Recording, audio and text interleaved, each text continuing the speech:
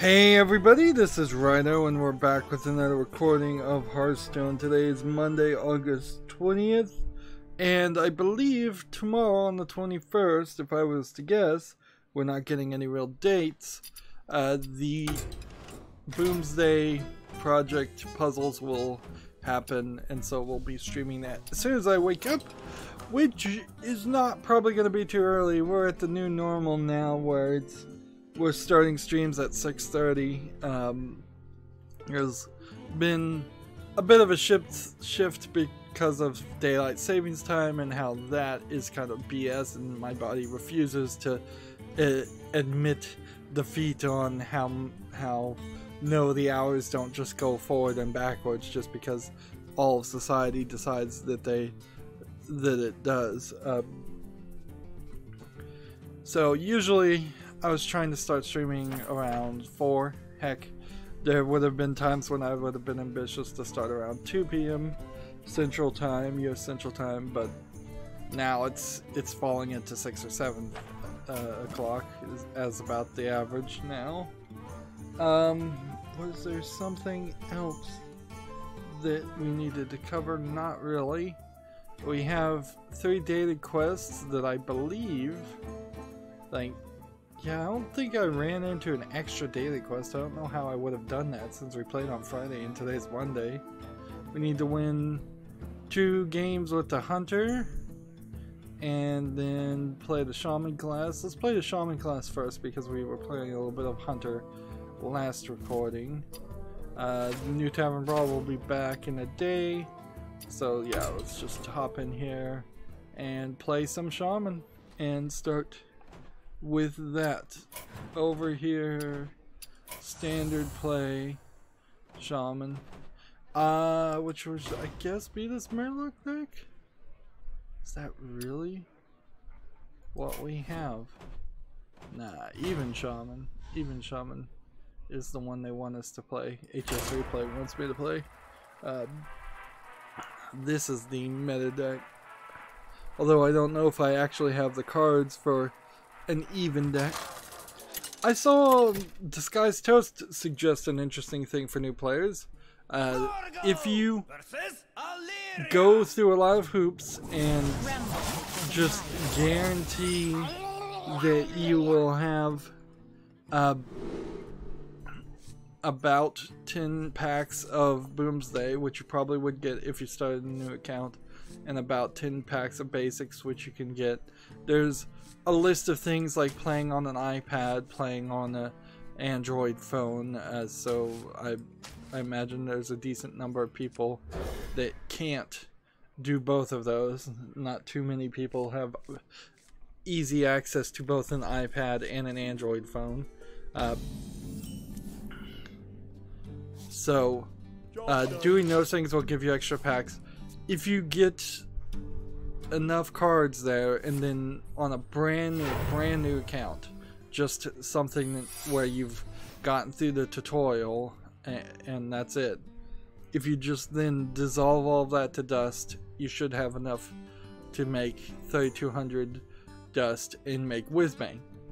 And then you could make a Whizbang deck, which should theoretically give you 18 entire decks worth of decent cards to play with. And so I'm starting to understand the idea of Whizbang. It still doesn't really make a lot of sense that you weren't guaranteed Whizbang at the beginning. Like in previous expansions, there were straight up cards that you were guaranteed to, so everybody had it. Like the Whisper of Old Gods guaranteed and made sure everybody had Cthulhu, because you could not do that expansion without Cthulhu. But it is certainly an interesting idea.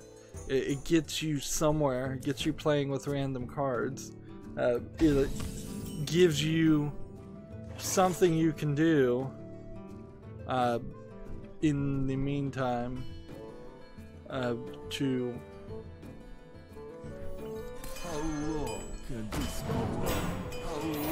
it gives you something to do in the meantime while you're trying to build up a collection and a deck.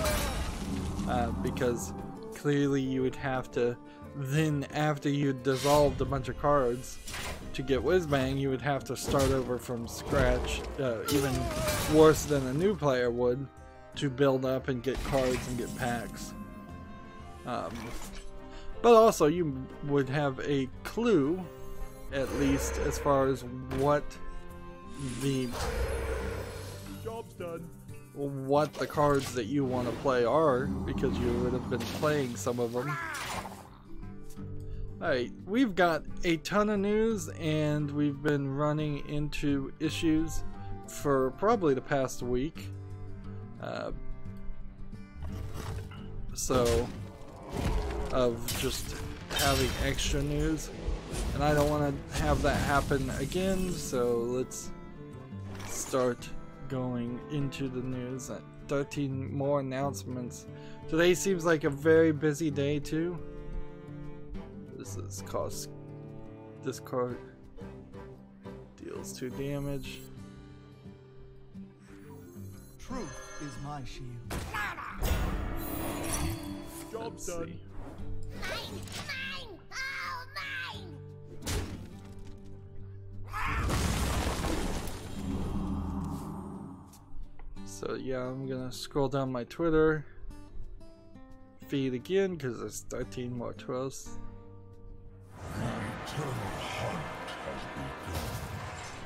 Let's see. Yeah, it looked like there was quite a bit of news, and I went through my Twitter feed before this, so there wouldn't be too much of this. I mean, there really shouldn't be any of this at the beginning of the stream. Let's see. The universe unravels. Let's see.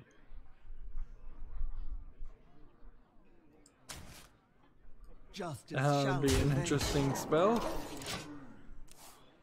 Let's play it next time.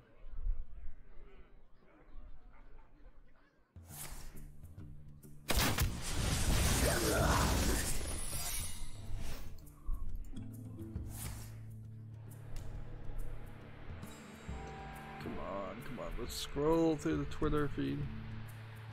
Like, see the new news so we can start talking about news.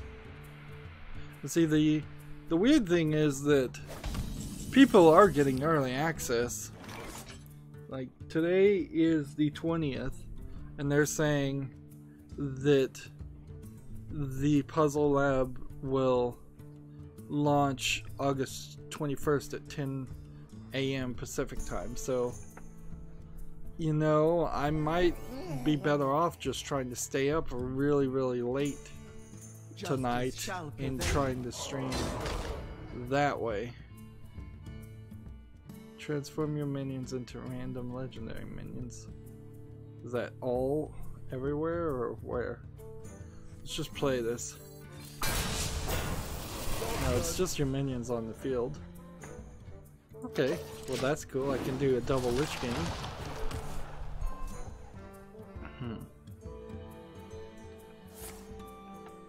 Alright, so let's start covering the news.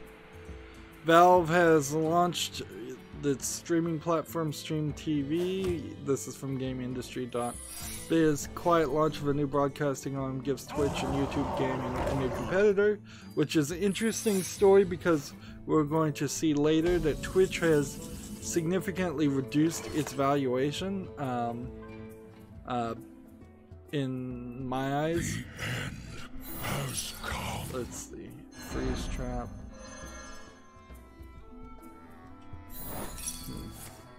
Explosive trap. Warriors of the frozen wastes, rise. Snipe.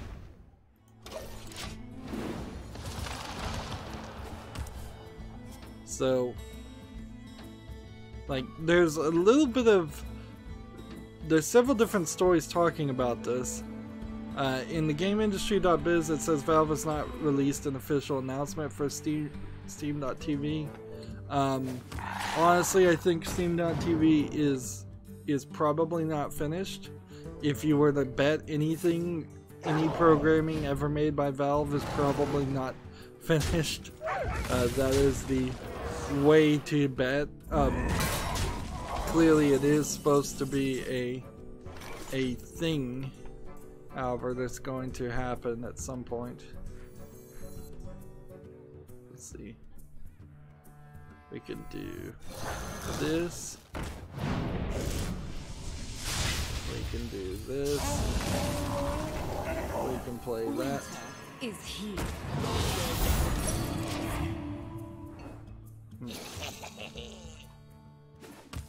Making in the turn. Gamasutra has an article. Watch Phantom Doctrine's lead designer talk about abandoning RNG. This is a video link on Gamasutra, so you'd have to watch it. It's a Twitch 56 or 58 minute long video link. The idea of abandoning RNG, random things, I mean, in some ways RNG getting eliminated is a good idea, in some ways it's a not good idea. Like, it's just not something that's a high priority to do.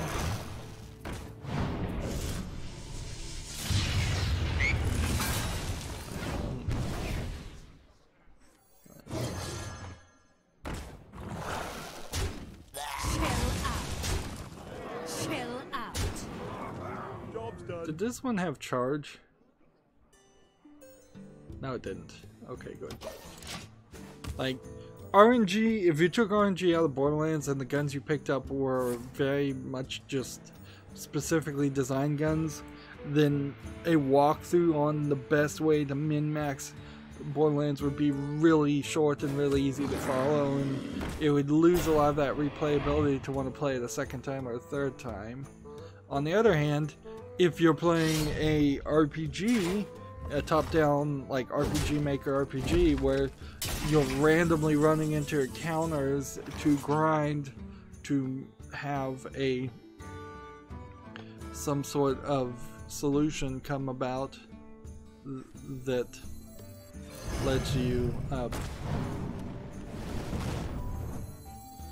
Okay, how do we want to do this? This one needs 4 damage, so I'm gonna do this, this, this, Chill out. that, Chill that. Now, I'm supposed to be playing Shaman cards right now, and I'm not really accomplishing that. Like, so yeah, for a top-down RPG, most top-down RPGs even have gotten rid of the you're going to have random encounters and you're not even going to see the enemies on the screen, and they've come to, at the very least, you see the enemies on the screen. Pokemon is the Let's Go Pokemon series in particular is, I think, getting rid of the idea of running into random encounters.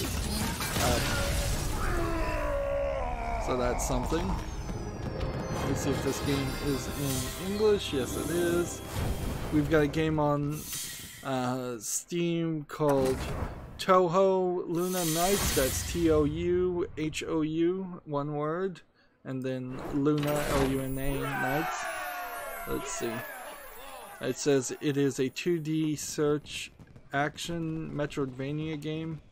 After creating many action games, this is a new project from Team Ladybug. It's labeled weirdly, certainly with multiple things. It does have a side-scrolling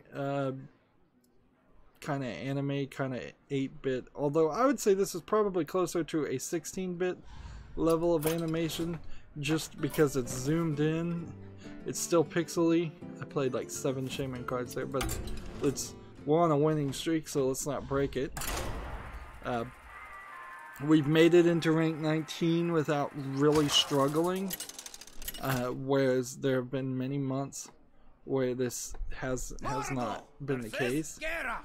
So the thing about Touhou Luna Nights, which is 20% off and for $9.59, is it totally looks like it is playable. It's got a good looking menu. It looks like it's got some systems in it that you wouldn't just generally expect for a Metroidvania game to specifically have.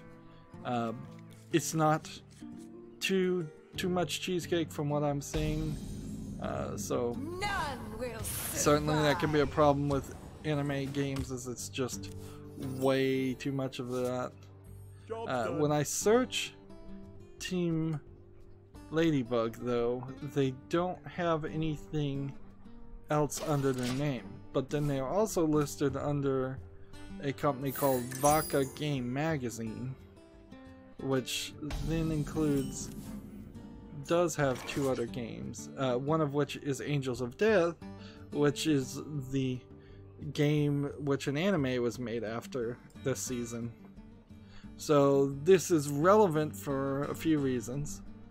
I should probably, come to think of it, make sure that I have Angels of Death wishlisted, because that too is relevant at this point. The other game they've made is Noel the Mortal Fate S1 through 7, so assume that's a visual novel. Gotta play.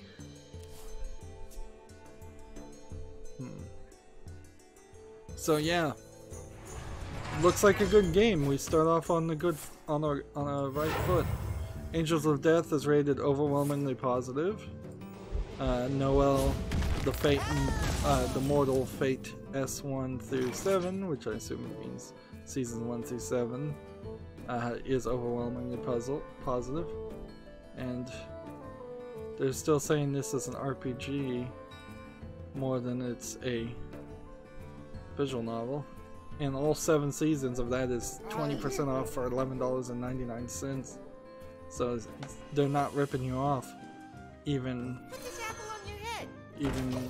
for giving you 7 seasons, which I don't know. Like, I'm playing right now. I started playing The Walking Dead season 3, which is called The Walking Dead: A New Frontier, officially. But the thing that you can certainly take from that is, while it is very much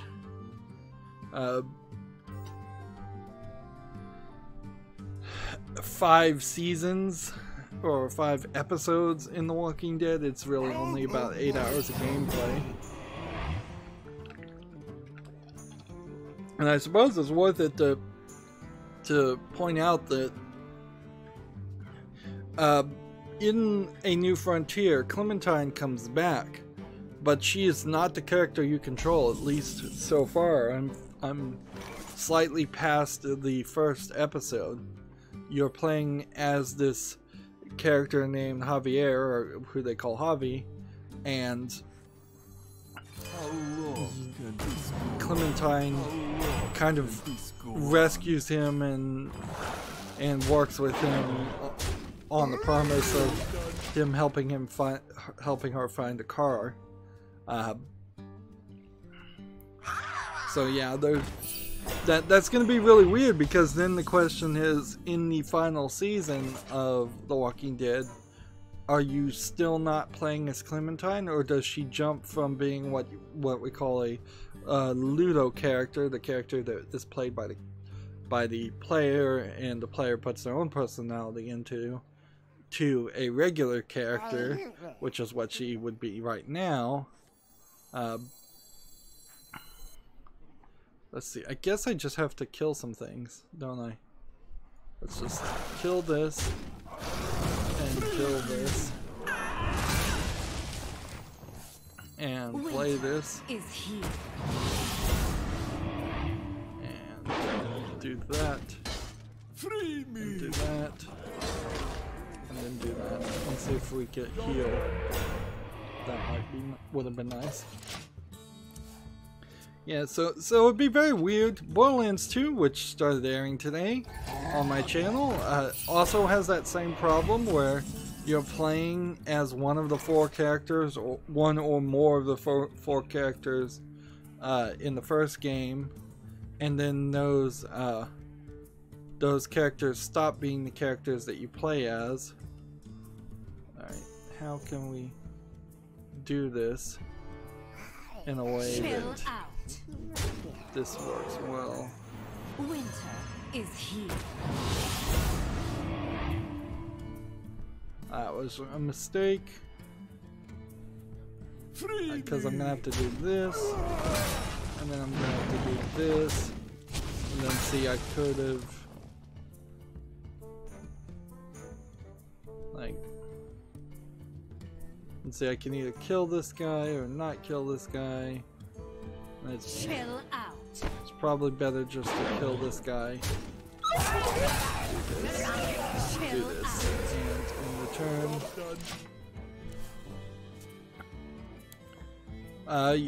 Yeah, that's something will be weird. I probably won't get around to playing the final season of The Walking Dead until like next year, over next Halloween, which is fine by me.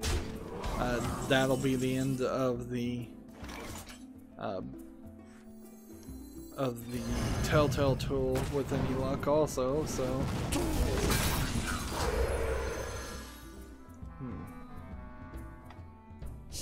And they'll move on to a better tool.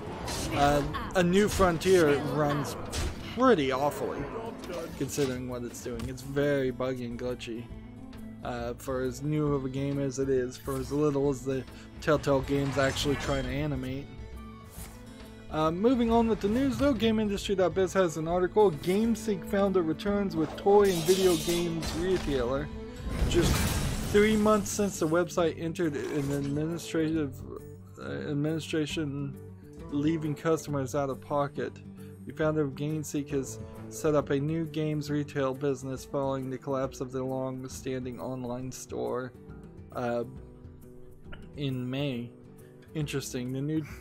The new business is called ToySeek, which specializes predominantly in children's entertainment products. See, and that's the thing that always gets me about like the shutdown of Toys R Us in the United States, is that are toy stores dead, or is there actually room for there to be one? So they literally just changed their name from GameSeek to ToySeek and went through a bunch of legal, I assume this is just some kind of UK bankruptcy shenanigans going on here. As far as somebody in the United States, I've never heard of GameSeek or ToySeek, so that doesn't really well, it doesn't really mean anything to me, I suppose. Let's do that, and then do that, and do that, and let's see, if this guy stays where he is, that would be a problem. So I could kill one of these.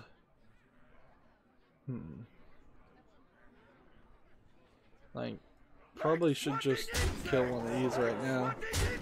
And hit enter. We have a game on Steam called Dimensions Versus. It says it's a free-to-play action indie game. It looks like it's a Smash Brothers style clone. That being said, at the very least, this one looks like it's animated moderately well. This came out August 20th, and it's 73% positive of 50 user reviews. Now, the problem with being a Smash Bros. Clone is you've got to have... You're either making up characters that have to be interesting to look at. I think this game kind of succeeds at that. This is such a Smash Brothers clone that it looks like it's fine. How well it plays is an odd question, certainly, because you really have to play the game to know for certain. And it seems like they really only have about 6 characters that you can play as. If one would assume that this is an early access game that they would have to commit to and continue to add things to. It is labeled early access. Single player, local multiplayer, free to play. I don't see how you make any money here to add more characters. It's at patch 0.1.0.2, which means at the very least you take that to mean that they that they plan on adding a lot of characters. Let's see. Planned features is labeled here. Currently planned. Items, a staple, stages, characters, team battles, capture the flag, tank versus tank. Let's see. They're also saying it's completely free to play with no in-game purchases and any one player advantage over another. All purchases that can be made with real money are purely cosmetic and can be acquired with the currency earned in-game. Yeah, I don't know how Dimension Versus succeeds there. When the only successful Smash Brothers game I can even think of is Smash Brothers, a game that is annualized and sold at the full price of a video game, and you want to make this free to play forever, with only hoping that people make cosmetic purchases enough to fund the continued development of characters. I don't see how that works. In fact, the only real reason that Smash Brothers works is because Nintendo has the ability to cheat by effectively taking the assets, the video assets that they've made for other games that they're selling, and just copying and pasting those video assets in the Smash Brothers. So all that animation, all those movesets, all those things, for the most part, are pre-made for previous games. That being said, Dimension Versus does look very interesting, so I guess maybe I'll put it on my follow, or I'll just put it on the wish list as a free-to-play game. If you want to play a Smash Bros. Game with only 6 characters, you can do it for free right now. It looks very good. I do want to applaud that, but I don't see how that makes money and continues. I don't see how that helps people make Dimension Versus so popular that people are playing that on their PCs instead of playing Smash Brothers. Which that's really where the competition comes up, is if Evo would ever consider to replace Smash Brothers with your game. First bad-looking game of today, interestingly enough. That's kind of a good thing, because it means we've run into at least a couple of games that have been moderately good-looking. We have a game on Steam called Tempo Wizard. It says it's a funny 4 beats plan battle game. I don't know what that even means. It seems like it maybe means you have up, down, left, and right, and that's kind of all you can do, but it's MS Paint graphics on a bland, boring place. Text is horribly rendered in just random places on the screen. Just does not look good. It's 40% off for 59 cents. No Steam achievements or anything, so who really knows what is going on there. You can't even play the 2-player mode. Well, it may only be. Well, you can't even use controllers or anything, so you're using WASD for the first player and up, down, left, and right for the second player. Warriors of the frozen wastes, rise. So yeah, no interest in Tempo Wizard. Well played. Let me see if this game is in English. No, this is a Chinese-only game called Leaflet Love Story. It says it's an RPG indie casual. Looks like a well-animated Chinese visual novel, which is to say it looks like a Japanese visual novel with anime characters, but it's being made by a Chinese company, obviously, since it's only in Chinese, simplified Chinese. But it doesn't look too bad either, and I love the idea of seeing improved quality of Chinese games. I'd love to see to be able to get away from saying games look like cheap Chinese knockoffs as just a known thing, because that's certainly been the problem with Chinese products for Oh, I would say probably at least 3 or 4 decades, and not just video games, just everything. The level of lack of quality in their products. There's a lot of people there too, so there's a problem with how you report on that, like, because there's so many Chinese companies. Of course, some of them are going to make cheap products, but there haven't been enough outstanding Chinese companies to counterbalance that. Continuing on that thought, we are also getting a lot of cheap, not Chinese, but cheap United States knockoffs of games. Or usually they are sex games.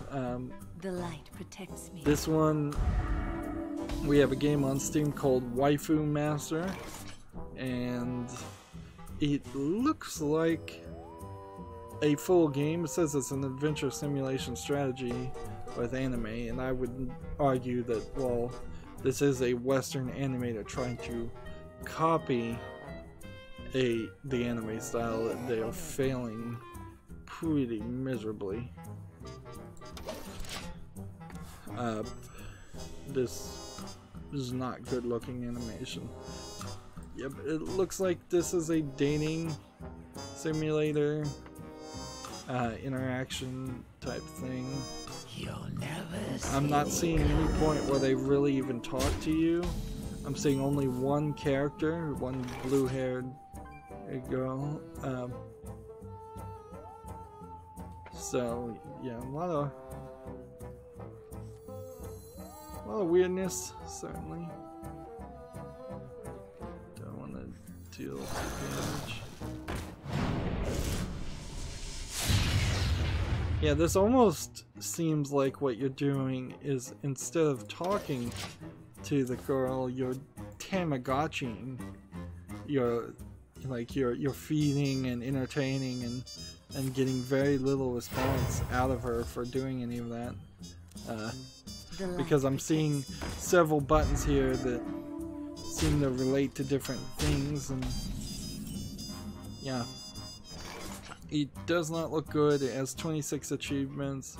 The Waifu Master is 30% off for $4.89.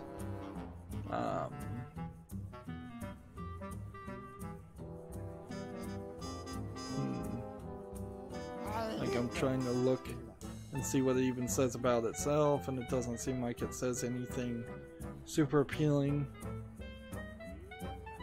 Like, I really think if you're gonna name your product waifu anything, you have to give people the option to pick their preferred waifu, or digital wife as it is, because there's, like, giving only one character as an option is not going to appeal to a lot of people. Let's see. The developer who's made this game has only made games that have been negatively reviewed. Gamer sis, or Game sis. Like, so yeah. Doesn't seem like they're coming out with any breakout hits. Let's see, deal 2 damage. How can we kill it so it's the only thing on the field?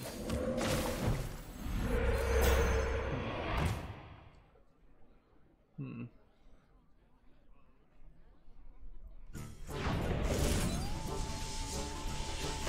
don't want to do that. Let's just end the turn here. PC Gamer has an article. Praise director says the final act was too intense. It had too many bots. So I've seen this article several times.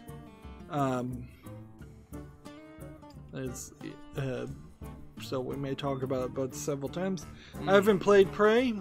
I've seen the very ending of it, but it does seem like if the director doesn't like how it happened, that's interesting.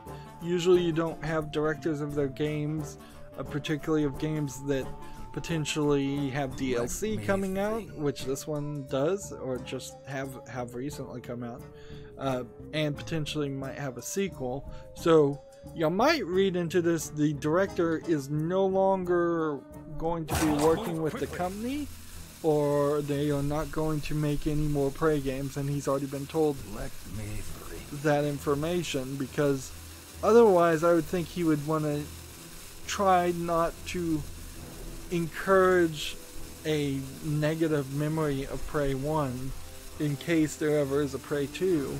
And in this case I say Prey 1 as in the new Prey, new game by the name Prey, not the old game by the name Prey. Boy, that's gonna get confusing fast. Well,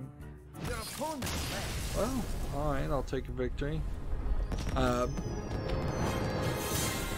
The only other thing I could think of is if a director is saying this out loud, he's having a very public argument for an, he's taking a very internal argument very public this way, or he's subtly priming people for the ideas of a director's cut version, which, I mean, I don't know really how you do a director's cut version of a video game. You could put a different mode in it, you could put a patch, you could do a mod certainly, but like I don't think that Prey is going to get re-released and that they're going to take out the ending. But I mean, you could certainly do an update, and then that would certainly be weird also if people who are playing the game later are having a completely different experience, but that does happen certainly. See, PC Gamer has an article about the pizza boy who saved the world. It's a visual novel about pizza. This is the visual novel that is done by just taking pictures of their friends. So, so it's like not full motion video, but photos on top of background photos. This is kind of also one of these, an advertisement for this visual novel that comes out on September 6th, and you're advertising a visual novel that PC Gamer kind of has an agenda to want to push, instead of, you know, thinking about all the many visual novels that right now aren't being allowed on Steam, which is a much bigger story and what should be what PC Gamer is talking about. But also this is Western video game coverage in a nutshell, is that they heavily hate the anime visual novels, whether they have any romance in them at all. They hate the anime style. It directly approaches just straight up xenophobia of where they just seem to hate hate Japanese visual novels in a nutshell completely, and they seem to promote this. If you do an accurate listing of all the Western mainstream gaming media and what visual novels they talk about, it's always like Butterfly Soup. This one is going to be the next one on the list. The pizza delivery boy who saved the world will be the next one that gets announced and talked about a lot. And then there's also Dream Daddy, a dad dating simulator, and in all fairness, none of those games shouldn't have been covered. It's just that they should have been covered equally and fairly with the dozens of Japanese visual novels that came out during the same time that those games did come out. Or at the very least, there should be somebody who can filter and talk about it. There's just like nobody that even cares. I suppose it's fair on the other side. I'm sure there's plenty of Japanese and Eastern video game review sites that never care about Battlefront or Battlefield and don't cover those games either. So, but both of those are biased, and generally there needs to be an exchange there. I'm sure if we got some of the Japanese video game review sites to trade articles with the Western review sites, it'd be very interesting. Where we'll review all the Western games you don't care to review, and you review all the Eastern games we don't care to review, and we'll on both sites have better coverage that way. And then the consumer can be better informed, which that's inherently the #1 goal, is that we want full... Oh man, I could have killed this and then... Yeah, I could have killed this and then it would have been empty and I could have played that. Free me! I'm still learning this. Still learning these HS replay decks. Moving on, PC Gamer has an article. Darkwood Acid Wizard's brilliant horror game is going cheap till later today. That was 14 hours ago, so that's probably already done. Darkwood, I don't know if it's even out of early access though, and it looks to me like it is just a horror walking simulator game, but it is rated very positively, so I guess I should see what it is. No, it's not even a horror walking simulator, it's a top-down horror RPG, which, okay, like, I still not sure I would want to play that. It's $14.99, but I guess I'll put it on my wish list. There's over 2,956 users that have rated it 94% positive right now, so I mean you can't really argue with the masses there. Clearly Darkwood is something I should wish list and look at. Your Gamer has an article. Dead or Alive 6 has a pirate ship with a pirate ship stage with a kraken who will pick you up with its tentacles. Let's see if I can watch this video to show how that works. That is certainly something we really haven't seen in fighting games, and it would be a little unfair because, okay, let's see how this seems to work. What you do is you knock the enemies, your enemy to the edge of the side, and it is a stage transition thing, which we've seen this before, where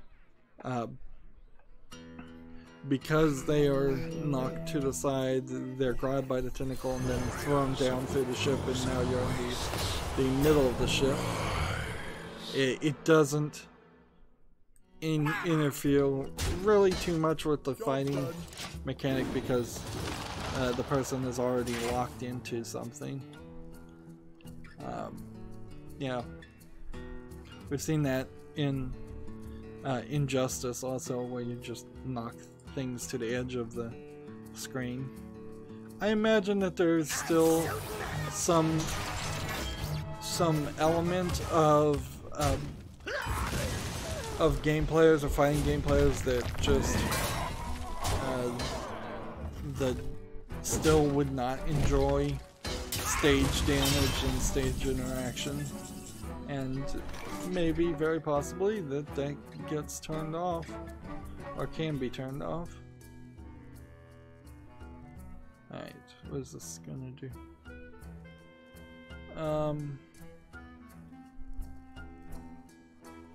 Let's play this and do this and do this. I'm looking at Steam.tv right now on the website. Let's see. It seems like the international is probably still going on. Yes. It integrates Steam Chat.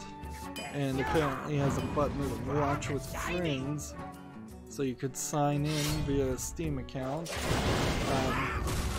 which is interesting. I wonder what watch with friends does. Does it put everybody at the same place if you rewind to the beginning, or does it filter out the chat so that it's no longer a large group chat? Here's the thing though, as a YouTuber, when I look at something like this, I'm like, okay, yeah, I kind of get it, and maybe this would integrate in some way, but there's no indication that a content creator could put their content on here. This may 100% be Valve only service, so we see nothing here about like footage from previous things or anything like that. Like, I don't see any videos or anything, or any way to find new videos, or for content creators to upload their own thing. So yeah, there's definitely questions galore. Let's see, a lot of questions galore to be had before I would even start to call this a Twitch or a YouTube competitor. The main thing is how can I monetize this? Like, how can I make any money off of this? Because if I'm gonna leave YouTube, which is the biggest platform that sadly right now isn't paying me, and go to a smaller platform that probably wouldn't pay me, that doesn't make a lot of sense. It's the same reason why I really don't feel like there would be a reason why I'd switch over to Twitch right now. And speaking of that, yeah, if there was a way to upload to Steam.tv, is it gonna have tags and descriptions and support for hashtags like they recently added to YouTube? There's a lot of little features that YouTube has added that none of which make it a great service, but it does mean it would be very painful to abandon. Let's see. PC Gamer's article is Valve's new streaming platform, Steam.tv, is officially live now. Valve is only showing the international for now, but there's a lot more to come. So.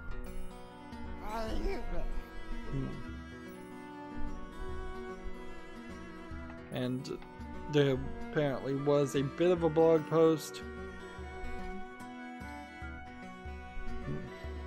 Let's do this. Charge.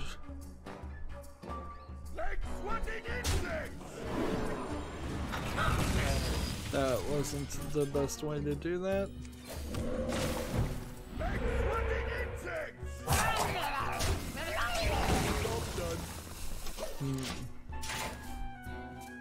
After the tournaments, we plan to extend the watch party support for all games that are broadcasting on Steam and expose new broadcast Steamworks API to Steam partners. So yeah, I have no idea how you'd become a Steam partner, and I don't really know how you broadcast to Steam. Also, I don't know if I'd really want to broadcast to Steam. Like, is Steam gonna become super annoying where every single game is always gonna have somebody playing that game when you go to look at it and buy it? Because if that's the case, that even in the small instances where I've seen that's been the case, I have not enjoyed it at all. That video gets in the way. Okay.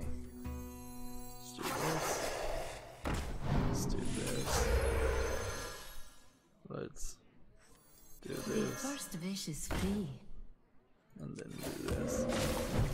I should just play this card at some point.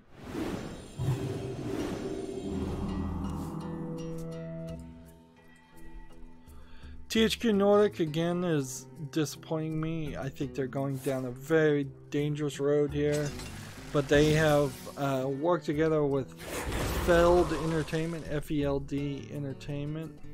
Fleshlings are so fragile. They're going to bring Monster Jam games, Monster Jam trucks, monster trucks basically, to video game systems worldwide in 2019. The games will be developed by the Rainbow Studios, creator of MX versus AT All Out. So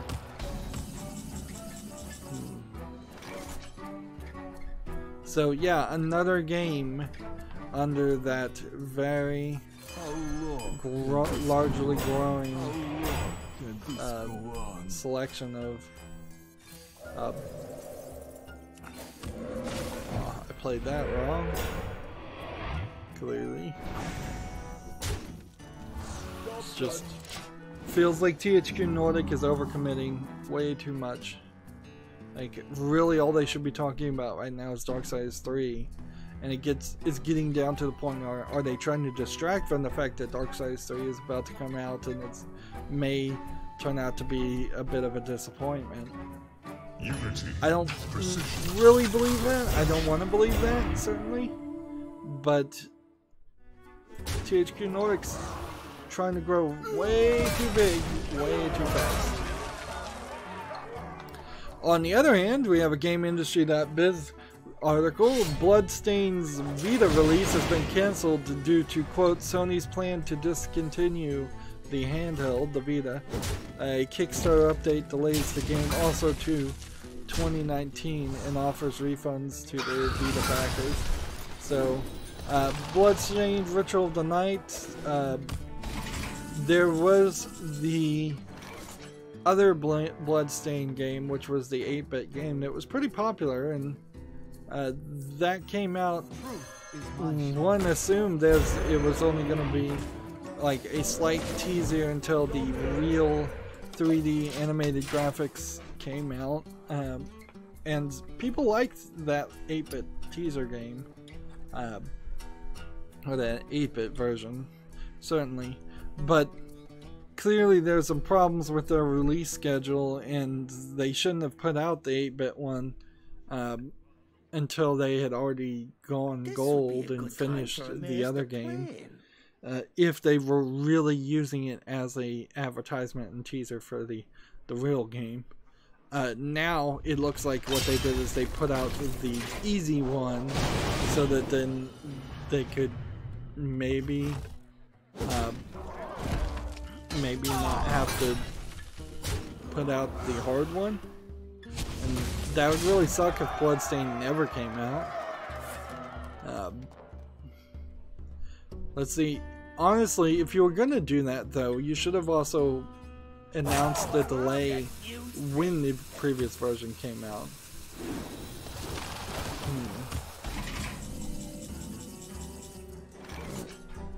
And this is the game I'm thinking about, right? Yeah. Like, there's 2 Bloodstained games. Let's see if I can search Google and find the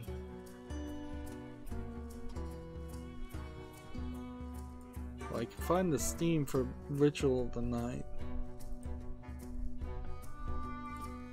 What was the other one?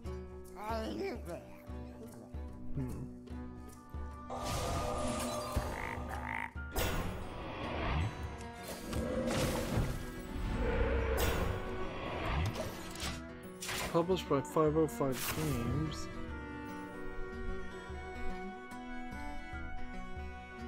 Am I just not remembering correctly? Or am I thinking of some other game?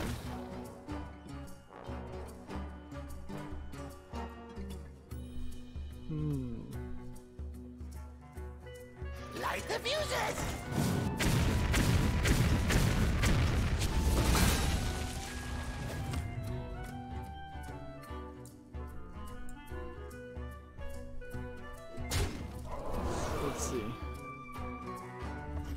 Yeah, Bloodstained Curse of the Moon.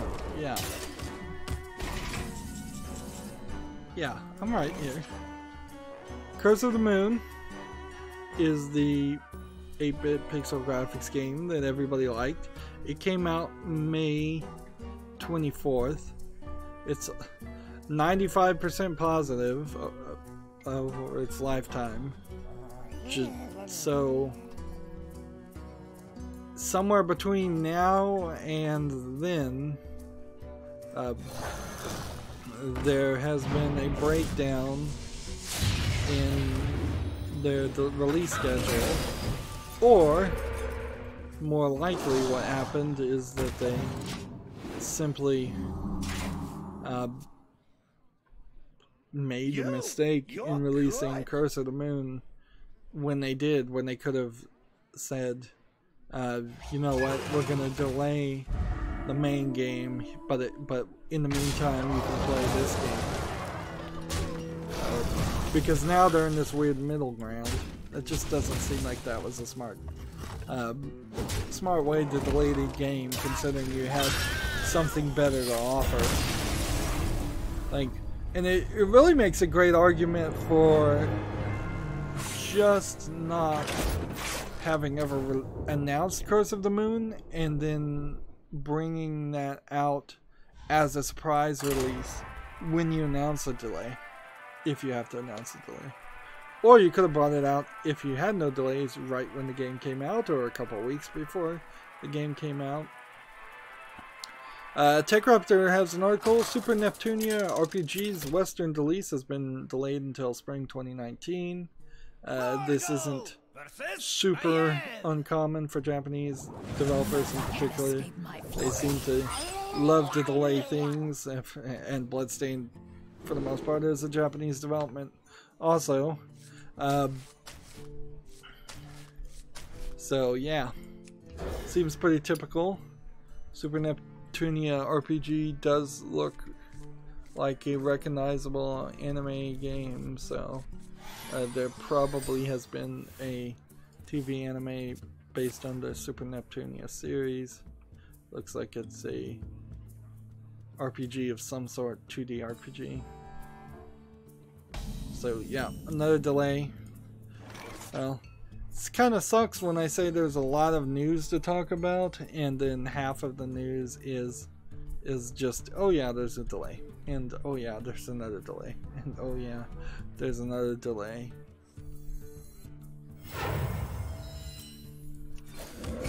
Let's go play that.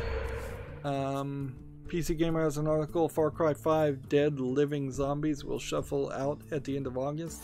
The third and final entry of Far Cry 5 Season Pass is all about brains and people who love them.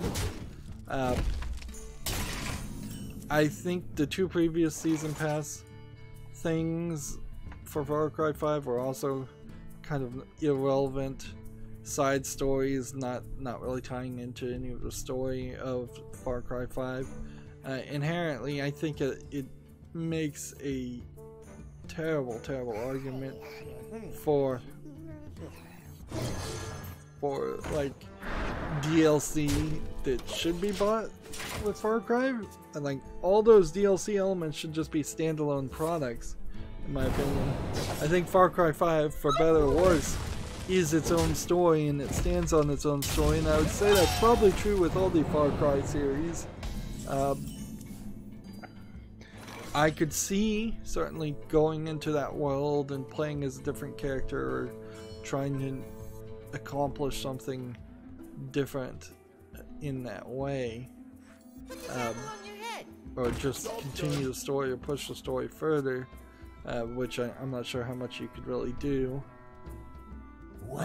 Blood Dragon certainly was a standalone DLC, or I think it was a standalone DLC that was very popular. Like, inherently, I guess when I go to Far Cry 5, I would want story, and that seems like that's not what Far Cry 5, the Far Cry series, is really about. And so, I am probably setting myself up for disappointment. But yeah, Far Cry 5 is done. They'll move on to Far Cry 6, and almost certainly Far Cry 6 will be out of the United States and instead in a different place. Put this apple on your head. Let's see.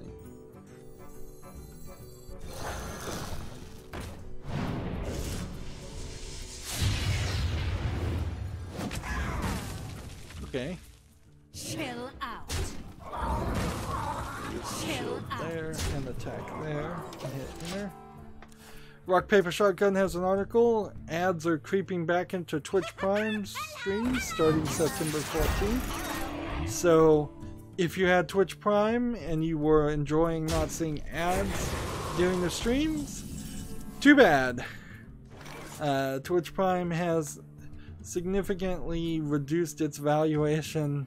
I think in most people's opinion, I think we could all kind of agree there that the idea, the dream is gone as far as having an ad-free experience. I guess you could still have an ad-free experience with I don't know who YouTube Red. I suppose that's still an option, or just turning on an ad blocker. I suppose that is the true option there. And like I unabashedly use an ad blocker. Like I don't care one bit. I don't have time for it. Like me, a YouTuber who's making basically nothing from making videos, who streams for at least 3 hours, at least 3 days a week. Even I don't have time for it. I've got better things I can do, even if it's literally sleeping or sitting in a dark room doing nothing. That is better than watching ads. Meanwhile, like, the question about where the money is going in Twitch is still a big issue. Like, is the money really going equally or in any fair way divided between streamers, or is the money mostly ending up in the Amazon.com management's pockets? Is it all going to Jeff Bezos, who is the CEO of Amazon.com? Like, because it really feels like you've got people like Ninja and the biggest of the big on Twitch making most of the money. Far more of a percentage than I think even the big people on YouTube do. So, yeah. It seems like also, if I was to guess, this is a admittance that they don't care to really compete against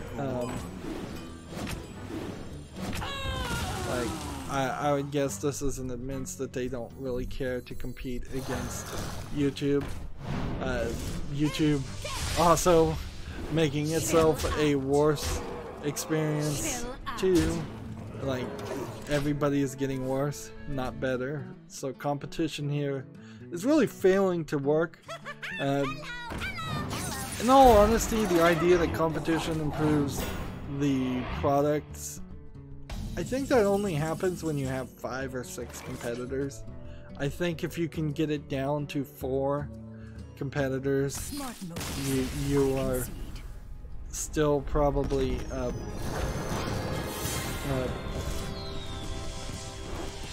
you are still kind of in this just oligarchy, this not duopoly, triopoly, quadopoly. When you look at the cell phone services, you have in the United States AT&T, Verizon, Sprint, and T-Mobile, and then you have a bunch of smaller companies that are really just working for those companies under different names.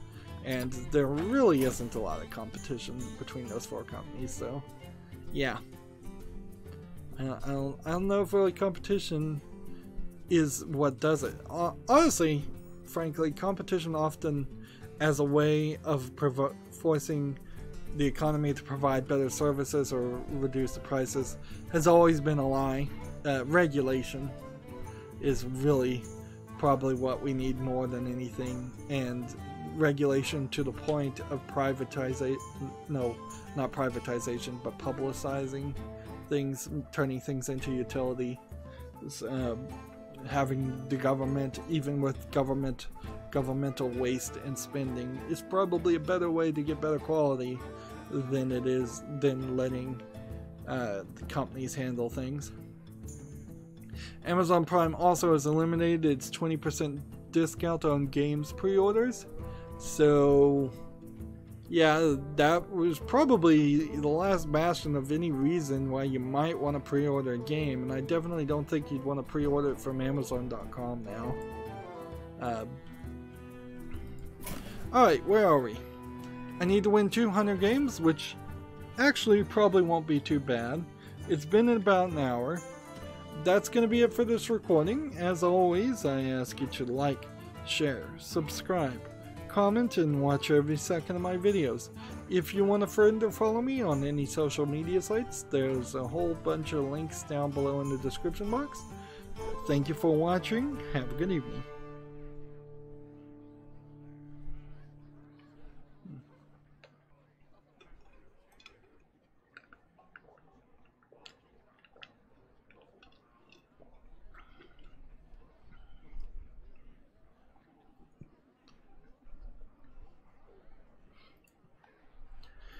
Hey everybody, this is Rydo, and we're back with another recording of Hearthstone. Today is Monday, August 20th. I suppose I want to end a little bit early today. I need to win 200 games on the America's account, so let's go ahead and do that. Let's also check to see if anybody sent me a friend request. Nope, nobody.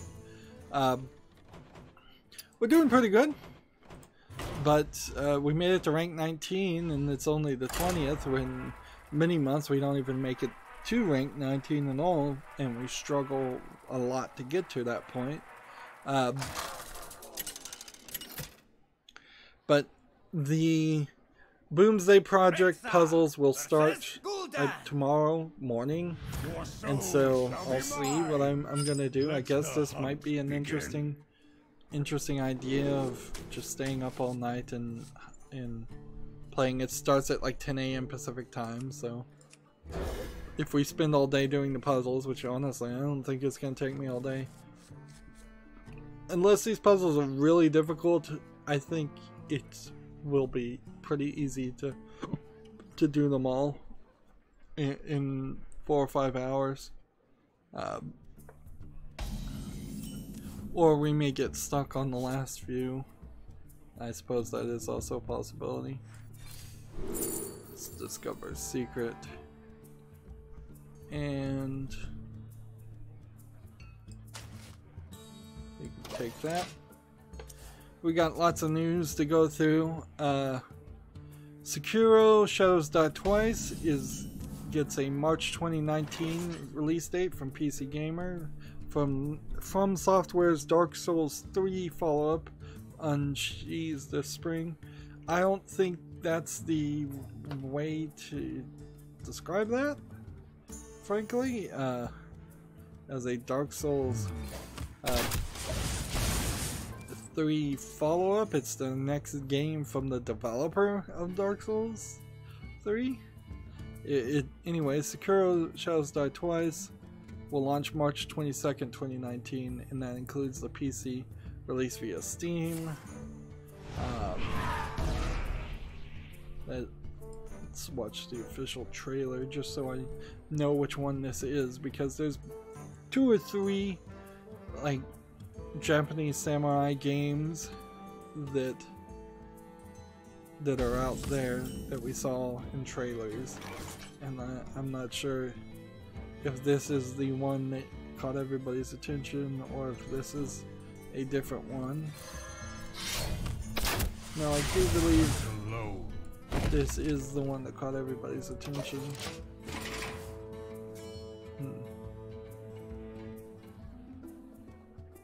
Maybe.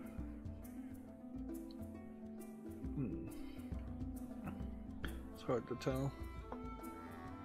Your deck has no minions. Fill your hand with hunter spells.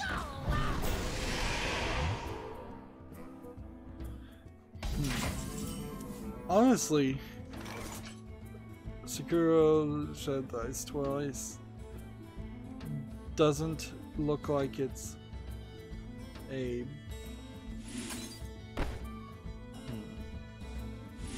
it doesn't look like it's as well animated or realistic as I thought it would.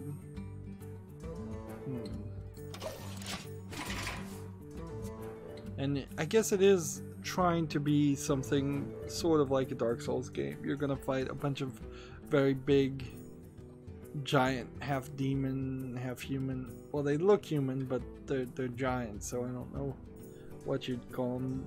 Just giant creatures, people.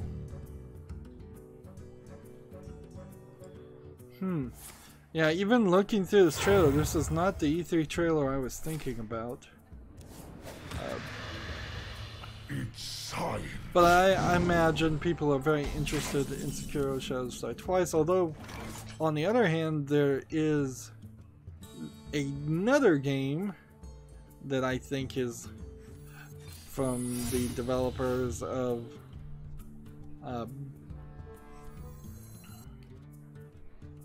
let's see,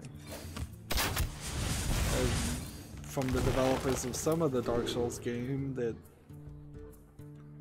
let's see,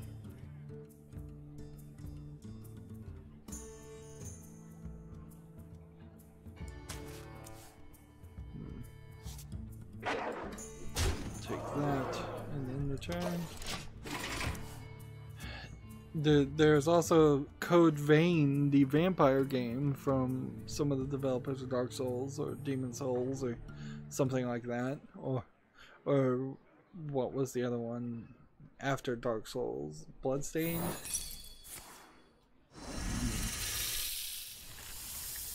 So a lot of things being very, very much influenced by the Dark Souls series, because clearly that was a breakout hit, and I guess that tells you about the time it will take you to release a bunch of like PUBG clones. You could take that same amount of time and go, yeah,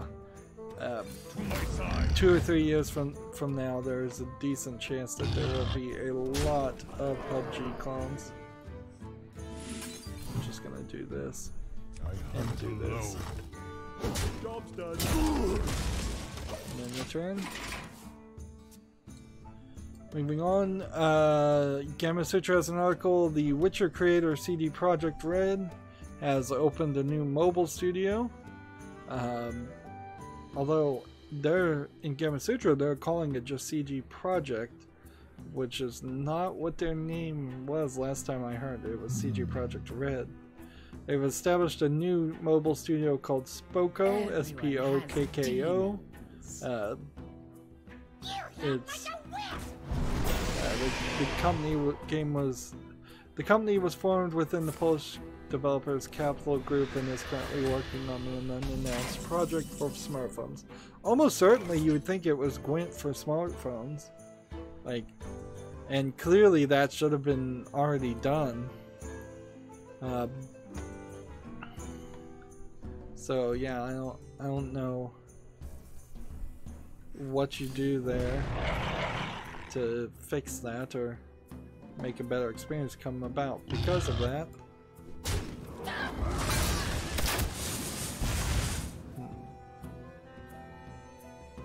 Give all the demons in your hands. +1, +1. I hunt alone. I'll just do that. And then return. We talked about it at the last recording, so it's not a big reason to mention it again, but I will. Twitch Prime is ending its ad-free viewing, and the pre-order, 20% pre-order discount has apparently been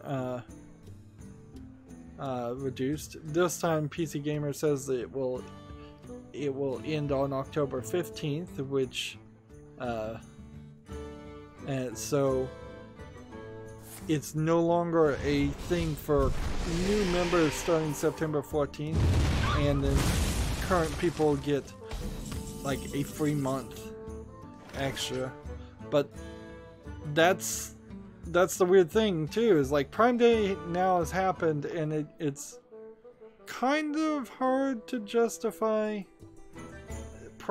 Twitch Prime at all.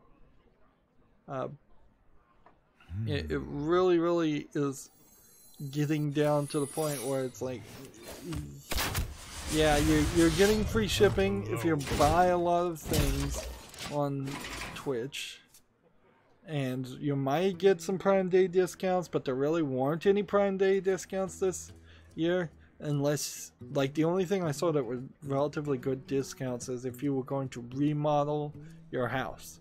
There was some hardware stuff, but yeah, none of it, not great discounts at all. So, and then the Twitch Prime Video is alright, but it's not great. Like, I don't actively watch anything on Twitch Prime as far as videos go. Hunt alone. Let's see. I'm gonna play. Well, I guess I should just play this, yeah. And then leave everything else alone. Well played. Yeah, it's really hard to justify to a new person to make them, for them to get Twitch Prime, where I could see a lot of people who have Twitch Prime right now just being lazy and keeping it instead of getting rid of it. But I don't know. It seems like it's getting worse and worse, and we really need an Amazon.com competitor that just does a better job of at the prices. Like, we need people also willing to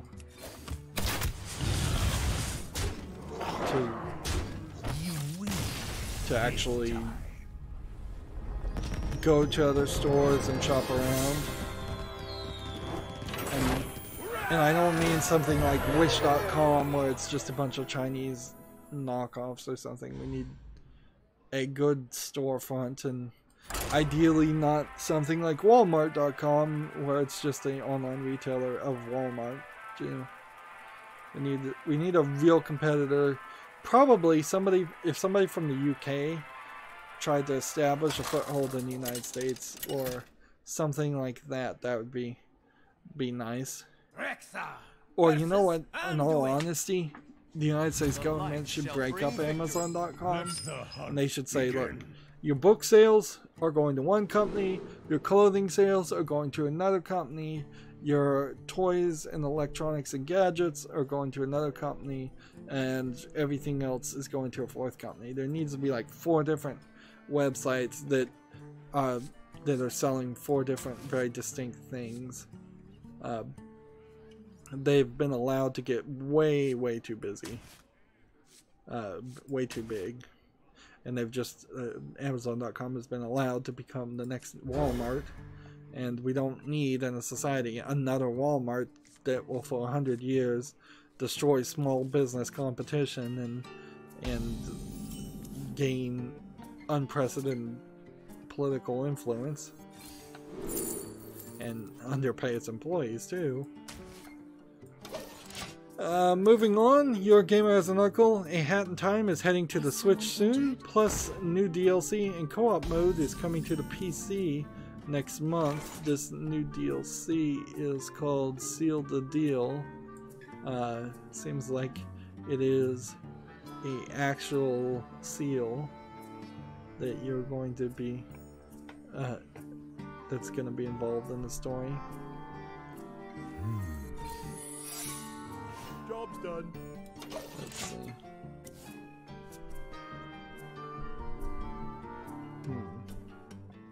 I still haven't gotten around to playing A Hat in Time, and I really would like to certainly, but it's just a matter of money and time. Like, if I had the game, I would play it. I'd make special time to play it, certainly. That inherently is an issue. So in the Seal the Deal DLC, it seems like you're still playing as the girl with the hat, but you're working for some like restaurant or cruise ship that's run by a walrus, and seals seem to be running the ship, running the kitchen, and such.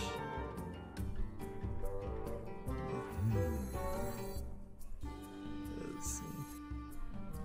See, this guy is going for like probably a one-turn kill strategy of some sort. Yeah, it's hard to stay motivated playing games when you really would like to play the new games a lot faster than I do, and instead end up playing a lot of old games where it's just like, well, I've got it, and I've played this game maybe once before, or maybe I've never played it before at all, but it's 5 to 10 years old or older, so like a lot of my games are so old, it's like, if I had a choice, if I could be picky, I would be picky and instead just aim to play the newer things. Anyways, Hat in Time's new DLC looks interesting, certainly. And a co-op mode coming to PC sounds interesting too. I'd love to see a speedrun done by the co-op mode. But also that is something I probably wouldn't watch until I play the game myself. I started to watch a speedrun a couple days ago, and I thought to myself, actually, I don't want to watch this because I have every intention of playing this game at some point, and I don't want to spoil myself on it. GameIndustry.biz has an article, Liftoff, women make in-app purchases at a 79% higher rate than men. iOS user acquisition more expensive, but also more lucrative than Android. So it costs more to get a user to buy an in-app purchase, or get a user in general on iOS or iPhones, but then they spend more money once you have hooked them in. That is a rather high percentage there. 79% higher rate of female people making in-app purchases. I would also assume that that number might be very correlated to how many the percentage of female gamers, including using the phrase gamers as anybody who plays a game anywhere basically, versus like how many of those gamers really only play games on cell phones that are female, versus females that move over to console or PC gamers.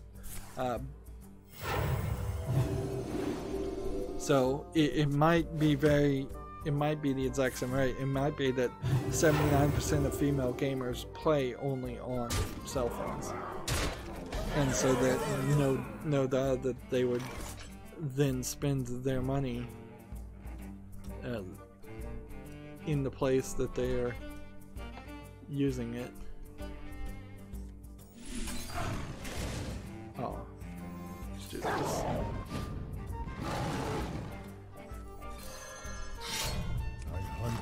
Do that. Do that. Do that.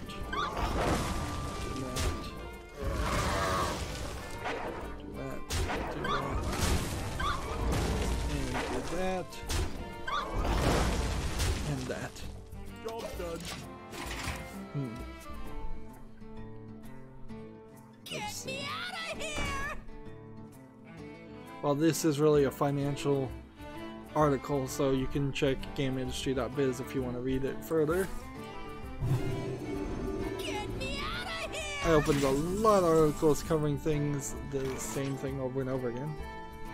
Gamasutra has a blog. We're making the first game that legally shows Nazi symbols in Germany, and here's why you should care. So it's a blog about somebody developing a game.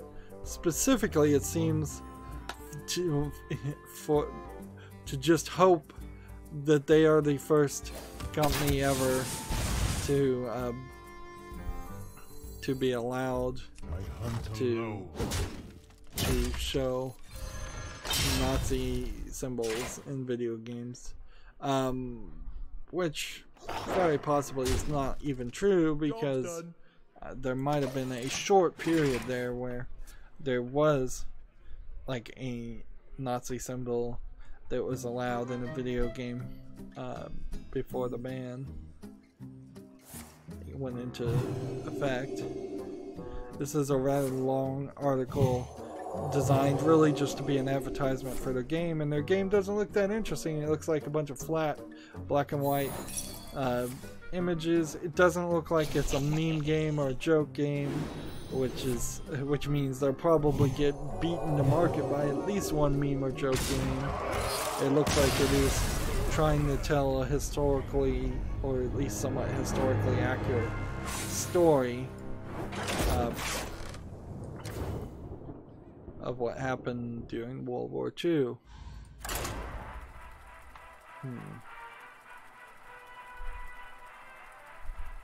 We'll see.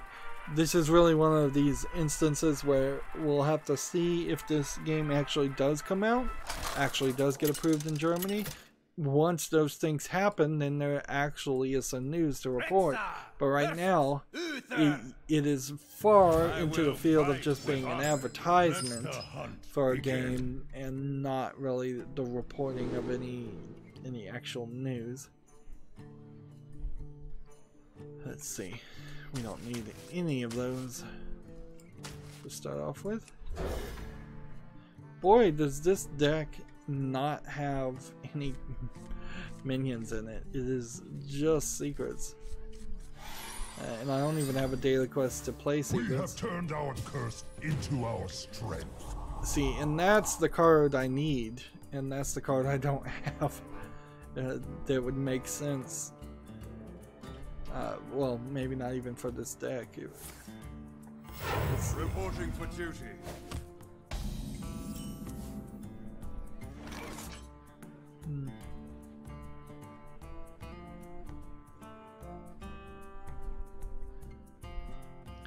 Just gonna end my turn here.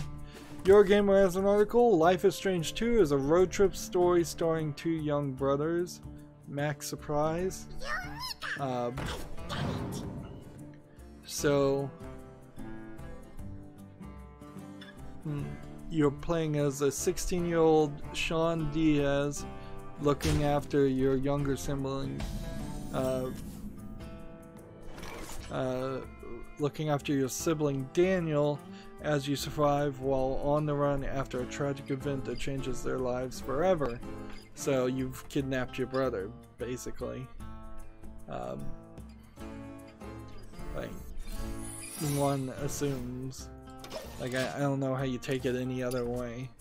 That way, you've run away and kidnapped your brother.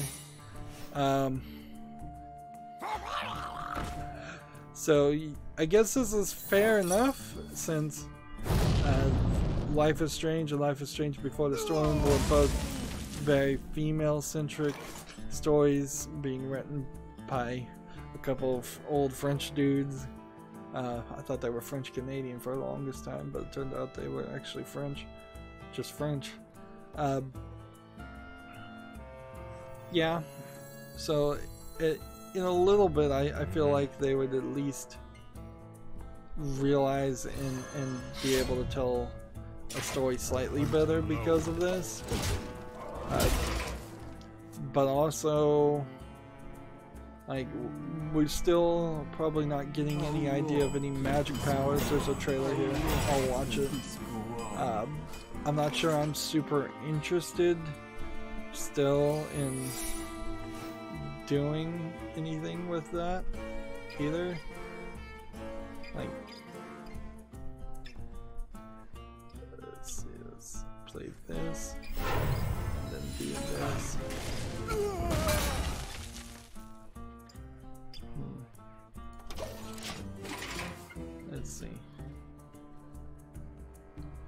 Like, I really didn't like Life is Strange 1. I just felt like they were too obsessed with Twin Peaks, and that Twin Peaks ending at the end messed it up. It took the story in a weird way. Generally, just if you were to tell me make a game called Life is Strange, it would have probably not had as much drama happen. Reporting for duty. So looking at this trailer, it seems like a cop was in the middle of shooting their parents or about to shoot the older brother, and he did something where he flipped a car on the cop, and that's why he's on the run, or at least he maybe thought he did, or something along that level.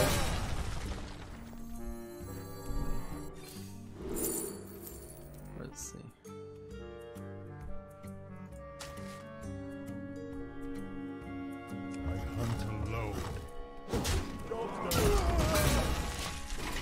But yeah, there's no 100% guarantee that you're going to have any kind of powers at all. And it still feels like Life is Strange is still going in a weird direction. Let's see. Like, I really wouldn't have wanted too much to have happened.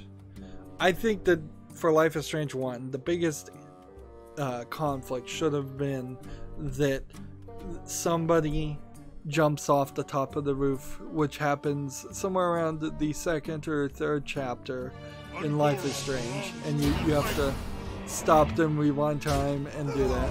That really should have been the last point in the timeline, and then you should have been rewinding and changing time from there. It feels like they had different writers telling different stories each episode, which maybe they did. That's certainly how Telltale has done it in the past. Let's see. I'm gonna do this and just do this and just do that.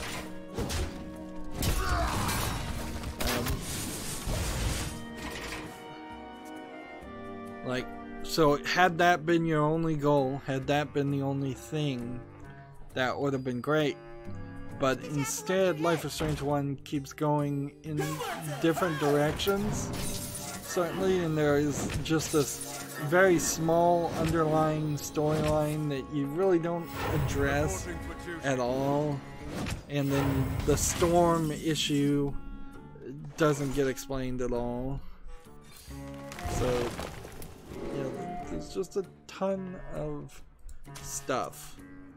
A ton of different divergent stories and a lack of focus. I feel like you probably are going to have similar in Life is Strange 2. Sure, maybe around at some point I'll get around to playing Before the Storm. I'm just not super motivated with that. And then I'd have to play, after having to play Before the Storm, I would have to play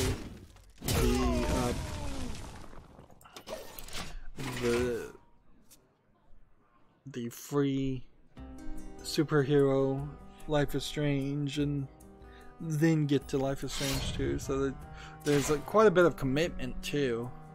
Also to play that.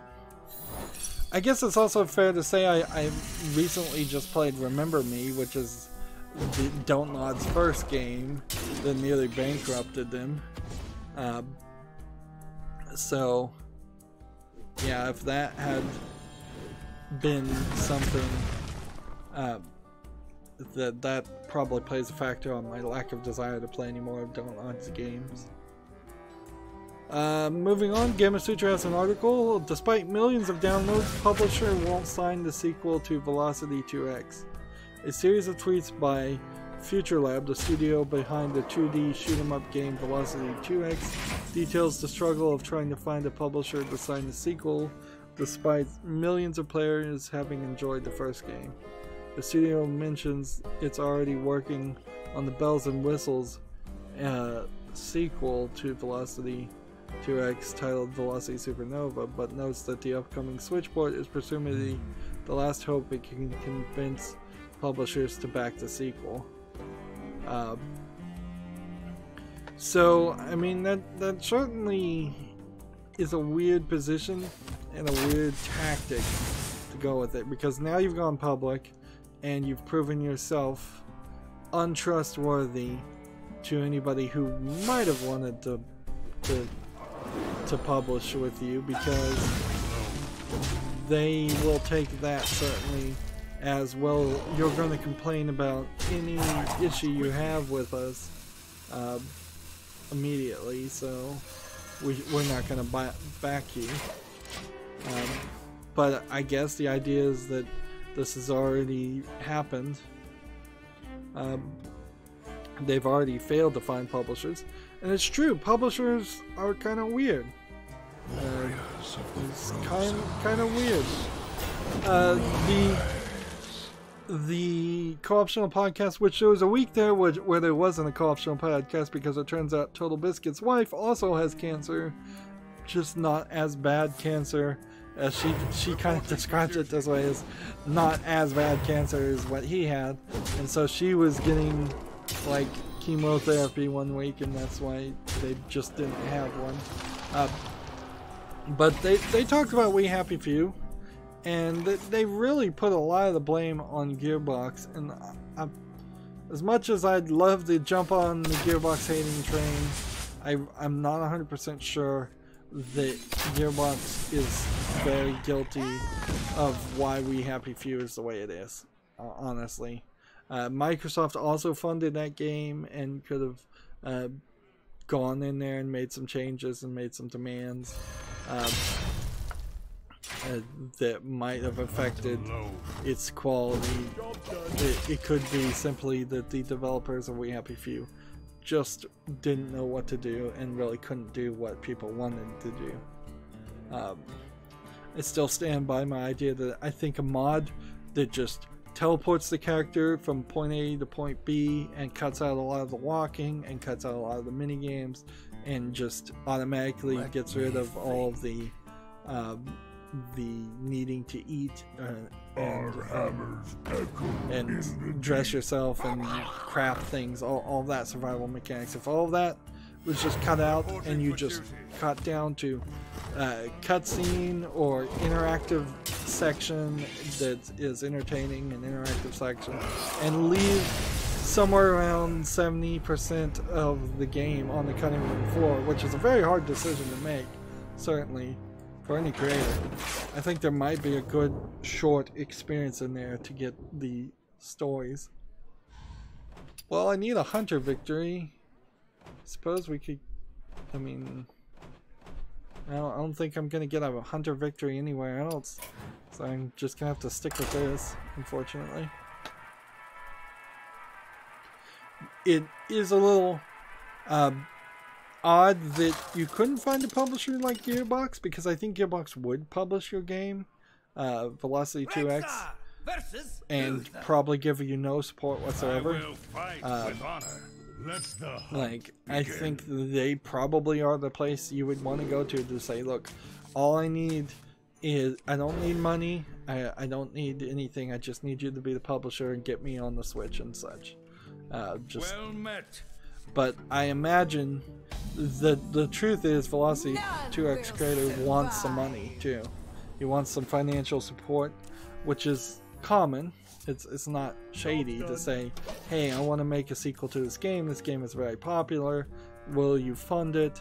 And when you approach from that level of negotiation, it wouldn't be crazy to think all the publishers in the video game industry right now have all signed up with so many other games, because so many games are in development right now, that there just really isn't any room for one more game to fund.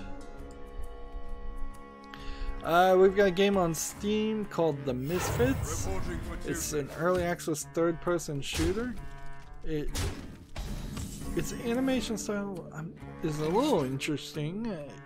for a second there I thought it was Roblox, but I guess what it is a heavily black inked outlined kind of Borderlands-esque drawing of characters if the characters weren't drawn crazy. It seems like there's just a couple of characters I'm seeing in this demo.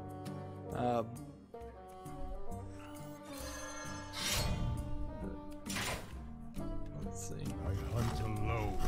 And like one of the characters seems to be a lady in the tank top with white hair, and the other seems to be what I assume is a guy in a hoodie. And here's a third character The light dims. I'm seeing. Fight. And I guess some other characters Reporting for are duty. playable too. The way this demo shows it. It seems like there's a lot of moving backwards and forwards in this trailer, and now the trailer's just abandoned that and it's just showing the camera flying through the game. Like a lot of jiggling backwards and forwards in a weird way. Let's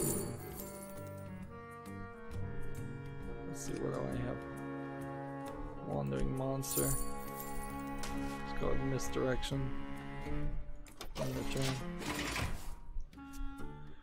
Yeah, this looks like it's slightly better than a cheap effort at a third-person shooter or an asset flip. It's multiplayer only. It's early access. It's free to play. But unfortunately, the reviews aren't great. Let's see. Here's a not recommended review. It says you can't private any matches, and when you do 3-player games, it only allows 2. The game is also just a mess in general when you get in with subpar gameplay and decent graphics. Basically, don't get this game ever. Another one says 100% trash. Another one says worst game I played in a long time. So those are the 3 negative reviews I saw. There was some positive reviews, and to be fair, it has mixed reviews. 61% positive of 21 user reviews coming out August 20th. But if half of your audience is already telling you, oh, we don't appreciate the level of quality that you've made, that tells you something, certainly. By the light. Let's see. I hunt alone. Let's do this.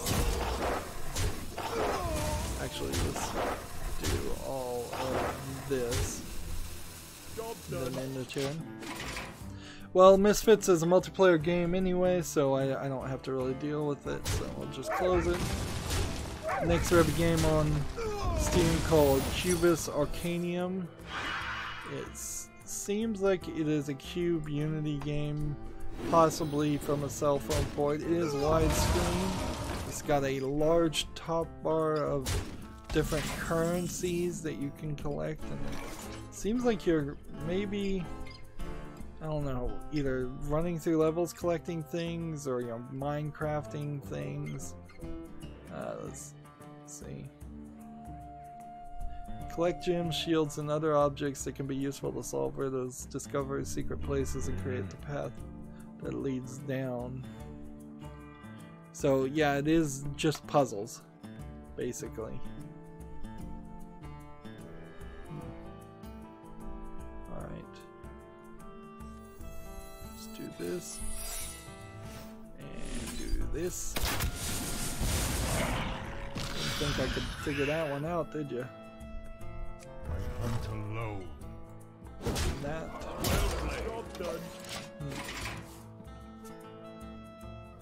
Yeah, Cubus Arcanium doesn't look good enough to be worth the $9.99 it wants. It says it has 250 total levels, but yeah, I don't know. Like the thing that would really have fixed this had you taken those same 250 levels and put a really good artistic style on them and not gone for this cube artistic style as a way, which I just see it as a way of being lazy. frankly. I wonder. Like that's all I really see there is just a lazy attempt to not put any quality on it. So yep, that's a pass for Cubus Arcanium. Let's see. Out of my Gamatsu has an article. Grenada and Grenada 2 HD Remaster announced for the Switch. Grenada HD Remaster announced for the PC. This is from Gung Ho Entertainment Online. What is Grenada though? Well Let's see. played.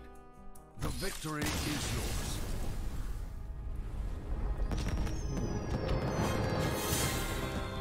Well, I got my victory, so it's time to move over to the European account. Today is a great day to both get caught up on news and caught up on daily quests. Although I could potentially end things early too.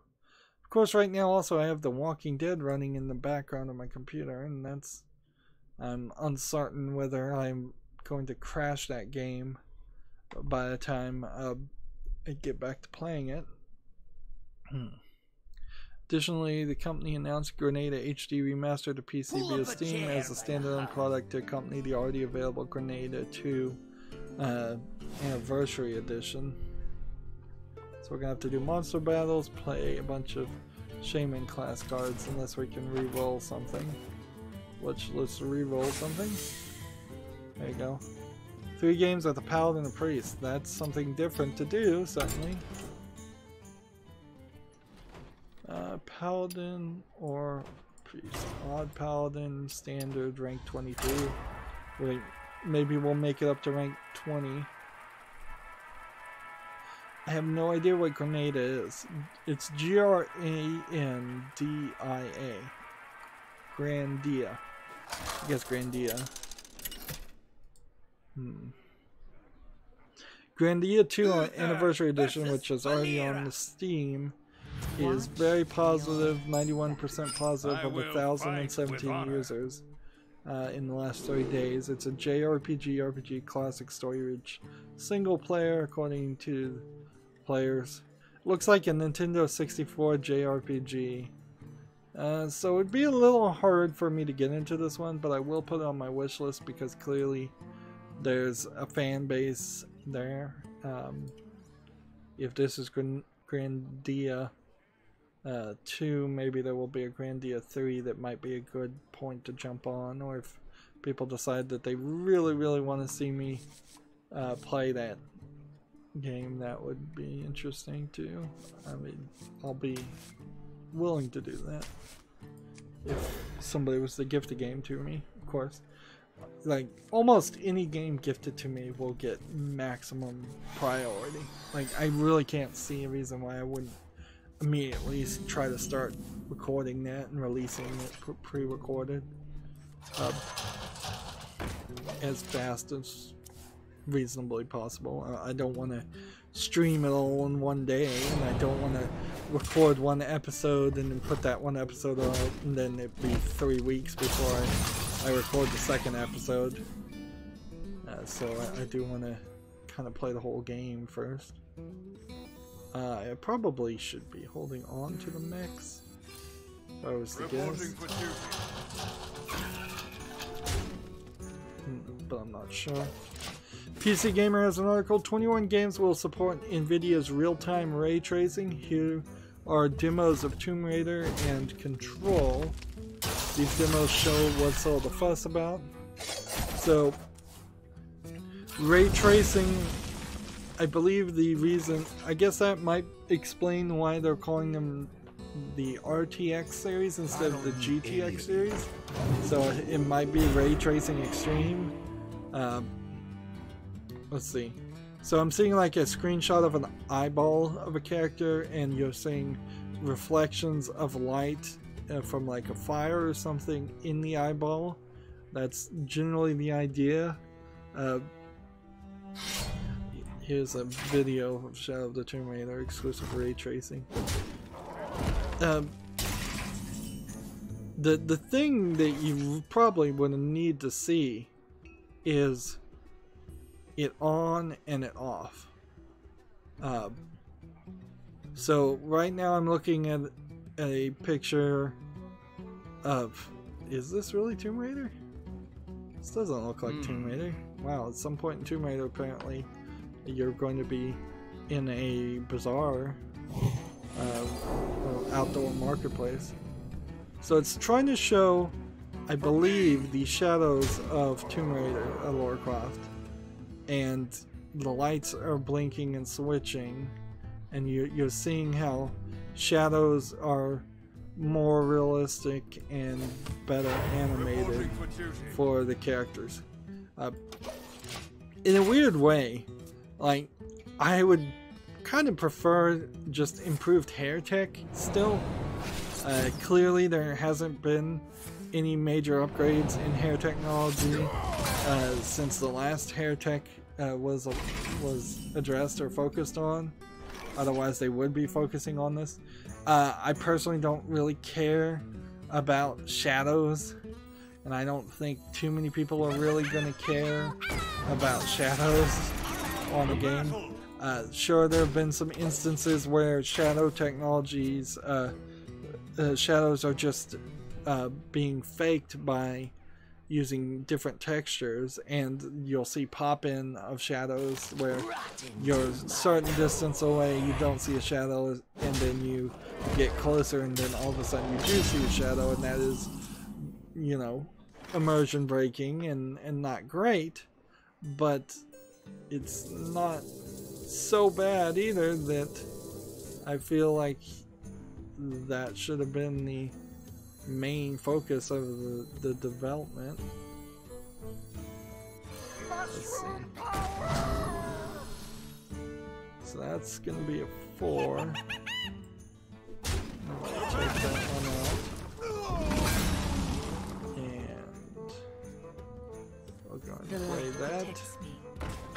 Do that. Do that.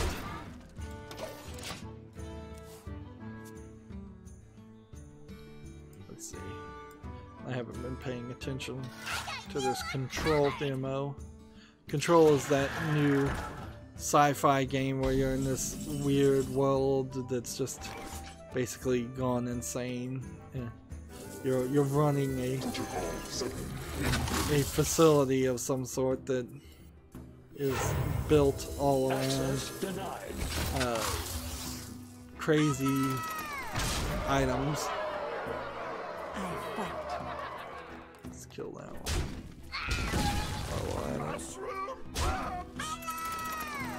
Yeah, this Control demo really is not showing a lot of shadows from what I can see. Like, I know it's not just shadows. I know it's lighting effects in general, but it's really hard for my eye to see any real difference there. It's like it's reflections and shadows and light tracings and light rays and all of those things together, certainly, but that's just not enough. And I'm still not 100% sold on Control being the game it's selling itself on. It feels like you're going to have either extremely limited sequences in which you're actually doing anything, or you're going to have a game that is super focused on first-person shooting, or third-person shooting in this case, and never actually doing anything super interesting with the story. Like, the story will be weird, certainly, but it may not be interesting. It may just show you some cool effects, and that's kind of it. And certainly wouldn't be the first time the game makers simply just fell in love with their creation and their story, and they can actually provide a good well, they fall in love with their graphics and their characters, and then they fail to make the player fall in love with those things. Let's see.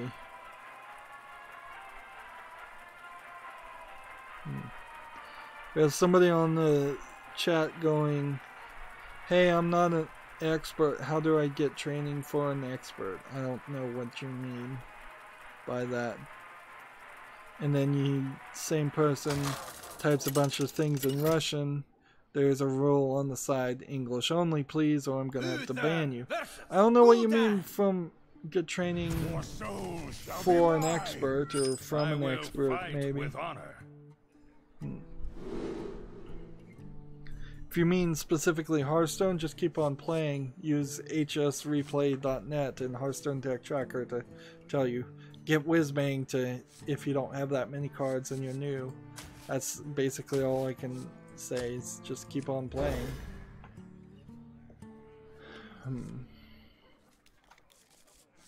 Yeah, there's several other videos here of ray tracing demos. I think I've seen a couple of them before.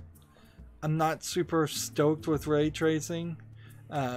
As somebody who really should and needs to buy a new video card, unfortunately prematurely, I don't really for a second feel like I want to buy a new video card because of new features and ray tracing. I just want to buy a new video card because it's going to have more memory, faster memory, and handle 1080p 60 frames per second games fine. And like, if I could get the RTX 1080 and get that, and I'm playing games at high at 1080p, I feel like I would stay at the high video setting at 1080p for a good 4 to 5 to maybe even 10 years, because I'm not really ever going to go above that. I should have played that. Oops. Like, by the time there's enough internet upload speed that I could upload 2K or even 1440 resolution videos of games, I'll have built a completely new computer at that point. So yeah, that's just not really my goal. My goal is just to have something solid, and the GTX 970 that I bought was supposed to be something solid, and it turned out to be basically the only defective video card that NVIDIA has made in a while, at least to my knowledge. Maybe there are some other defective ones out there. Let's see, we already talked about that, but Gamasutra has the same article citing Sony's plan to discontinue the Vita. Bloodstained developers have canceled the Bloodstained Ritual of the Night Vita port.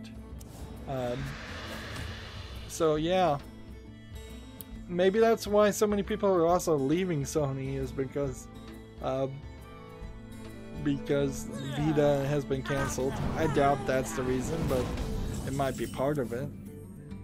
Also, Sony owns one of the major anime companies now, and they've made it slightly awkward and odd about how anime movies might air in the United States in the next few years. Moving on, GameIndustry.biz has an article, GISMART, so is that GI Smart, and Appodal, APPODAL, form a mobile publishing partnership. The music app developer and ad monetization platform look to support new casual mobile products. So Appodal is the ad monetization platform, and GI Smart is, I guess, the music app developer. I'd like to know if there's actually a game. GI Smart is best known for a range of music-based games including Piano Crush, Karaoke Face, and various apps that teach users to play instruments such as drums, guitars, piano, ukulele, and others. So none of that sounds very good.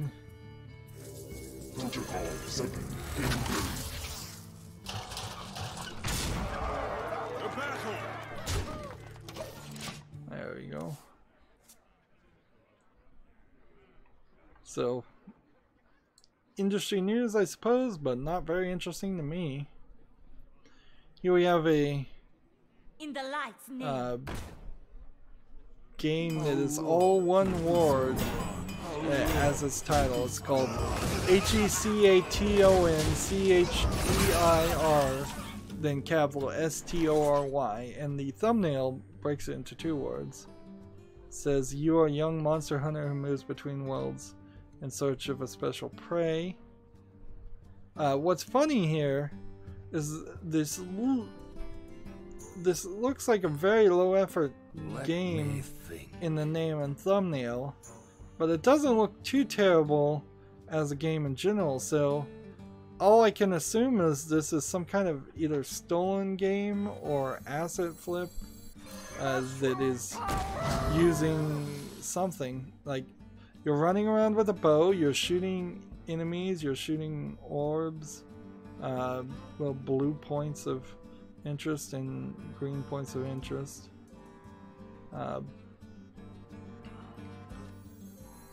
The light protects me.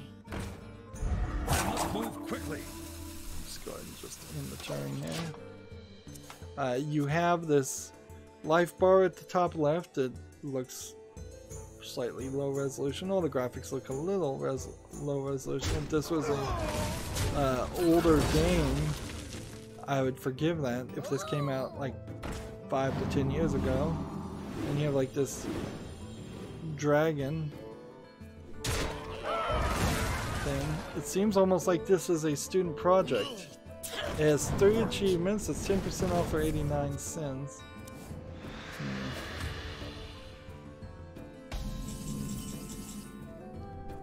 It seems like what the name of this game is some kind of search engine optimization effort.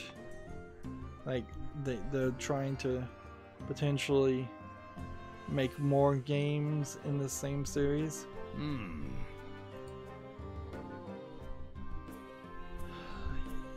Yeah, I don't know. I'm seeing several, if not very low effort games, I would say low effort looking games. Changing enemy minions attack to 1 attack, right? Follow the rules. Reporting for duty. I must move quickly.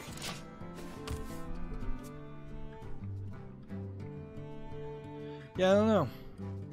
I don't know how you really classify this game other than to say it doesn't look good enough. How much do they want for this? 89 cents? They're not asking a lot. And there does look like there's some things that have been asset flipped here. Like a actual effort to make an actual game with unique looking enemies and bow mechanics and running and gunning and puzzling and maybe some platforming. But it seems like the polish and development ran out at some point, and the game is now being released with a very ugly thumbnail. Just like that one ugly art element. The light protects me. Makes me unwilling really to check it out any further. Reporting for duty. Next we have a Fitzel Gentle Deer. Fitzels are a series of games that have been released lately. Basically, you have a puzzle on the right side that you have to knock out blocks to match the puzzle pieces on the right side, and they are putting just random images and selling different versions based on the random images. This one is 40% off for $1.79. I believe these Fitzel games are all coming from the exact same people. Very low effort games, yeah. Yeah, there's several Fitzel games that they're flooding Steam with. So we're certainly still on the point where Steam is being allowed to be flooded with some low effort, low quality games. Let's see, we could also be playing Priest, so let's try that. Meanwhile, some visual novels have been told to wait months until their games can be released. See, we don't need to. PC Gamer has another article. Here's what Battlefield 5 looks like with NVIDIA RTX effects, which I guess that's the RTX effects in general. But I imagine that's mostly just all ray tracing. Your soul shall be I don't think mine. inherently that's going to push people to buy Battlefield 5 more, or pre-order it more, which rumors are still abound that that the pre-orders are weak on Battlefield 5.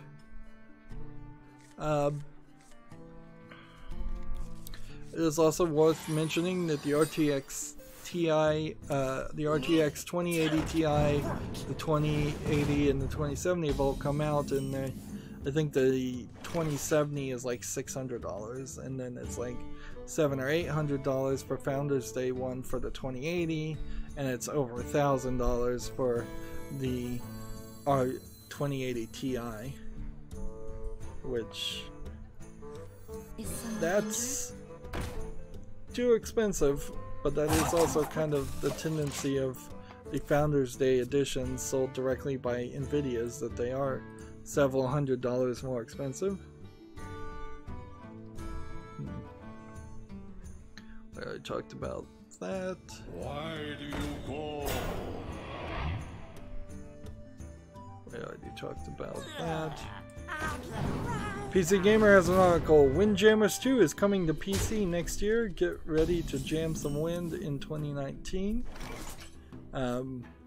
Windjammers is by far way overhyped as a game.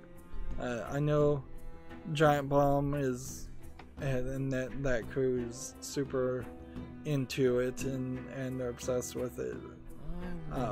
But also there's a decent collection of other people who in the mainstream video game media that are into it and super obsessed with it. And there's certainly a line that's getting Right away. broken and crossed with mainstream gamers, where they just talk about games that have no relevancy all the time, and they're obsessed.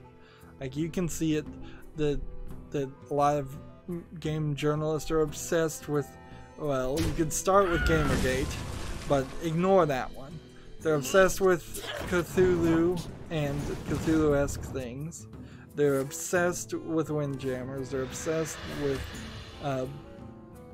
several other games. I probably need to make a list at some point of just things that they talk about. Like, you'll listen to things like the Giant Bombcast and you're like, why are you even talking about that game? That game came out 5 years ago. It's not announced anything.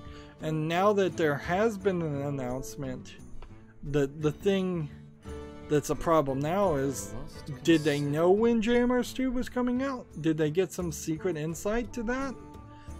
Has all the talk for the past couple of years been specifically just subliminal advertisements for Windjammers 2? Have they been in the background pushing to get funding for Windjammers 2? Like, Windjammers 1 was released in 1994 for the Neo Geo, then 2010 for the Virtual Console, and then 2017 for the PS4 and PS Vita. Never for the PC though. Looking at the trailer, well, the one trailer I saw of Windjammers 2 was just a animated, like, 80s cartoon-esque thing. Let's see. We can see some actual gameplay.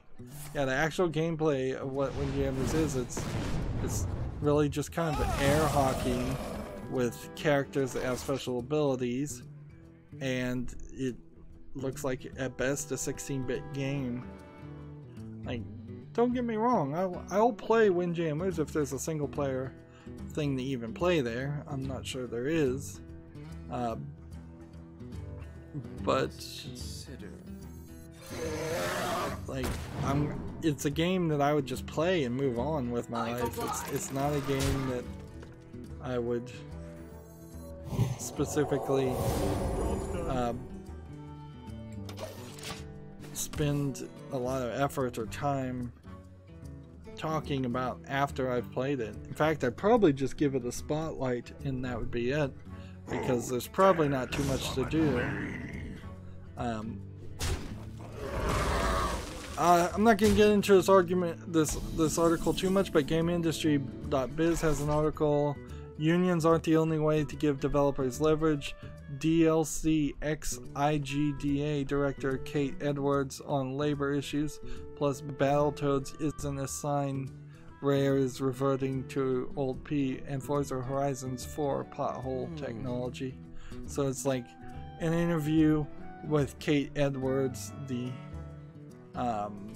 ex-International Game Developer Alliance.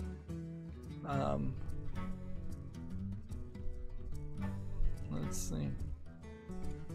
What can I do here? I don't think there is too much that I can do. We just gotta draw a card.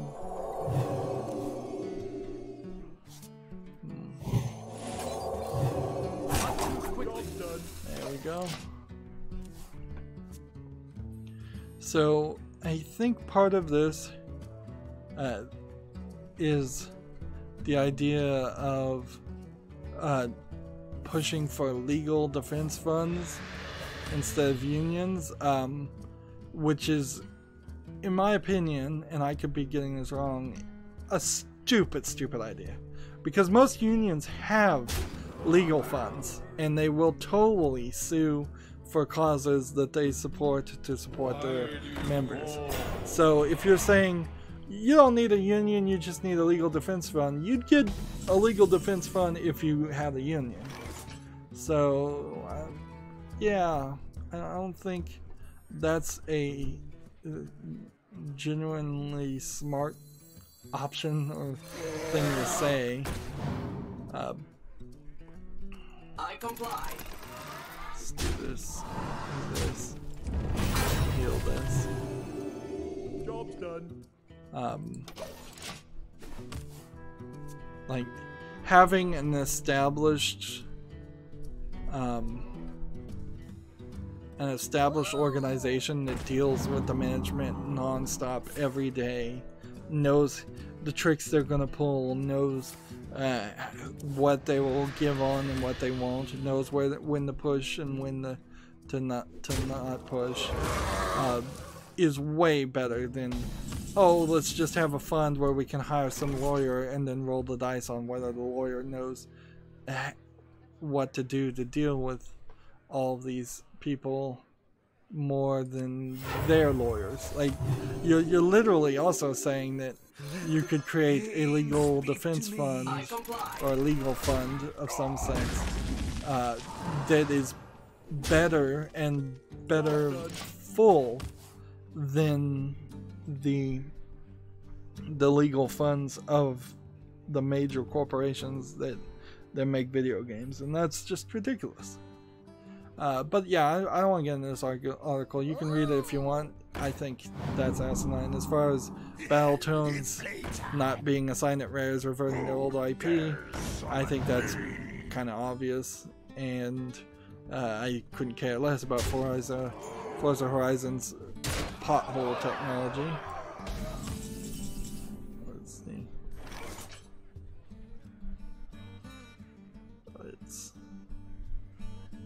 I'm about to die. Deal 2 damage to all other minions.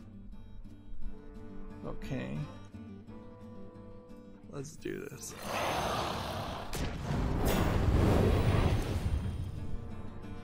Alright. So there's no heal there. So we gotta go here. And swap an attack for health. If I was stored 4 health here, Your soul shall suffer. that would be 11.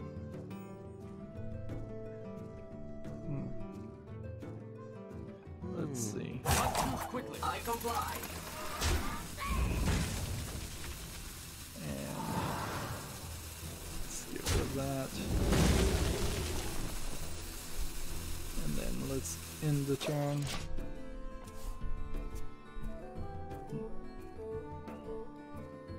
Let's see. I want to scroll through PC Gamer's 5 Steam games you may have missed. Didn't miss that one. Did I miss this one? Someone called for the doctor. Interesting. I guess I did miss a game called Lingotopia. Didn't miss that one. Did I miss this one? I don't think I missed it. I just don't think I cared, but I'll open a Steam page on that one.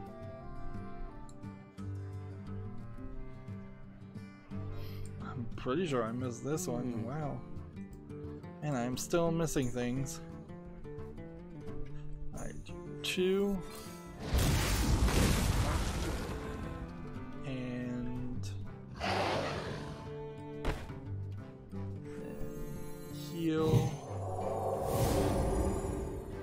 And then heal. And then swap. I comply.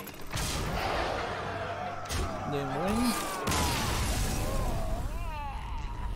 Okay, close that. So we have a game on Steam called Ground Branch. Came out August 14th. Ground Branch is early access first-person shooter. Let's see. It's probably multiplayer only.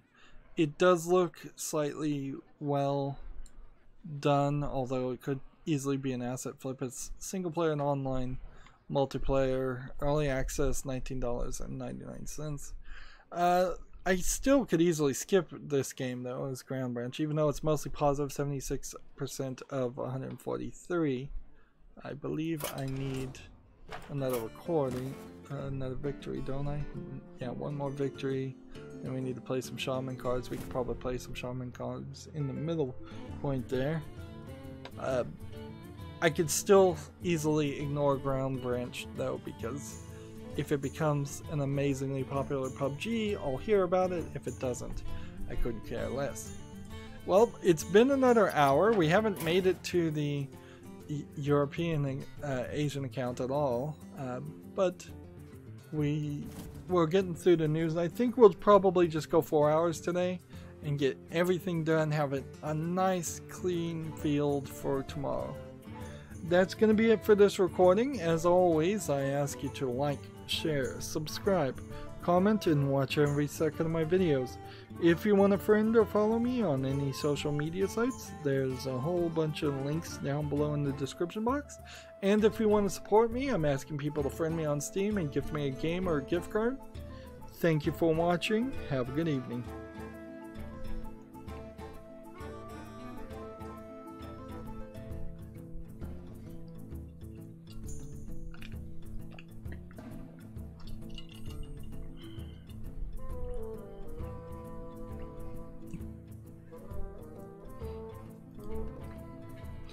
Hey everybody, this is Rydo and we're back with another recording of Hearthstone. Today is Monday, August 20th, and we are on the European account.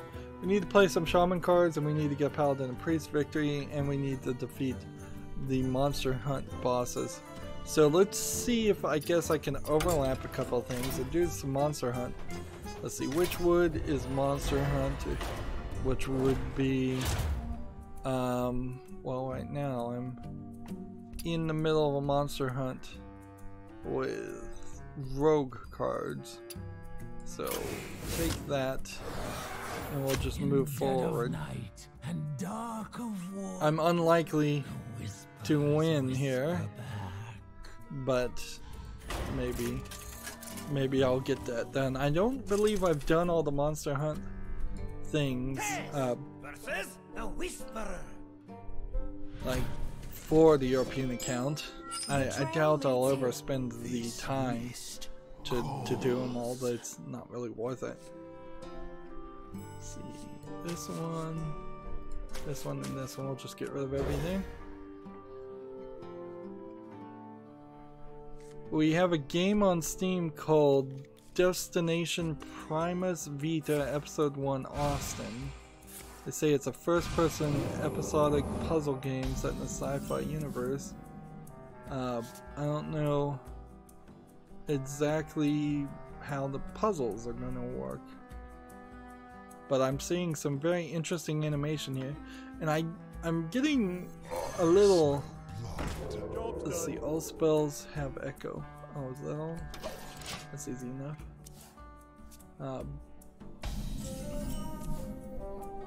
So I could give your minions death rattle, summon a random murloc, and potentially give them death rattle and summon a random murloc. Wait a minute, so does this spell have echo? Does this spell? Ooh, one turn kill! One turn kill! One turn kill! This is so dumb! A 0 spell that does 1 damage. I've won. Like, unless Hearthstone has implemented a new rule that stops you from being able to do this, and the rope won't come, so there's no time because I'm playing a Monster Hunter battle right now. Well, just gotta do this a ridiculous amount of times. Wow. The Whisper is easy to defeat if you have this minion, and then you summon with your hero power before anybody's playing these spell cards, because then it will always give you this 0 mana deal 1 damage card. Alright, 24 more times I have to do this. Man.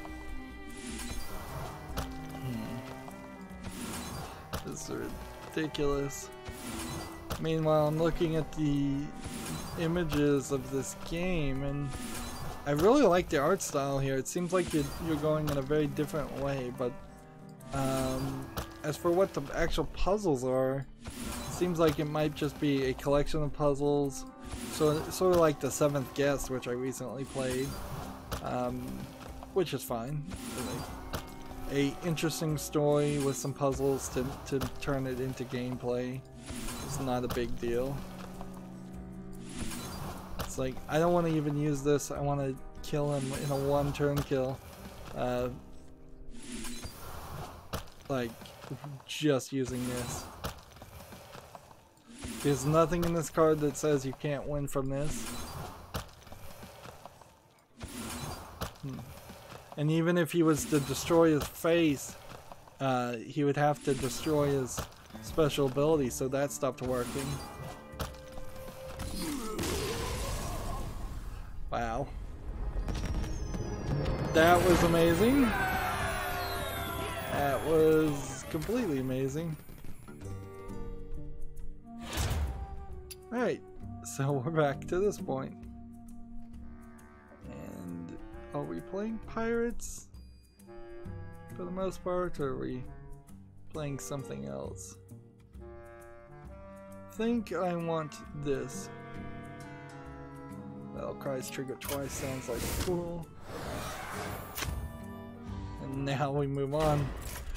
Yeah, if I only got an easy win here for these last two. Destination Primus Vita Episode 1 Austin is $7.99. I'm upset that I missed this. This looks like an interesting game. What's on Steam and Twitch are still not showing me everything I want to see. Maybe I am gonna just have to, I don't know, maybe mute what's on Steam from my main news feed and then just look at what's on Steam's news feed by default. Next game we have on Steam is called Lingotopia. It says it's a language learning game about being lost in a city where you don't speak the language. Learn Chinese, French, German, Japanese, Russian, and Spanish, and more. The game I would not have thought has anything to do with that. And the reviews are at 66% positive with 12 user reviews. So it doesn't seem like the game probably teaches you very well the language. It's an interesting idea, certainly, though. Wandering around a city and a village and trying to figure out how to speak to people, or what to say to people. Reduce the cost of the next minion in your, or the minions in your hand by 1.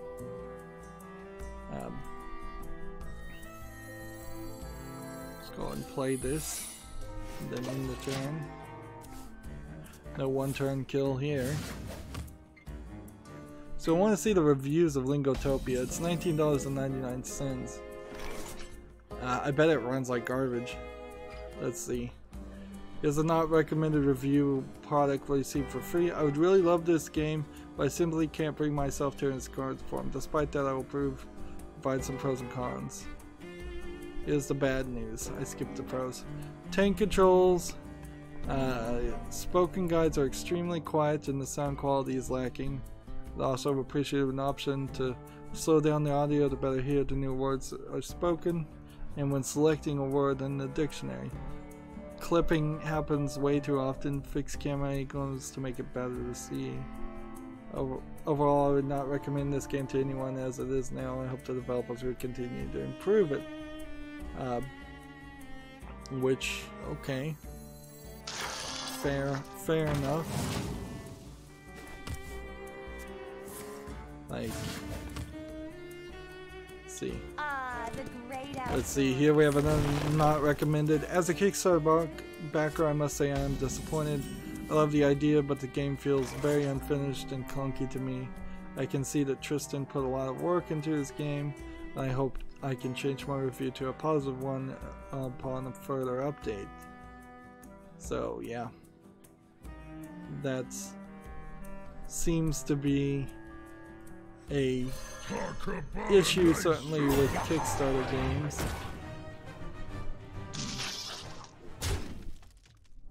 Let's see. I could deal 1 damage, then use that to summon that, or I could do this and play that again. I don't see a reason to do that right now, though.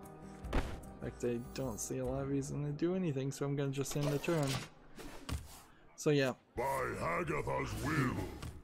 Another one says, all in all, this game can be summed up as half-baked.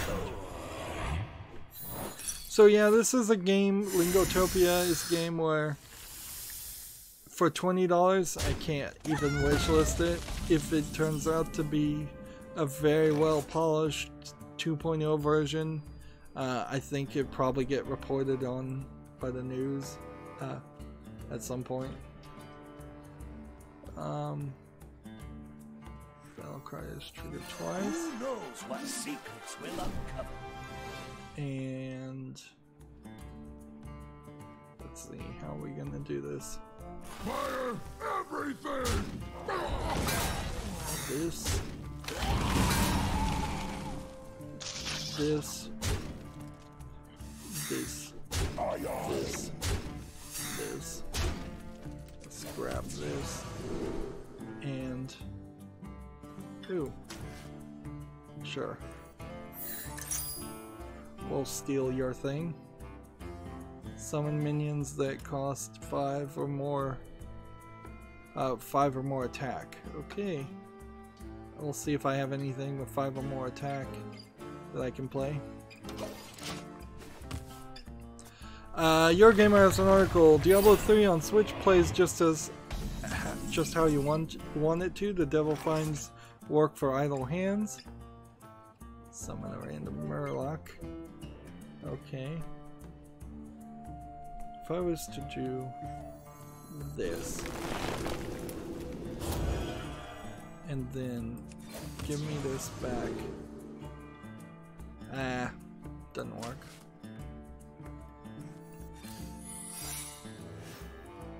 Let's see.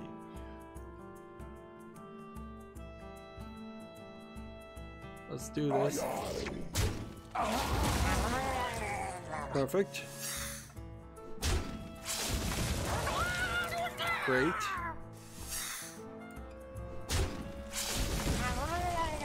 Excellent.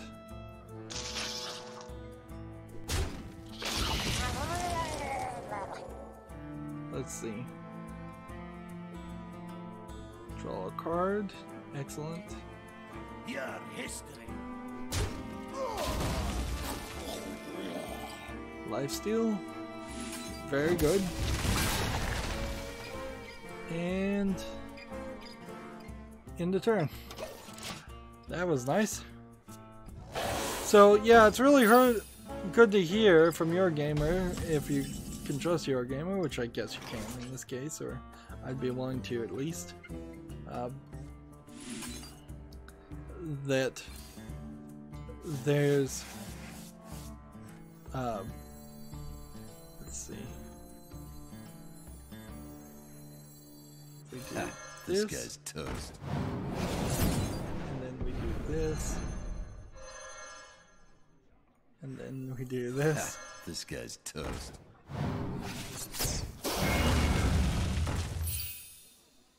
Darn it.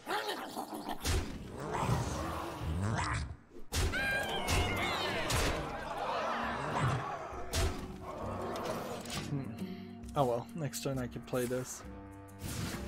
As long as he doesn't play 2 minions.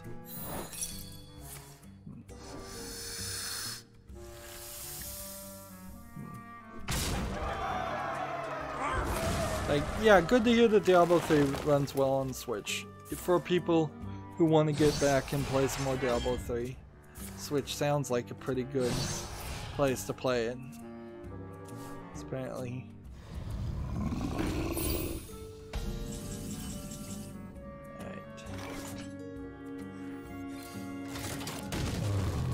Solve that problem pretty quickly. Hey, lights out.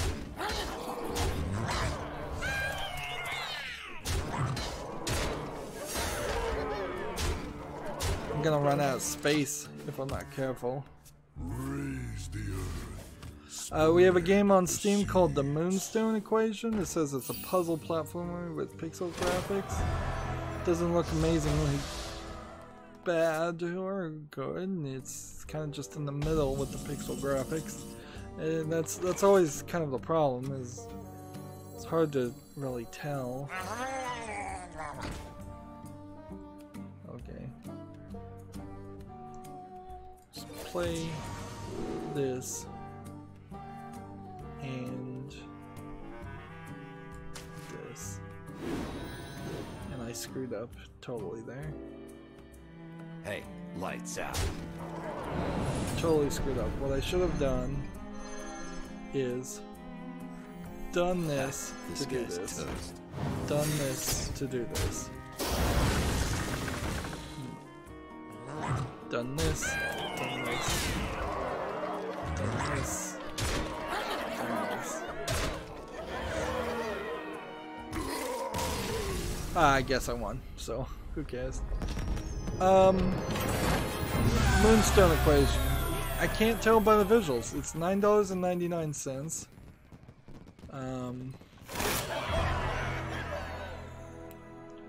Yeah, and I just really can't even tell. Let's see. Whenever you cast a spell, gain spell damage +2. I assume this is not going to be super helpful in my deck. Well, actually, it could be very, very helpful. Start of your turn.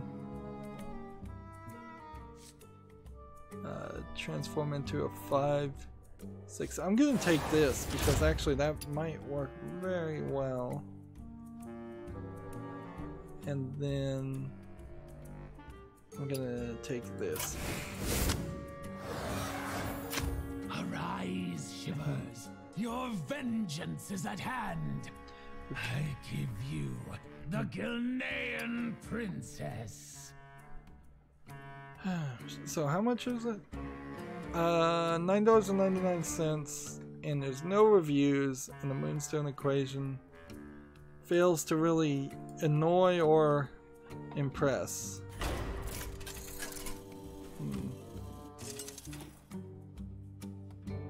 Tess versus Captain Shivers.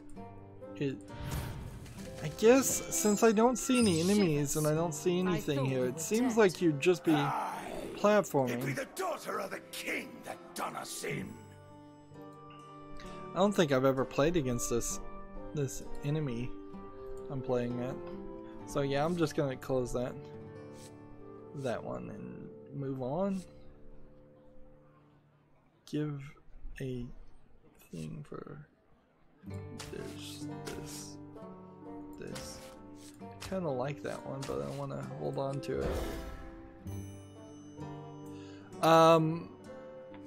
We have a tweet from Cullen Sweet. So I'll look in a second to see what he was working at before, but he is now the senior community manager at Gearbox Official. He says, "I'm pleased to announce I've accepted the role as a senior community manager at Gearbox Official. I'm honored to join such an incredible team and look forward to exploring my new home here in Dallas." And this was Randy Pitchford tweeting that, which, like, okay, that's fine. Let's see. I'm just gonna see. This one will give him. You've lost a few eyes, me old friend. This draws a weapon from your deck. And so he's just gonna constantly have weapons. Let's see. I'll finish what my father started. He used to work for Xbox. Than to claim you for my crew. So, okay. He was a digital marketing and community growth professional at Gearbox, is what his description says now. Alright. So Gearbox has a new community management manager, which might be interesting now if they had some real community management. It's a little too late for poor We Happy Few, however. Like, if you think about it, that game could have used a lot more advertisement and community pushing when it was coming out. We have a person, Saad Al-Malki, saying hi on the chat. Hi. Hopefully I pronounced his name at least slightly correct. Restore 3 health. Play that there. Let's see. Eurogamer has an article. Stellaris to be the first grand strategy game on console. Interesting. Pretty much just a advertisement though for Stellaris.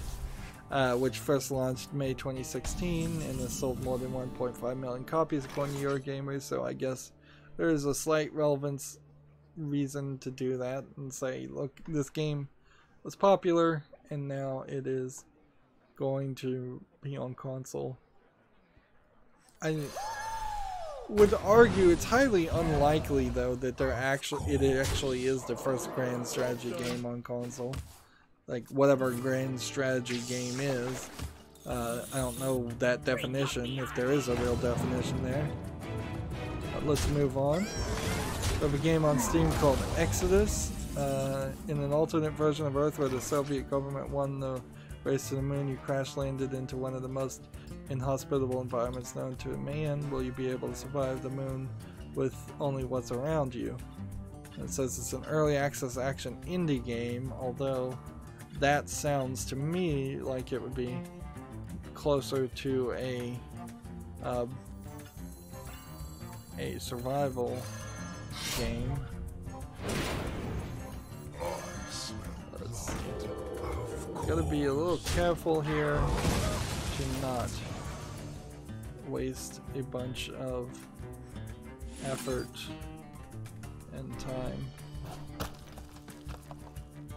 Actually, if I just held on to that later, there might be a strategy to play later.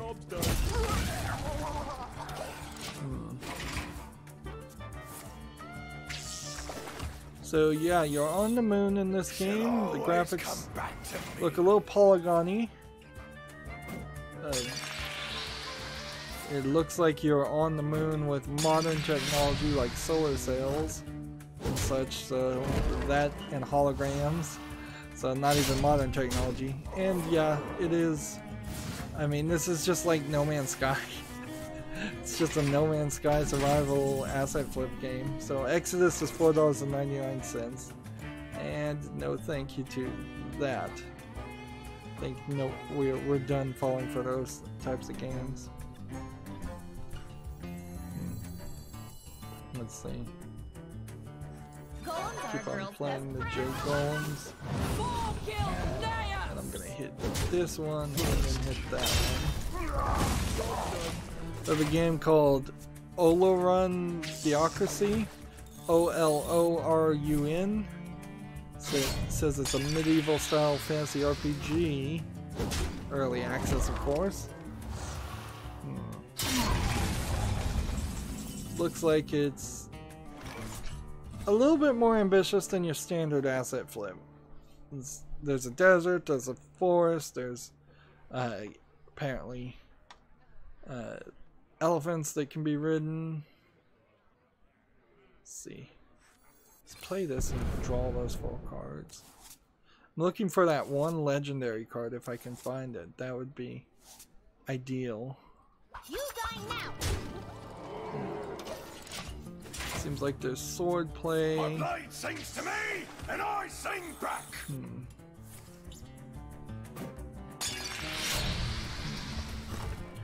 Craft unique weapons.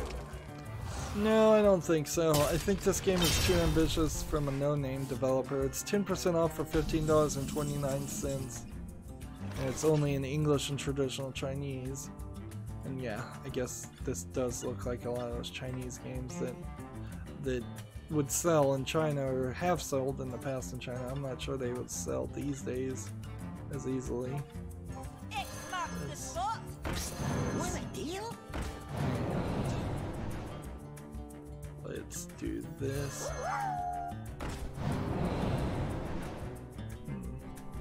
You die now. Yeah, this is the first game from this developer too, and they want this giant fantasy RPG game. Let's see. TechRaptor has an article, Bullet Point, Shadow Warrior's Swordplay. Shadow Warrior kind of being an old game from 2013 reboot, like, so no reason I think for TechRaptor to be talking about it either. Like, yeah.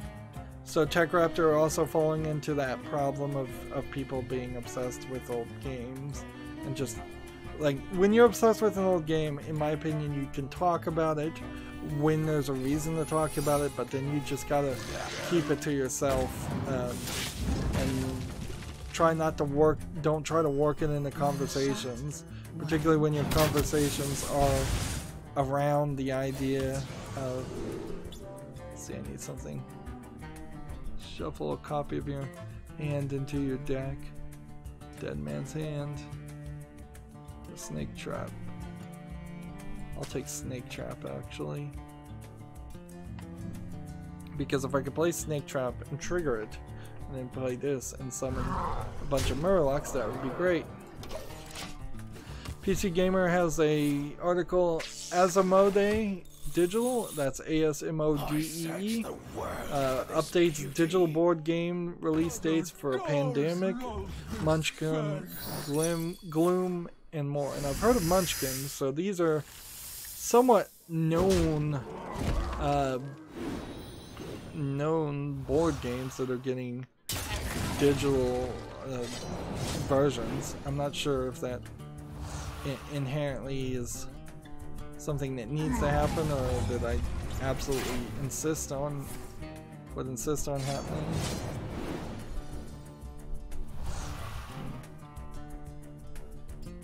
See, this weapon is just keeping all its enhanced enchantments. So 2 damage to all undead enemy minions. This. Lurks in the depths. And this. And let's see. I just gotta play this at this point. Let's see. Let's do this. And this.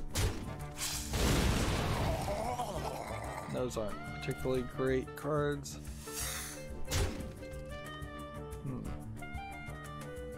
In that. So let's see, it says coming in Q3 2018, Lord of the Rings living card game, Terraforming Mars, Pandemic, Bang, which is a port of the social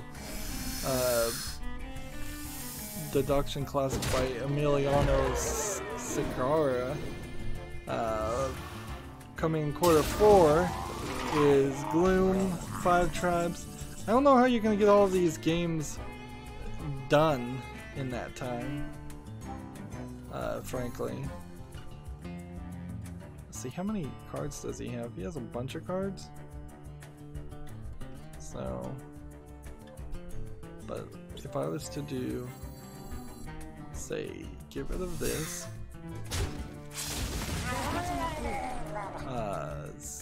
get rid of that one, get rid of that one, and play this, and draw some cards next turn, I guess. I'm just kind of rushing.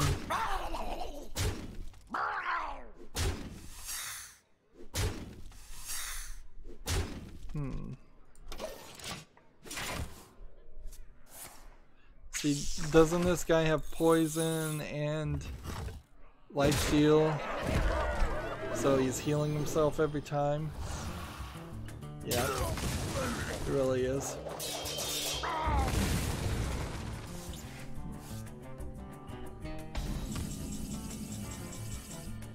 Okay. Draw cards. Battle cries trigger twice. Alright, whenever you cast a spell, gain spell damage plus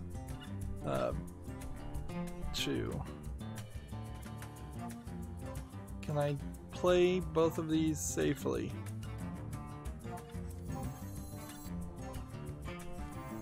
This'll pack a punch.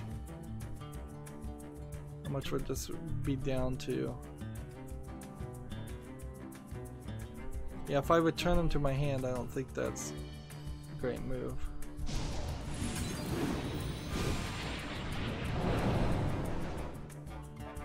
Alright. I'm hoping this guy stays alive. Q4, yeah. Mansions of Madness, Mother's Embrace, Munchkin, and Gloomhaven. So, let's... The thing here is I don't feel like there's a Steam listing of any game like on Steam. Let's see, apparently, yeah. Apparently they're the makers of Ticket to Ride, which wasn't that good, and Twilight Struggle, so some of these games very possibly will be good, but a lot of their games, looking here, are mixed or not reviewed. There's even one that's negative. So, yeah, and I don't know, honestly, how far I want to go or can go with the... they killed the guy. That's what I figured would happen.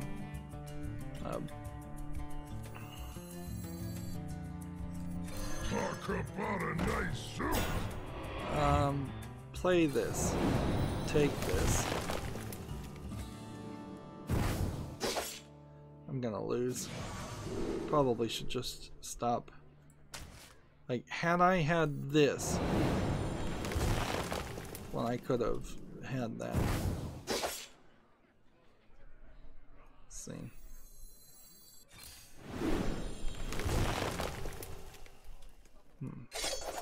The only thing I guess I could hope is that he would run out of cards, and he's just not going to do that.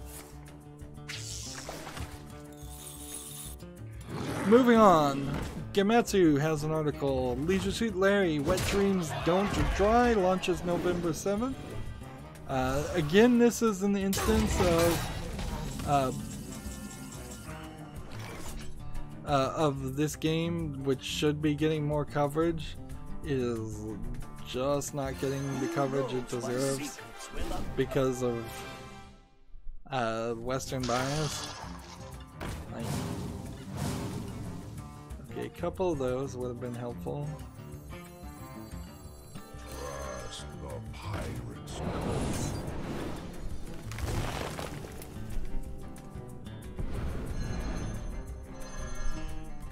What if we were to fill up his inventory with cards? Interesting idea.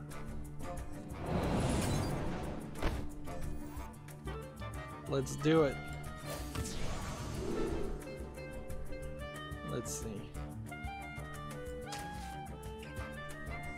1,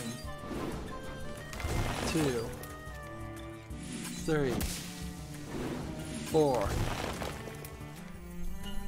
5,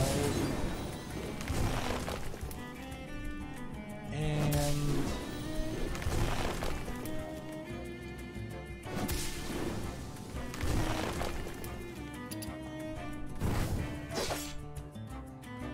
let's go ahead and play this on this just to make sure we're full.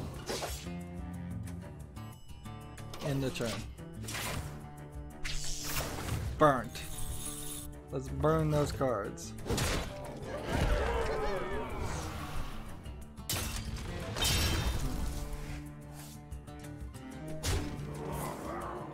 Of course, he's just going to use it against me, so that was a waste. There's also, the publisher has announced a social media contest with the top prize of $1,000, $999.99. Let's see. You have to use the hashtag #ShowUsYourLarry. You must be 18 or older to participate. The price of the prize participant must be clearly recognizable. The participant has to wear a white suit no matter if it's real or created by image processing. The posting of the photo on Facebook, Instagram, or Twitter with the hashtag #ShowUsYourLarry. So they want you to dress up like Leisure Suit Larry in a white suit, which isn't a terrible idea for a social media contest. It's not. Alright, this is gonna work interesting. Let's see. 1, 2, 3, 4. And this. And then this. And then this. This and then this.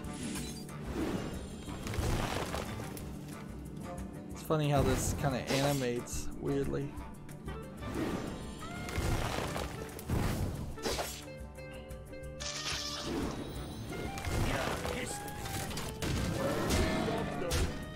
But there's no way I've won here, even at this. I would have needed something to heal me. There we go. We milled it out of existence. Doesn't matter. Yeah. What else is there to really say about the Leisure Suit Larry game? I hope it's better than the last one that was so bad they took it off for sale. It's coming out November 7th. Moving on.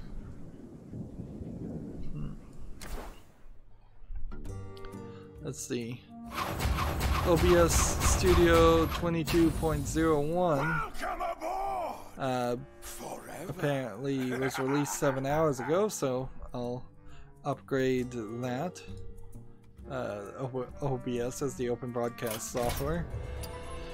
That's not what I was even trying to do. That was a really long game that we got tied into just because I thought I might win. Let's see. This is Mage class cards, and this is Rogue class cards. So I guess we could try the Cannoneer, but it would be easier just to play this again. So let's just stick with this until I get a victory there. Yeah, like I said probably almost an hour ago, I'll probably never get all of the victories on the European account or the Asian account for this. It's just not worth the time. It may unlock a single card or something, but it's not worth it. Game of Searcher has an article. EA, Unity, and Epic and others unite to promote best practices for HDR. That is great. Unfortunately, I think also the television companies need to be in that same conversation, because it really isn't going to help if we have like a Dolby Atmos HDR standard and a THX HDR standard and TV standards up the wazoo and movie standards, and so if we're gonna have standards, everybody's gonna, or at least the vast majority of people are going to have to get together. The HDR Gaming Interest Group is the name that they've taken, and they're going to have to influence the television and monitor manufacturers so everybody's on the same page. Let's see. First kill. There we go. How many victories do I really need? Is it 2 or 3? Oh, defeat 3. There we go. So we played a really long game, and then we can just leave that for later. We're getting that quest quite a bit, and because we're getting that quest quite a bit, we're getting a lot of packs, which is excellent. It feels like in a sneaky back-end way, they have made Hearthstone a little bit more friendly for newer players. Ooh, legendary. Could we cross our fingers and think for a second that we would get a golden legendary? Rare, gold, rare. Like, a golden legendary would mean a lot of dust. Legendary. Nah, not so lucky. But legendary nonetheless is exactly what we need. So we turn 3 of those into dust, which means there should be 2 new cards. We have this, which we're on the European account, so we can disenchant that for dust. We have a new card here, and we have a new card here. And this is actually probably legendary that I could be using in a Warlock deck or something. So next time there's an expansion, or at least next time I decide to do some deck rebuilds, I've already made some progress towards making better decks. We need to play Shaman cards, which token Shaman ranked play makes sense. Let's move on. Gamatsu has an article. Flashback 25th anniversary is coming to the PS4 and Xbox One on October 25th. Flashback is a very hard game, but people with any nostalgia for it probably will want to play it. Let's see. I must protect the wild. The 25th anniversary has got completely remastered sound and music, brand new rewind function, variable according to the level of difficulty, and tutorials for those who need a boost. So yeah, maybe with that level of help, modern day video game players might be able to actually play Flashback. I want to win before anything else, so I'm gonna keep the knife juggler and get rid of the 2 shaman cards that I need to play.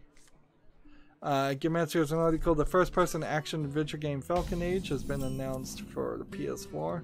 You hunt, gather, and fight in the lost art of Falcon. Is that perhaps falconeering? It will launch for the PS4 and PlayStation VR support in 2019. There's a video. I want to watch this. Some of this and Rush and In Return. I may have already seen this trailer actually. No, this is new. So you have this falcon on your left arm and you maybe raise it, or maybe that's just a cutscene at the beginning of the game. You feed it, you care for it, and then you are training it. Almost like a Pikachu Pokemon-esque thing. Seems like you have some other weapons and items that you can use, but you're going to have a heavy focus on falconeering. You're fighting robots, so the falcons are taking on the robots, which is interesting, certainly. Summon 2 of those, or do this and summon 2 of those.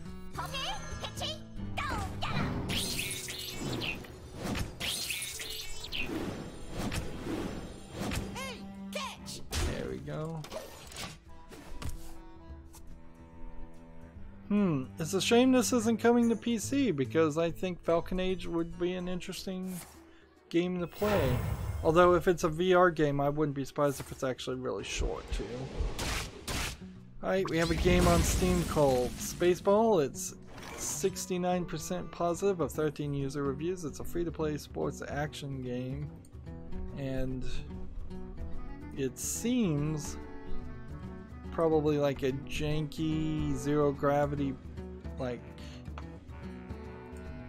Imagine if you were trying to play basketball, but you were in a domed room and you could throw the items all over the place. I think that's probably the closest example. Looks a little bit kind of like hockey, but I don't think it probably is, because you don't have sticks or anything. I'm thinking, hey, if you're in a big dome room playing zero gravity basketball with holes in the walls, it's free, this game is, and still people don't like it. Let's see. So they're saying it's a space soccer asset flip. Is one of the negative reviews says it is. Next reviews say this game is trash. Don't waste your time. It's so buggy that it's unplayable. Okay. I will take that for what it is. It doesn't look that good of a game in the first place. The concept doesn't look that good. The graphics don't look that good. Moving on. Let's keep on playing. 2 with Rush. I don't know if we really need 2 with Rush right now, but do this and this.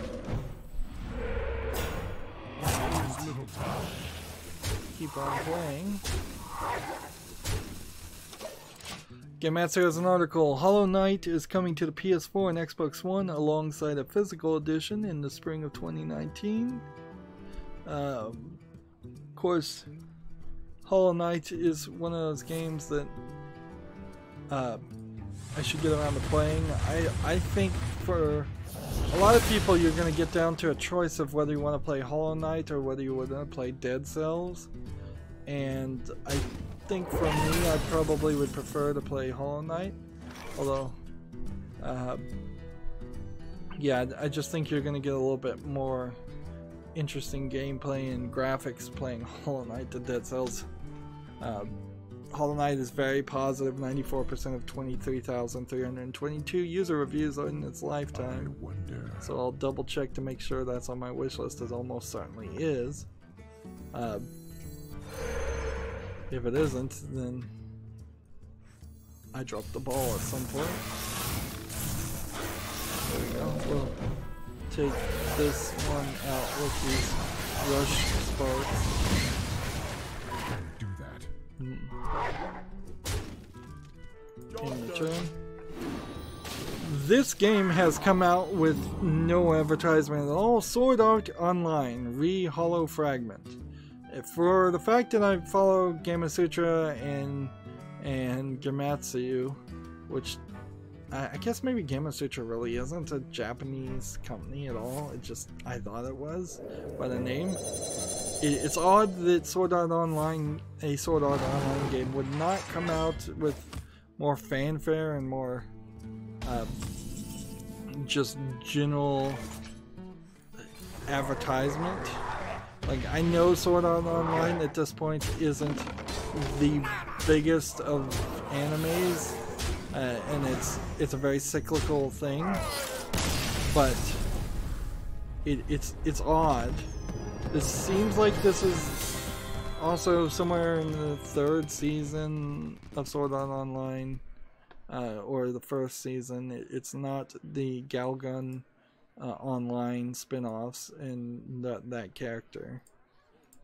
This is being published by Bandai Namco, so it's not like copyright infringement, asset theft. It's single and online multiplayer. I imagine maybe it's a little bit of an MMO, but it says it's an RPG. Let's see. It's English, Japanese, and traditional Chinese. Japanese has full audio. Nothing else does. 54 achievements, $19.99.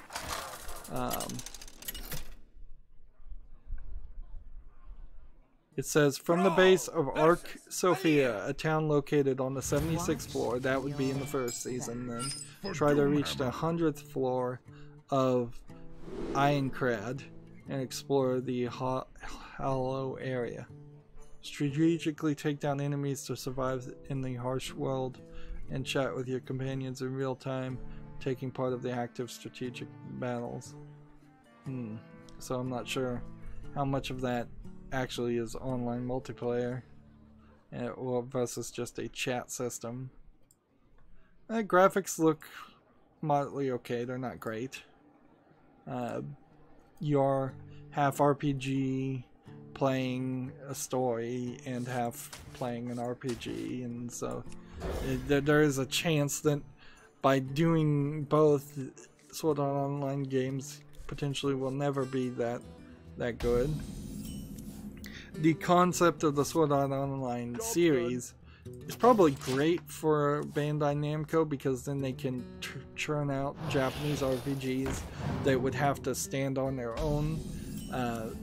Previously, they can just say, well, this is a Sword Art Online Japanese RPG, and get a few more sales that way. There's clearly relevance here, so I'm gonna have to wishlist this. Oddly though, this is the first time this developer, Aquaria, is listed on Steam. I wouldn't be surprised also if Bandai Namco has released previous Sword Art Online games that are in a similar series of this, and that they take place between level 0 and level 1 and level 76, or the 76th floor. So this might be the 3rd game in the series, but they're not really saying that if that's the case. Next we have a game on Steam, early access, called Astonia Reborn, ASTONIA. They say it's a free-to-play classic 2D RPG, isometric MMO RPG. It's based in the fantasy world that has developed its own lore surrounding the land where demons roam free, animals have gone wild, and civilization is on the brink of great disaster. Looking at this is like an MS-DOS level of graphics. What to do?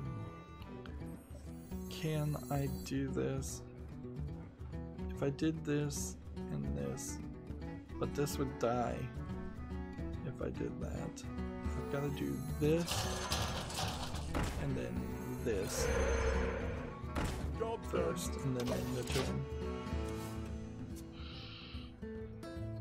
Yeah, this game is free to play, Estonia Reborn, but I see no reason why you would want to play this game. It looks like it has no nostalgia, or it's not a remake of an old game. So why play this instead of something else, like something that you do have nostalgia for? Like, why not play Diablo 1 instead? The graphics would be better and it would be more entertaining, almost certainly. Okay. I'm still trying to get this to work. But this should do it.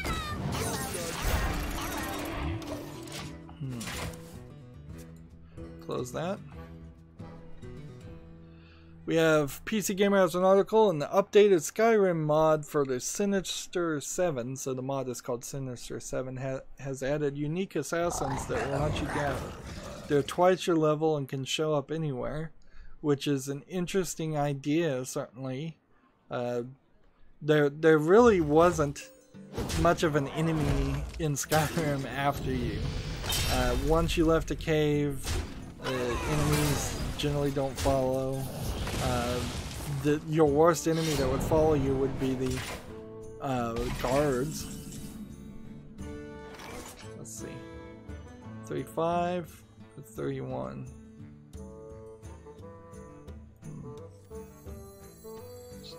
Shall we make a storm?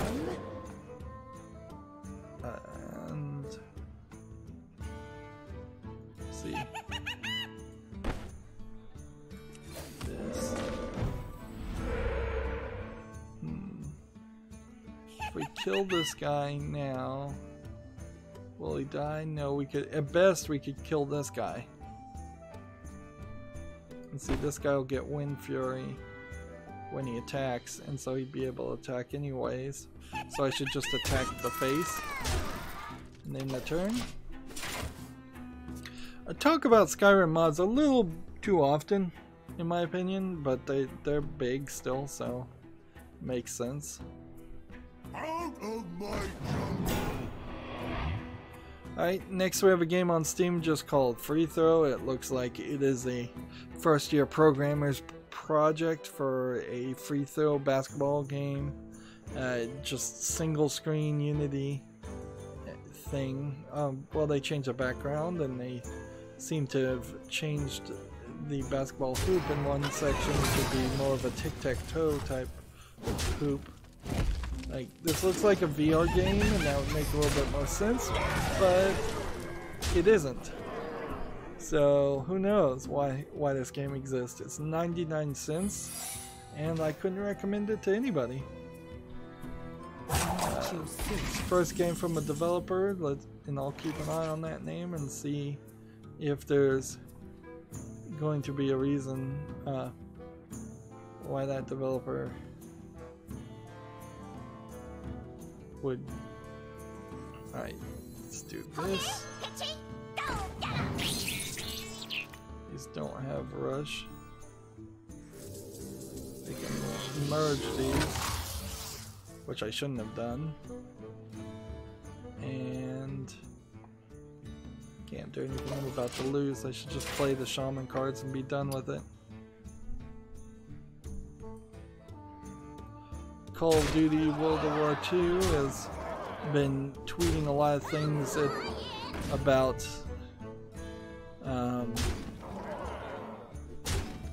about things I don't care about. So SH Games, they make us a Call of Duty World War II, so they're gonna get the mute on Steam. I am no longer interested in hearing what they have to say. And our next story is from GameIndustry.biz, and it's, in my opinion, more evidence that Cliff Bleszinski certainly does not know that he should keep his mouth shut, and he is writing a autobiography, Cliff Bleszinski is, after he shut down Boss Key Games. For the And Fat Wolves. I believe he says, quote, he closes the chapter on the studio. Like he really just is all about himself and did not phrase or sound empathetic to the fact that he also shut down the studio that fired a bunch of people. Also, like that was part of what you did too when you ran that company into the ground. But the part that let's see if the quote is here. Or if this is a quote that I got from a different article.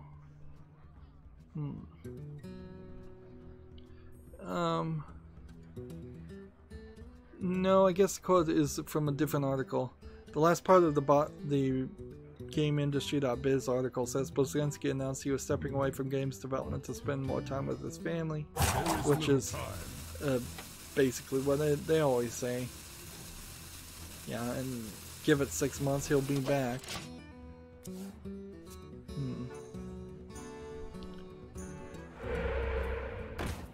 Let's see.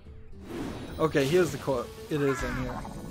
He also says that the chapter on Bosky has been harder to write than that covering the deaths of his father and nephew or the failure of his first marriage. That is just not something you should say. Whether true or not, like, you should not say that your company failing was more difficult than the death of your father or nephew or the failure of your first marriage. Those clearly, socially, should be higher. You should say those were more difficult. You could say that same sentence where it says it was nearly as difficult as the deaths of my father and nephew. But yeah, don't do that. Just don't do that. That's just not smart at all. You're opening yourself up to criticism again. But whatever. I mean, I guess when the journal, the autobiography comes out, then people in the mainstream media will read it and they'll have some response. Maybe. I mean, that's actually asking quite a bit for the mainstream gaming media, is for anybody to actually read any books or autobiographies written by any game developer. Like, that's just something that doesn't happen. Moving on, Eurogamer has a article. Underworld Ascendant gets a November release date, so it'll be November 15th for the PC from the publisher 505 and developer Otherside.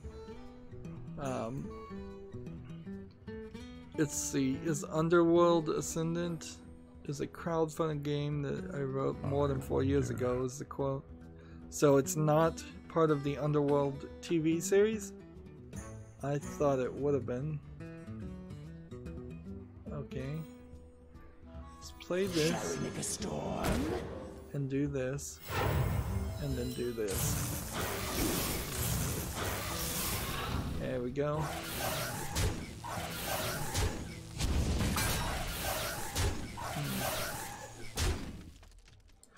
There we go. Underworld Ascendant doesn't look too bad in this trailer. We'll just have to see. Like, looks like you're in a fantasy world, kind of maybe a dungeon crawler. You can cast spells, and you can attack, and you're going through dungeons. Let's see, Starbreeze signed on as publisher in early 2017 and injected $12 million into Underworld Ascendant.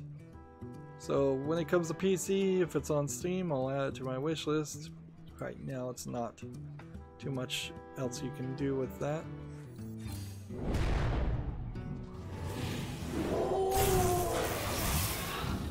Hit that. And hit that. And let's see. Thunderstruck! Hit that. And hit that. And do a channel. PC Gamer has an article. NVIDIA announces GeForce RTX 2080 and 2080 Ti launching September 20th. It'll be $799 for the Founders Edition of the GeForce RTX 2080 and $1,199 for the Founders Edition of the RTX 2080 Ti. So, yeah. And I don't think you would want to be first to market there anyways. If you wanted the reference 2080, it's $699. Or the reference 2070 is the cheapest at $499. So it's rather expensive pretty much regardless of what you're doing. Very, very expensive.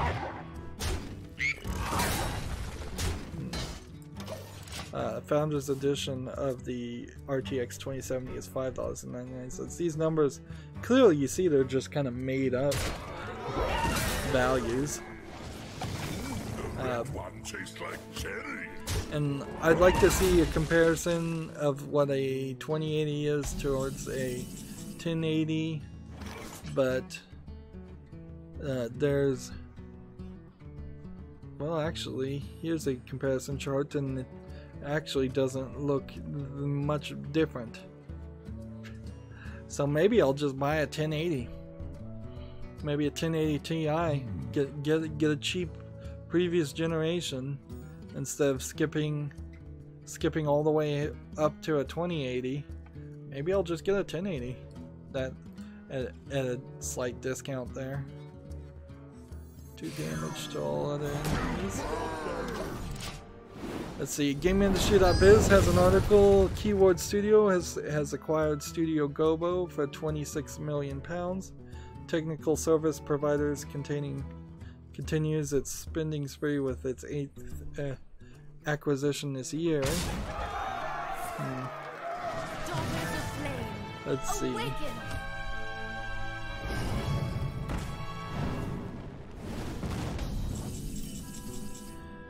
Is there anything really? Studio Gobo provides services including full game development, co-development, live operations, and porting services. So it's a kind of third-party assistance studio. Keyword Studios apparently is just buying a bunch of people. Buy it while the buying is good.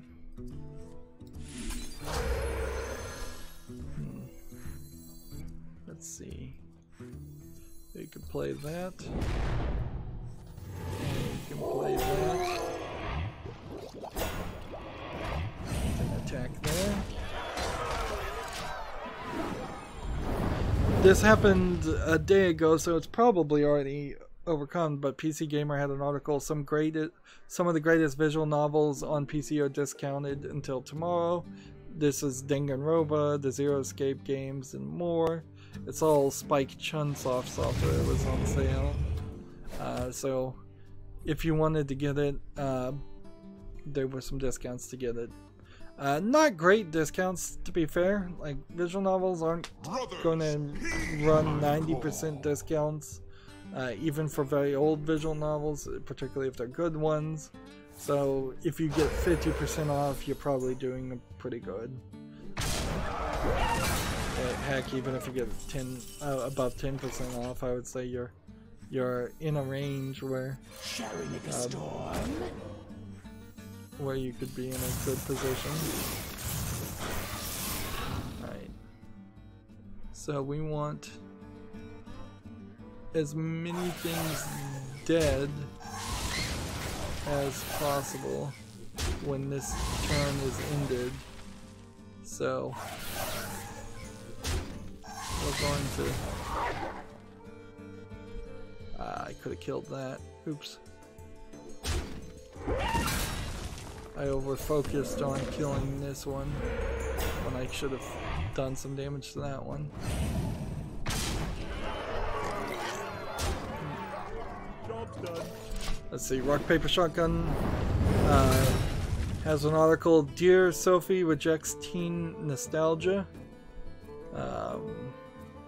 Looks like it's Dear Sophie is one of these games where you're just playing as a teenager in a chat box, or you're chatting with a teenager. Let's see. Is this game even out? Is this game on Steam? It's an itch.io, a 30-minute game, and seems to be free as best as I can tell. So it's a review on an itch.io game, whatever, that's not super relevant to me. I'll cry, deal 3 damage, summon 2/1/1. Draw a spell from your deck. Here, Stormy, Stormy. So I've got like 2 bloodlust things I can do. Okay, pitchy, go, get him. Job done. Yeah, if I can survive next turn, I can win. We have a game on Steam called Inevitable VR. Let's see, it says it's an action adventure simulation VR game. Looks like you're around the space area. You're going around the space area. The video. Yeah, you're in the space station. You're wandering around. Apparently, you're in a space station getting sucked into a black hole. And you're trying to enter codes on doors, and seems like that's the only gameplay mechanic that they're even showing. Oh yeah, it's free. I guess you can't, if you have VR, you can't complain about it being free, but boy, does it look like it is a boring little experiment. This isn't gonna work. Battlecry, deal 3 damage. Me no crazy, you crazy.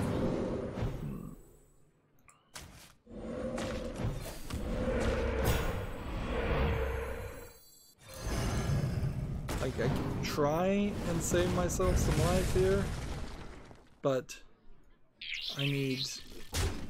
Attack mode! I need to eliminate people. Job done.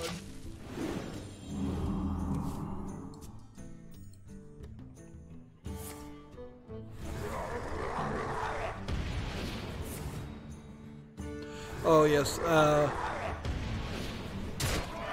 Randy Pitchford retweeted somebody who's trying to raise money for the funeral of their dead grandmother. I mean, it's nice and all, but really he shouldn't do that. Like, as a celebrity of sorts, he's gonna tie his name into some kind of scam. I know he's trying to be a nice guy, and it's not a bad thing in spirit. It's just, you know, it would be as if Donald Trump, the president, started retweeting people who are running Kickstarters or GoFundMes for funerals. Here we have somebody on the chat, JS, saying, why is Jaina so strong? Jaina is strong because there is a cheap, cheesed out way to win with Jaina, and so you can very easily lose even if you play perfectly well, unless you build your deck to stop the Archmage, Archidonis, and Sorcerer Apprentice meta deck that exists. Well, it's been another hour. Where are we? Where are we? Are we on the Asian account at all yet? No. I don't think we are. I think we're still in the European account. Yeah, look at all these not Japanese names.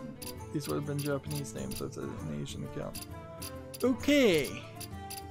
So, knowing that, next recording we're going to get one Paladin and Priest victory really quickly, and then we need to move over to the Asian account. That's going to be it for this recording. As always, I ask you to like, share, subscribe, comment, and watch every second of my videos. If you want a friend to follow me on any social media sites, there's a whole bunch of links down below in the description box. And if you want to support me even further, I'm asking people to friend me on Steam and gift me a game or a gift card. Thank you for watching. Have a good evening.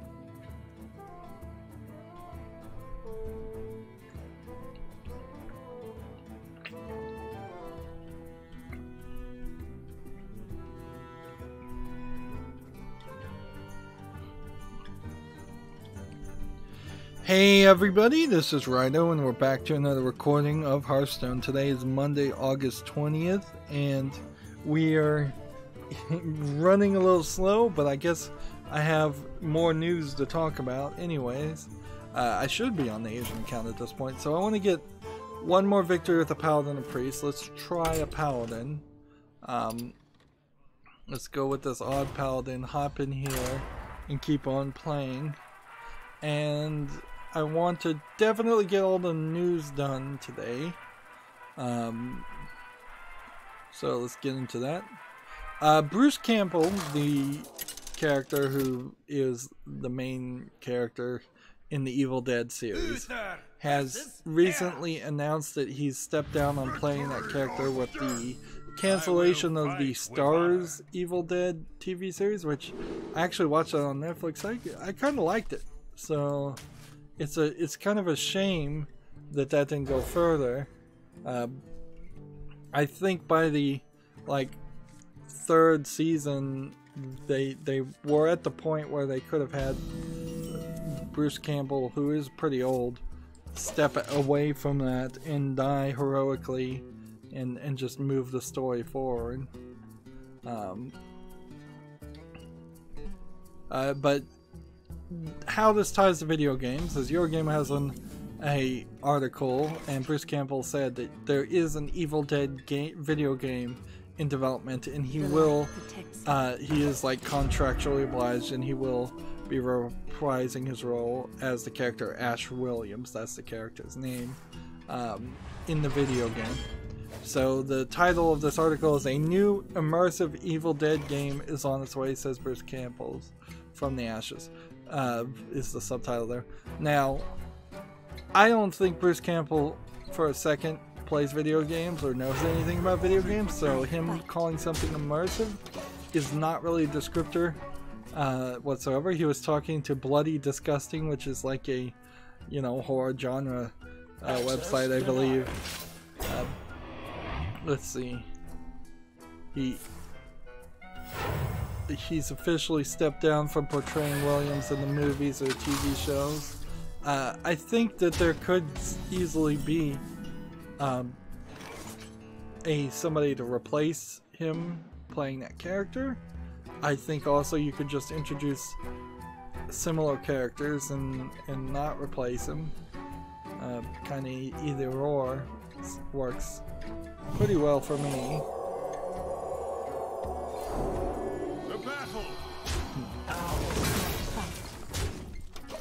Let's see. There is one screenshot here of Ash Williams being drawn, which isn't that good looking as far as the screenshot, but that's kind of it. He did cameos for games like Phantom Halls and Telltale's Poker Night 2, Poker Night at the Inventory 2.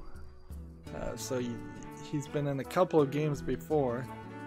But yeah, this doesn't really look like you're going to have a 3D amazing experience of a game. It's probably going to be a pretty basic game.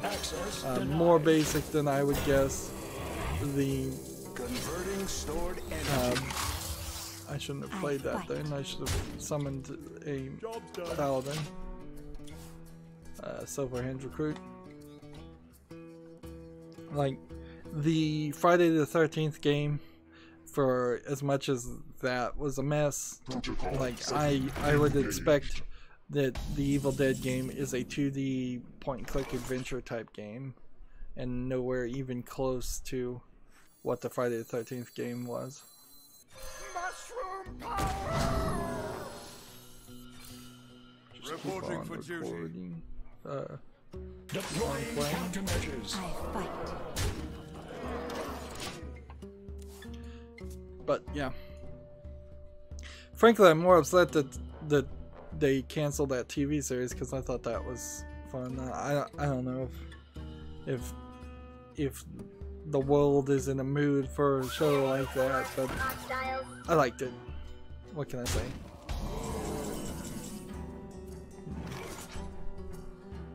To damage so minion to attack.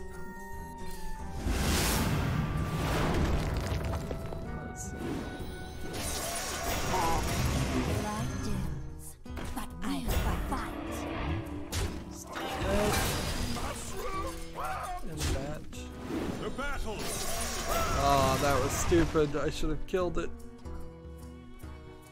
Deploying countermeasures. I screwed up. Yeah, I had to deal with an extra one of those just because I played out of order. That was dumb.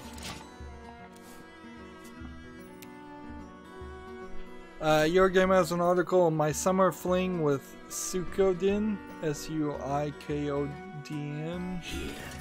which looks like it's a old school 8-bit RPG. Let's see. So Your Game is talking about an old game. It's like a PlayStation 1 game that's not on PC, so why are you writing an article about a game that people would have to buy off of eBay? It's so ridiculous. Let's see. I wonder. Yeah, this is so annoying when they do articles like this. Like, oh, I have this thing I loved, but there's no way you would ever be able to enjoy or experience the thing I love, but I'm gonna talk about it anyways to just make you feel like you're missing out. It's like, man, really, really close that tab. We have a game on Steam called Mist of the Dark.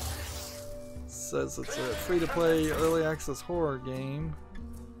Looks like it has some heavy dark screenshots in it. Yeah, the vast majority. Yeah, when Layers of Fear comes out on my channel, by the way, that is a game that very possibly is going to be close to impossible to see. And apologies from the word go, if that is the case.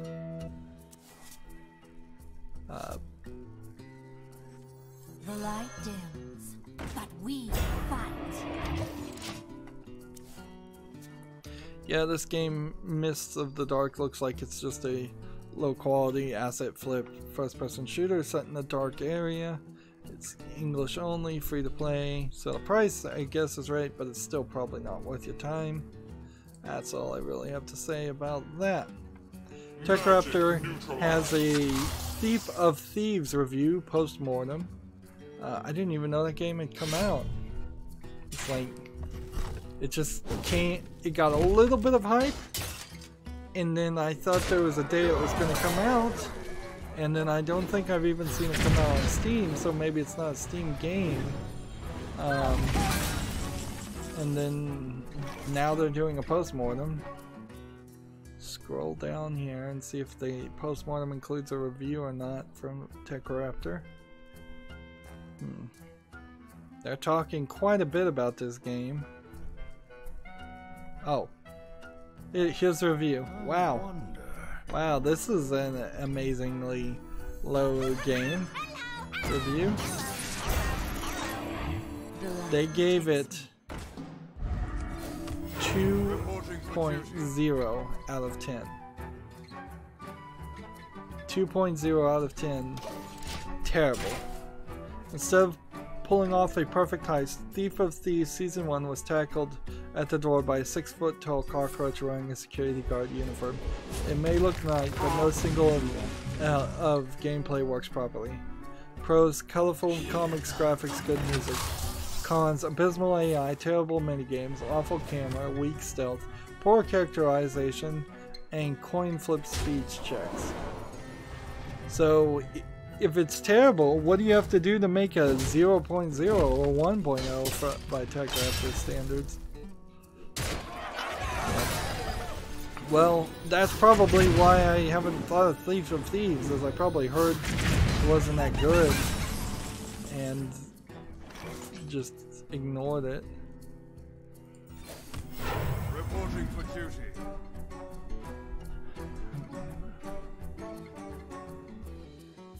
Well, I don't think I'm gonna win here, but we could try this. PC Gamer has an article. Turn-based tactics RPG Fell Seal Arbitrator's Mark is now out. If you've been waiting for Final Fantasy Tactics to come to PC, this might be the next best thing. Yeah, it doesn't look like it's too terrible if you're trying to find something like Final Fantasy Tactics. I'm not sure if there actually is a reason why you would want to be playing a game like Final Fantasy Tactics. Let's see. So it has 97% positive of 41 user reviews. So yeah, Fell Seal's Arbiter's Mark is worth putting on the wish list and keeping an eye on it, and I'll have to consider if I actually want to play that game ever.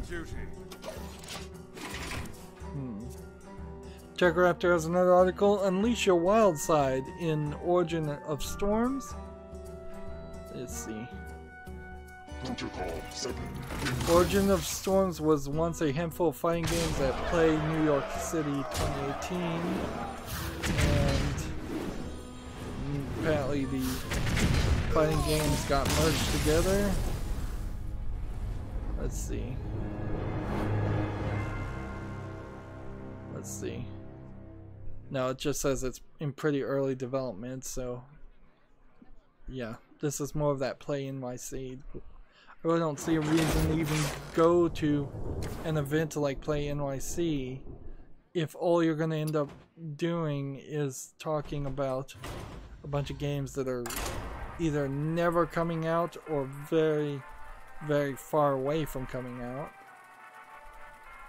Like, this game, Origins of Storms, looks like it's a fine fighting game, but that's a very already fulfilled genre, so I don't know if anybody would be interested in playing it, particularly since half the people that play fighting games want to play the anime looking ones, and that's not anime looking enough. We've got a game on Steam called Age of Forays. It says it's an RPG, indie gore, violent adventure game. Let's see, it seems more kind of like a side-scroller brawler.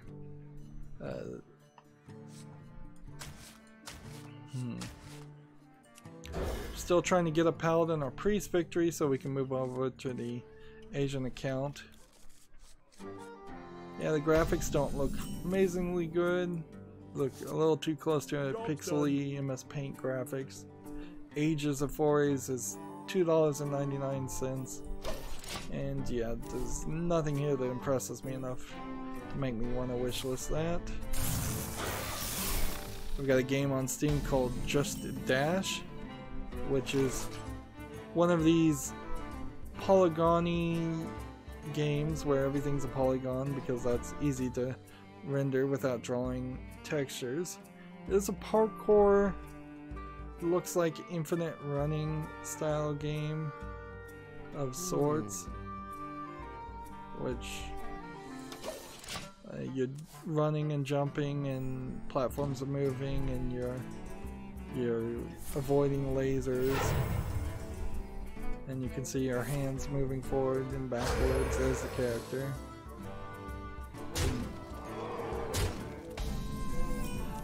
I wouldn't be surprised if this is just one of these games where you just press forward and that is it.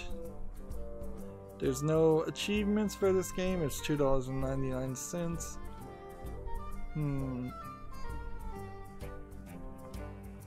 It's got a couple of positive reviews on it. I guess I'll keep an eye on it. I'll put it on the wish list and be generous. But more than likely, it's gonna turn into a big disappointment. Swap the attack with another minions. So Nick! Oh, a shadow. Job's done. that's probably not the time to play something like that. PC Gamer has an article, Fishing Sim World reckons it's the most authentic fishing simulator ever made. Okay. I'm sure a lot of people who are into fishing but it can't get out there to fish might be interested in that. I think I already have Fishing Sim World on the wish list as just like, yeah, it did look rather realistic. I'm not sure I'd ever actually play a fishing game, cover it.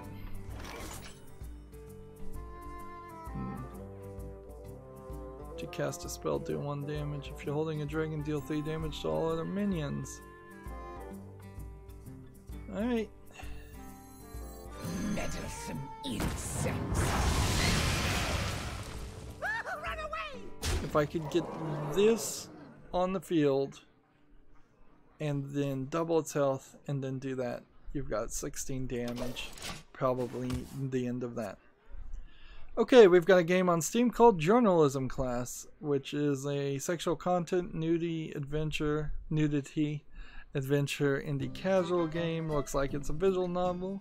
Again, questionable why some visual novels, even ones that are getting tagged as sexual content and nudity, are getting allowed on Steam, where others are being told that it's going to be months and months in which they're allowed. The only thing I could say here is that this game does not look like it's anime characters.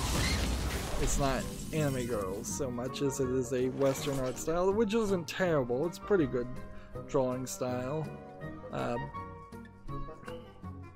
It's from Star Novel Studios, who have a list of mixed, and 1 game is reviewed mixed and 4 games are reviewed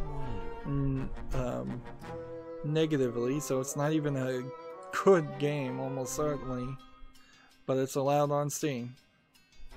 Probably also because it's going through Steam Direct, if we're going to be honest. That is a very good possibility of why some of these are getting through. It also has 100 Steam achievements for 99 cents, so it is just an achievement hunter game. So yeah, that's Journalism Class.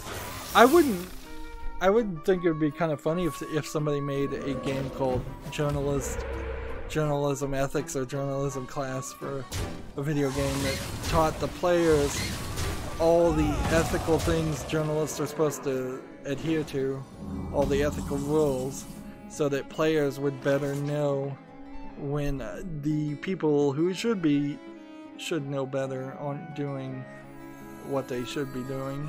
Meddlesome insects. Like to play with fire? In the turn. And close that tab.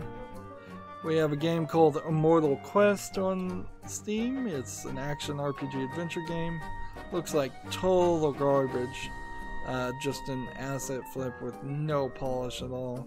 Top-down RPG hack and slash arcade game. Diablo clone. It's clearly trying to just be a direct Diablo clone. And it requires a controller to play. It's 10% off for $8.99, and it's an easy game to reject. Hey, I can see the Humble Store tab, so we're getting close. We're getting close to the end here, which is interesting because we're not close to today's gameplay for what needs to be done. Let's see. Silence all enemies, draw a card. Play this. The elements will destroy you. And play that. And we've got this. Double, double, and victory. Beware the shadow. We've got a game on Steam called Unexpected Circumstances. A WASD, keys to move and mouse to look. You're playing as an asset flip robot running around an asset flip maze. And just seems like you would have a timer to find the exit, and if you don't find the exit in that time, you are blown up and have to, I assume, start over again. Looks like total garbage, low effort game. 15% off for $3.39. Yeah. See if this developer has made anything else. Nope, that's their first game on Steam, but I wouldn't be surprised if it's not their last.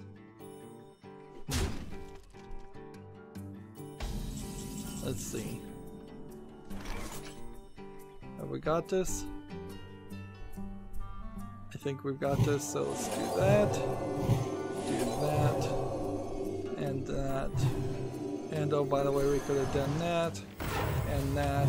And then that.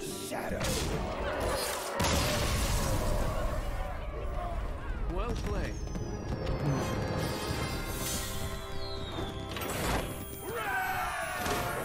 There you go.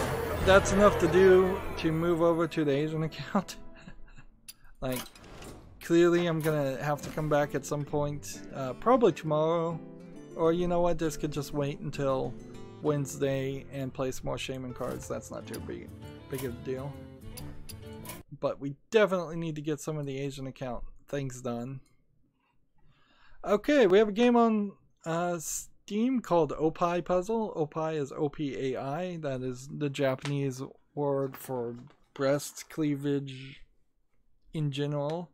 This is a nudity, sexual content indie casual game, and it has 52% positive of 948 user reviews, which tells me something weird is definitely going on here. Do we have any Battlecry cards we can play? I have a Battlecry deck.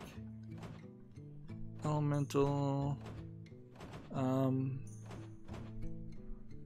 Let's see. Let's just make a Battlecry deck real quick. Let's see. So we're gonna just type in the word cry, C-R-Y, and play as many of these as possible on wild.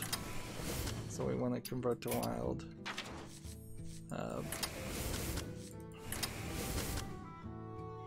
That way we have the cheapest of the cheap Battlecry cards. Like, yeah, I could be picking and being more specific, but I think that's more than enough just to quickly get that done.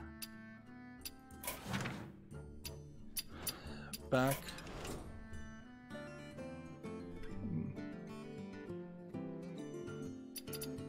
And then click here, and then come over here, and click that, and let's start playing.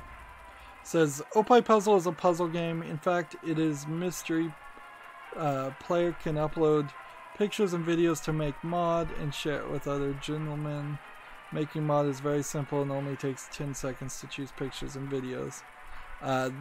The things I am seeing here are just still images. I don't know if this is a slide tile puzzle or what. I don't think it really is anything.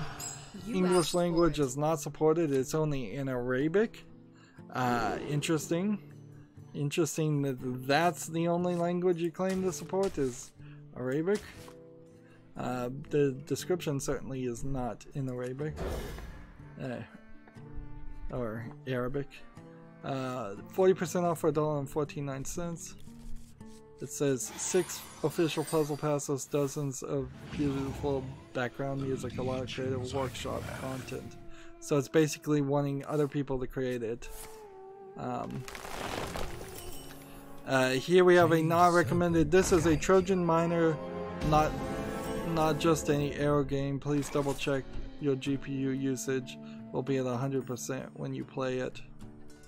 It had a Trojan horse embedded in the game.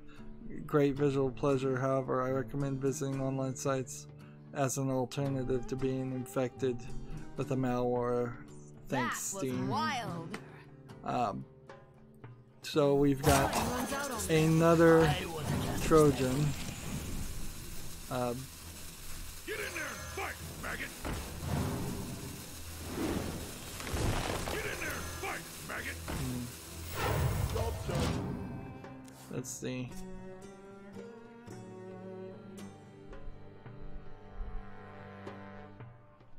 Here's when the game is dead. Just don't buy it.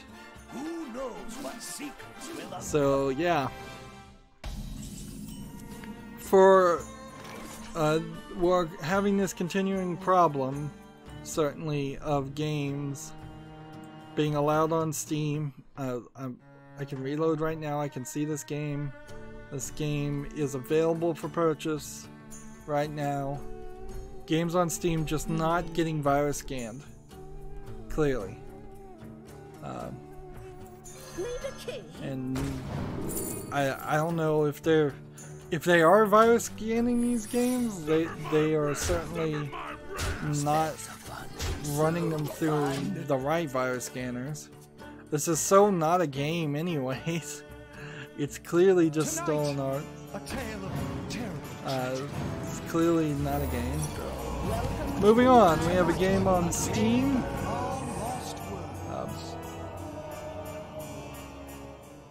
We have a game called Excursion. It's an adventure RPG indie game. A tabletop role-playing game tool. Create the world of others. Looks like it's just a bunch of asset flips to make your own game. Is what Excursion is. It's 40% off for $2.99. And it looks like garbage, so I'm going to close that tab too. Freeze an enemy if it's already frozen, destroy it. Let's see. We don't want to freeze. Winter is here, and it's cold. Oh, if an enemy was frozen, draw a card.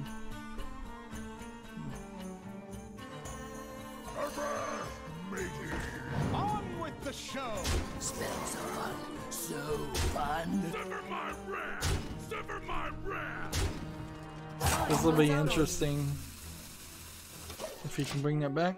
TechRaptor has an article. Marvelous Europe brings Uppers to PC and PS4.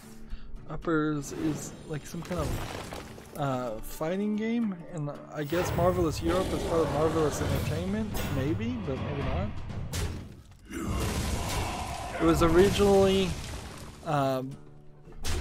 released on the Vita in 2016, and it's one of the few non-Sinrin Kagura games published by Marvelous and Honey Parade Games. Interesting. I'll watch the trailer here, but I don't think the graphics are that good. It's just kind of a fighting game, which maybe it's a bit of a more of a brawler and less of a fighting game where you would just look very familiar. there might be more of a story to it. Yeah, there's combos and stuff, so it's more of a brawler.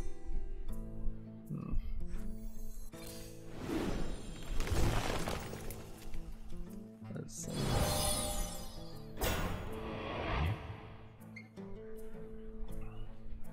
I can't do anything with that. Uppers will release on PC and PS4 later this year, so there's really nothing actionable about that article. Moving on, we have a mostly negative. 20% of 10 user reviews are positive for this game called Project Skylab. Free-to-play action indie casual adventure game. It looks relatively decent, but as the flips have at this point gotten pretty decent. Kind of looks like you're running around. It sort of looks like one of the Halo places where you can run around and shoot things. One of the Halo maps. Speak your peace. Let's see. Gain Mana Crystal. And go ahead and do this. And then do that.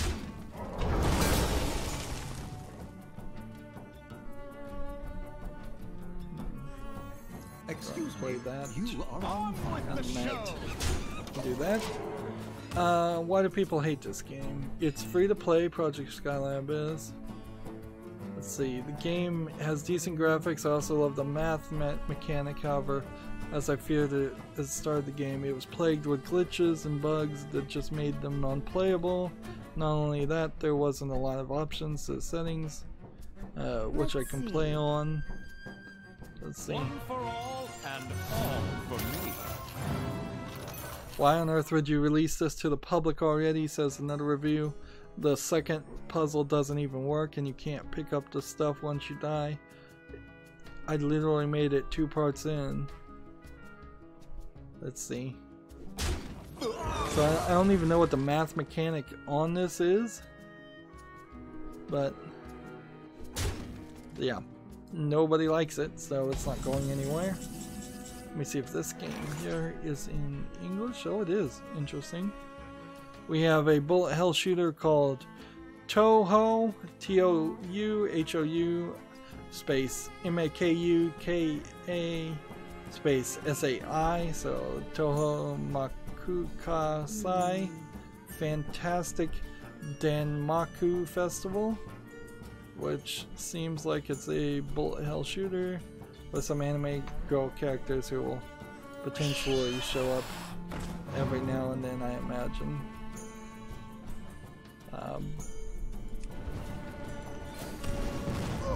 What a fun! On with the show! Freeze a minion.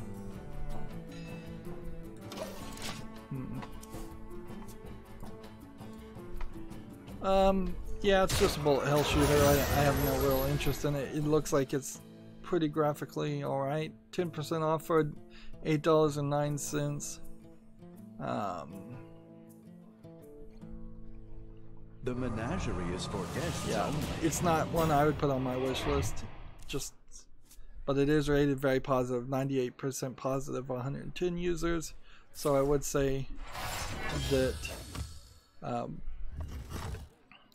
that people who do like bullet hell shooters like this game. They say that this game, Fantastic Danmaku Festival, is a Touhou Project fanfiction STG with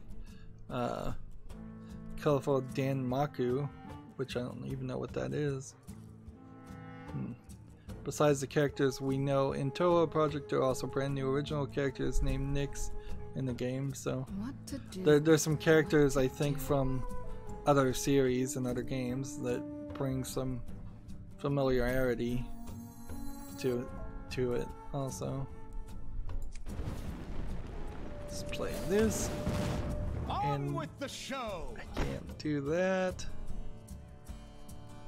So in the turn we have a game called Super GMA on Steam. Let's see, Super GMA is a traditional 2D fighting game where you can increase your health energy the more you fight. Every attack technique and even strategy that you wield will put you to the ultimate test. This looks like it is animated in, I mean, I don't even know if I call this MS Paint or if this is just a weird animation style. It's not terrible, it's just not good either. It's something I can't even recognize. It's like, it seems like they're drawing characters to look like characters like Goku and Avatar from the Last Airbender, and maybe a character that's supposed to represent the God of War character Kratos. This game is $9.99 and it just doesn't have enough polish to it that would make me want to play it.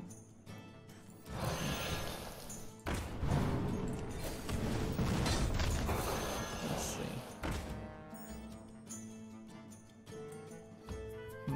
If I could kill this one, that would be helpful. But meanwhile, every turn, this Emperor Therusian is reducing the cost of cards in the guy's hand. Next game we have on Steam is called Apex Brawl, which is an arena brawler where you're playing as mechs, robots, walking robots. It's got a little bit of polish on it, but it still looks like it's a pretty low effort style game. Single non-line player, 15% off for $6.79. Yeah, I don't see enough here that would make me want to play it. It has one user review, came out August 16th, which means we also are falling into older games that I haven't covered because I missed them. Alright. Spell damage +2.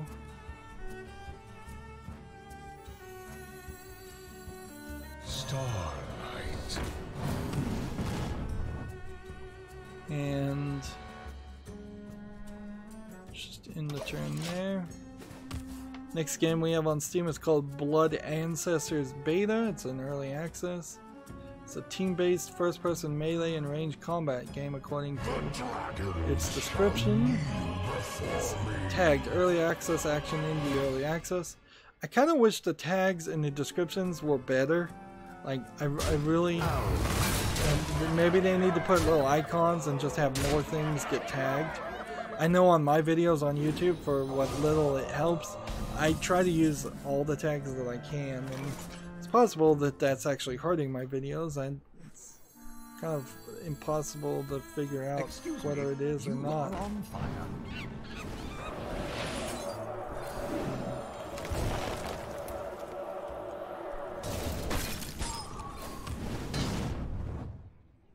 Let's just go ahead and play this while we can.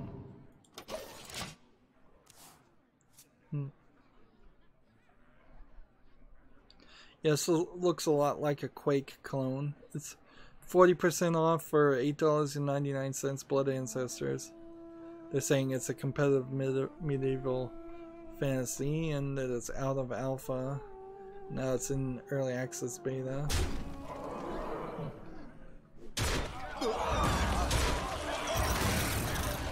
At least they waited to get it out of alpha to start selling it. No thank you, however. Next game we have on Steam is called Journey of the Fox. It says it's an early access indie casual adventure strategy game. It looks kind of pretty, but it might just be asset flips too. I'm looking at a camera fly through of what looks like a Unity area, and you're just flying around in the Unity viewer because it's highlighting things that it probably shouldn't be highlighted.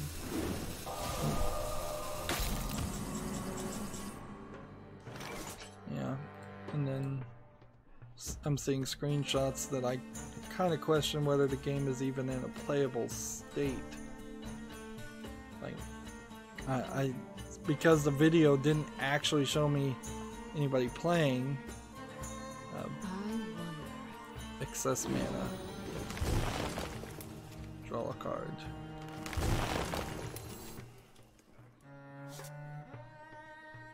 Five damage to your hero, gain 5 armor. Yeah, I don't think I want to do that quite yet.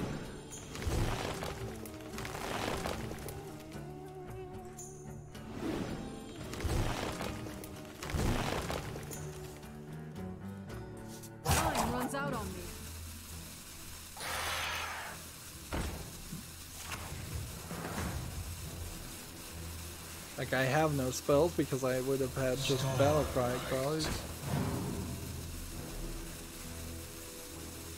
Play this, and play this.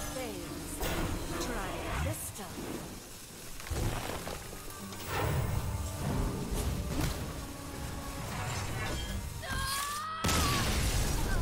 That's one of those rare instances where you die with armor and have no health.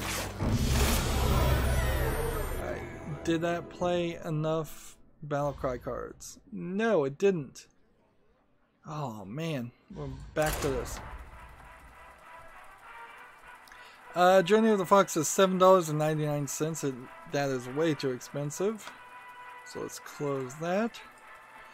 I'm also noticing that there isn't really a rant that I've gotten into today. So I don't know if nothing has just primed me for a rant, or nothing has happened in the news to make me rant on it. It is on.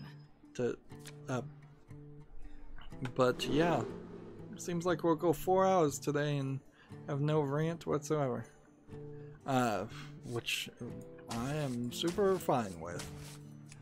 Next game we have on Steam is called Domicard, D-O-M-I-C-A-R-D. It's like a dominoes game. You create as many dominoes as you want and then you knock them over, generally trying to do an amazing like domino thing, to spell something out or show a picture or something like that. I imagine it's not a super easy process for a domino simulator game. I'm not even sure if you couldn't just do this with Tabletop Simulator. I don't know what the real limitation, I should have just played that and that, would be on Tabletop Simulator as far as how many dominoes you could get on a table. Or if maybe Tabletop Simulator actually doesn't have the capability, come to think of it, of showing a domino falling over. Yeah, that definitely could be the case. Domicard is 20% off for $3.19. That seems too expensive, and it seems like it's just too much of a niche product for me to want to cover or play, and it doesn't look very good. Next game we have on Steam is called Space Excavators, all squished together as one word in the title, which that seems to happen too often. An incredible discovery!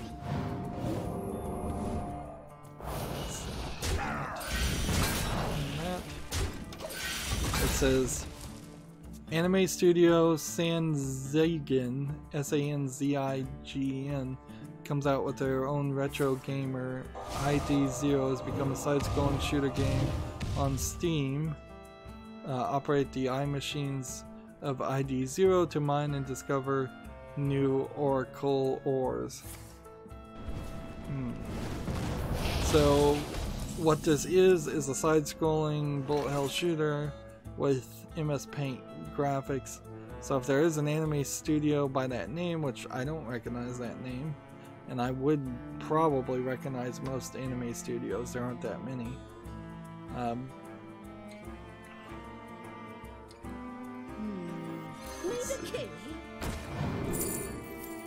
Ice block. We'll take that. And we'll play that. And that. And that. And that. Yep, this game looks like total garbage, and they want $19.99 for Space Excavators. No thank you. I'll pass. PC Gamer has an article, Torchlight Frontiers Dev Diary reveals more info on the MMO sequel, also introduces developer etc. games. This probably is an article from a while ago that I was just holding back to read myself.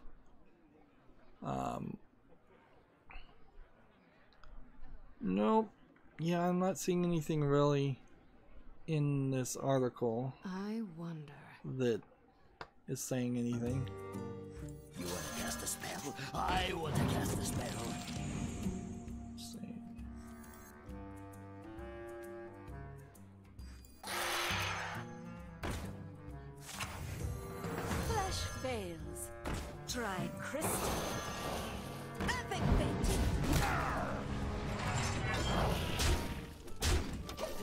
this. Etc. Gamers was founded 2 years ago by Max Schaefer, who previously founded Runic Entertainment. Okay, Max Schaefer. I saw the name Schaefer here and I thought it was Tim Schaefer, and I'm like, why would the guy in charge of Double Fine be making the next Torchlight game? Like, I think we'll probably have to wait a while until we get Torchlight Frontiers to actually reveal some new useful information. We have many secrets. This. Perfect fit. That. Crystallize. That. If I can get a victory, I want to get a victory, so I'll take it. Next game we have on Steam is called Polygod, P-O-L-Y-G-O-D. They say it's a roguelike, randomly generated single and multiplayer first-person shooter with a brutal difficulty curve. It's tagged with strategy, action, indie, first-person shooting. Seems like what you're doing is jumping around in a kind of Quake clone, using a lot of weird-looking asset flips that have been merged together with no real artistic style. It's $14.99 for Polygon. And see, I could see their lack of artistic style trying to sell itself as actually having an artistic style. But no, it doesn't. It really, really doesn't. Crystallize.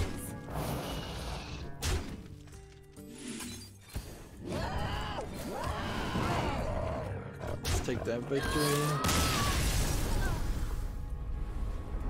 Apparently Polygon is also trying to be like an Overwatch clone, which that's certainly not going to work.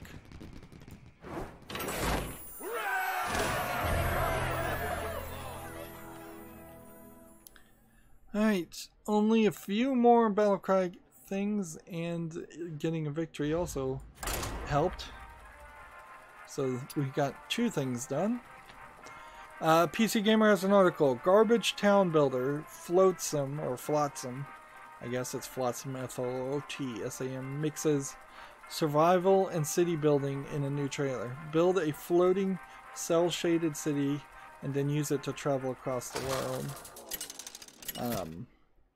This is a Congregate game, so it may never come to Steam. It's an interesting idea. The game Raft was sort of the same idea, except for this is now a bigger city. I like the animation style here. It looks like there's more gameplay and multiplayer to this, and it's not just a case of you're going to constantly be attacked by the shark, or you're going to constantly have to throw out a hook to catch it in, to bring in trash. And there seems to be a environmentalism spin here, in which creatures, fish are actually going to be hurt, or at least there's going to be different varieties of creatures because of the trash that's floating everywhere. Which, you know, it's an important thing to talk about and deal with, and we need international law to be enforced about dumping the trash into the ocean. One of the things I think personally, and it's a little tinfoil hat, but I wouldn't be surprised, is that the trash in the United States, if you're a lot of that trash that's picked up by the garbage people in the United States gets actually shipped to China to be sorted or reused or recycled.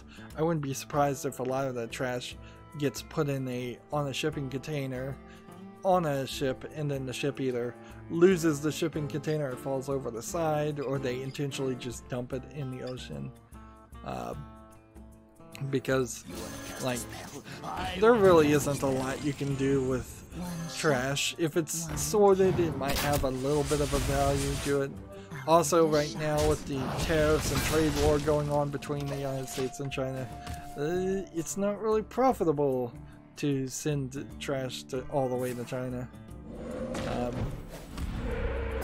That's why, if you really want to be an environmentalist, the #1 thing you can do before anything else is just reduce the amount of trash you build. Don't worry about recycling. Don't worry about anything other than conserving and just not creating trash in the first place. I'll give it a shot. And certainly there's a lot of things that people buy or use that end up creating a lot of trash and waste after the fact. But yeah, that's about as big as a rant as I'll probably have today. Let's do this one. And get rid of these. There. That one.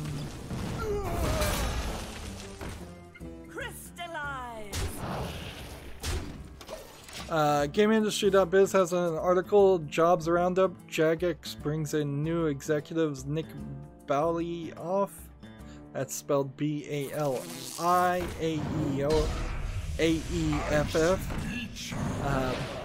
And Rob Cordero, C-O-R-D-E-R-O. Meanwhile, Insomniac picks up BioWare writing talent, and Firewatch art director joins Valve.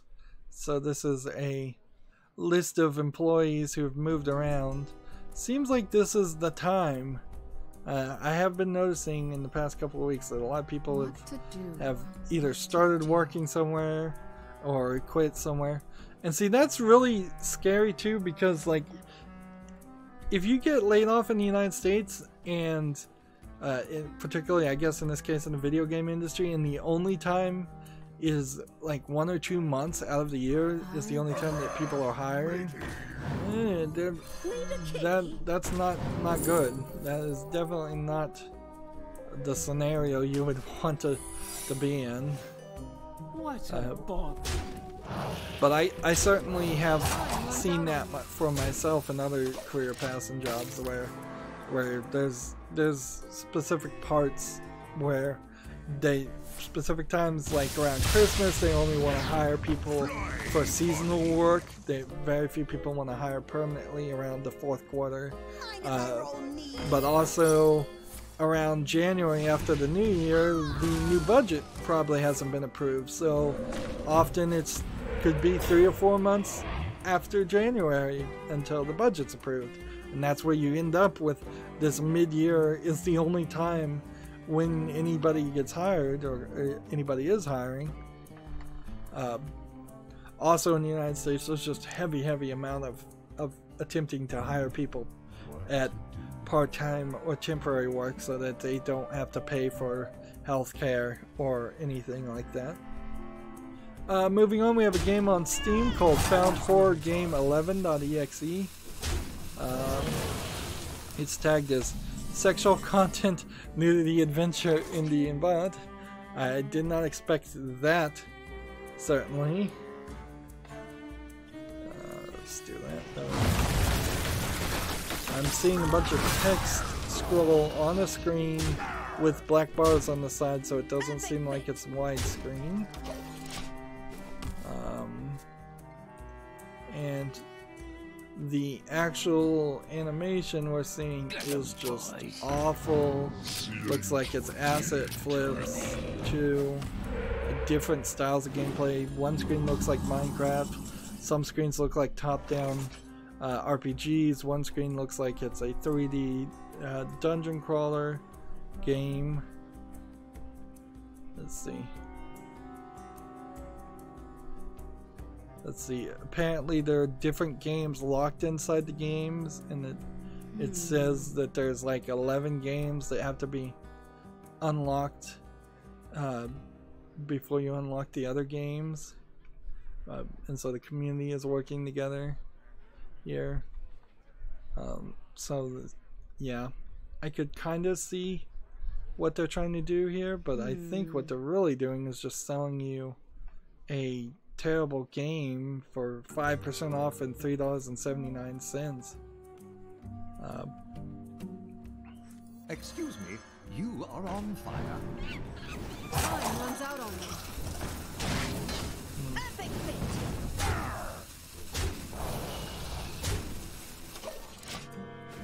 That's incredible.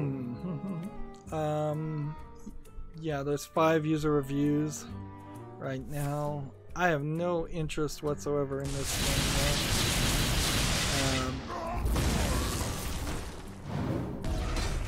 This developer has made several other games and they all look like they aren't that great. They seem to try to be ambitious, but not really. They're not even really worth it.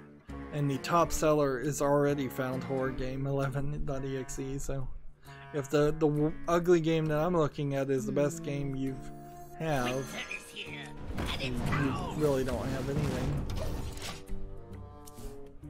Moving on. We have a game called NECHO, N-E-K-O-K-O-R-O,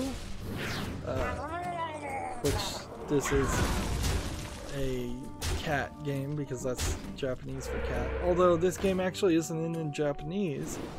Interesting. It's 30% off for $3.49. It comes out in German, English, Polish, and simplified Chinese. 6 user reviews. It says it's an indie casual adventure simulation dating sim. The animation looks like it's either a low effort Chinese animation or a Western animator doing a pretty good job of trying to do a Japanese animation style, but it's still not right there. It's not there quality wise. There seems to be 3 cat girls that you can date. Yeah. There seems to be a slight inconsistency with the animation too. Their heads are too big, scale is off. There's no background on the text when you're looking at it, so you can't read what they're saying to you either. Yep, I would say this falls too close to the point of being a low effort game than it does being a good quality visual novel dating sim game. So I'm gonna close that tab. There's an older story I hadn't caught up on. Your Gamer has a story. Xbox One update adds ability to broadcast everything, plus a shopping cart feature in the new Avatar store. The latest Xbox One system update rolling out to alpha testers has several handy new features for fans of streaming, shopping, and avatars. Broadcasting via Mixer will let you toggle the ability to include everything you're doing on your console, including on the dashboard. So that's, I suppose, slightly interesting. But I'm not sure how many people would really want to see that. Mixer would pause anytime you switch between games until that point.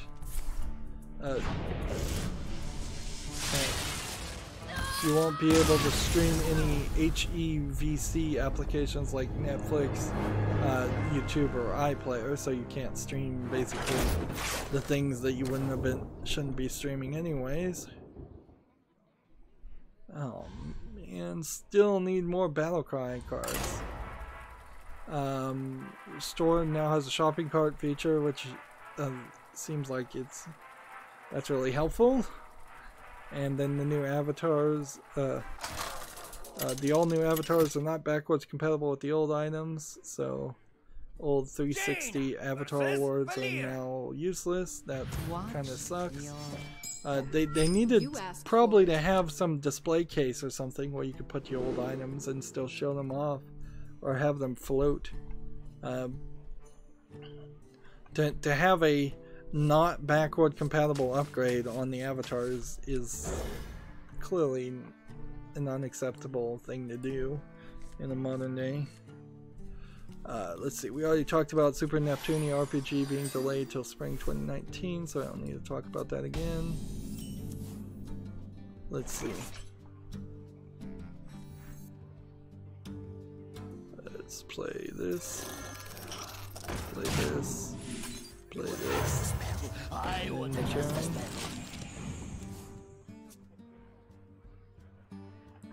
GameIndustry.biz has an article. 2K Games veteran launches a new marketing agency called Attract Mode. Matthias Wehner, W-E-H-N-E-R, returns to Germany to start a new venture called with Remote Control Production. So, okay. That's somebody leaving 2K. Now, that doesn't inherently scare me or anything that like Borderlands 3 is going to be delayed or anything just because one person left to do something completely different. When you see somebody leave their current job and immediately take a different job, that means he just got a better offer. He could do something he's been wanting to do. Let's see. Moving over to marketing, he probably did a lot of marketing in 2K too, so he probably has some experience. I think we've probably already talked about this, but the Spyro Reignited trilogy has been delayed to November, so ideally that means that the disc might include all 3 games now, or potentially it will have a... Oh man, he's playing this strategy that is going to be a nightmare to defeat. So yeah, Spyro was supposed to come out on September 21st and now it's November 13th. So it's about a month's delay, not a big deal.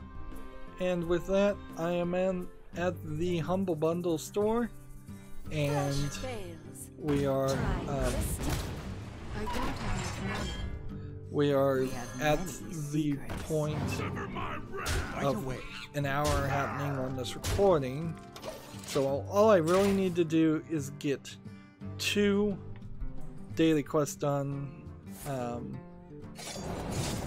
on the on the Asian account, and then tomorrow we'll be streaming the puzzle account, and I may have to play a little bit off screen to catch up. Let's see. You look very familiar.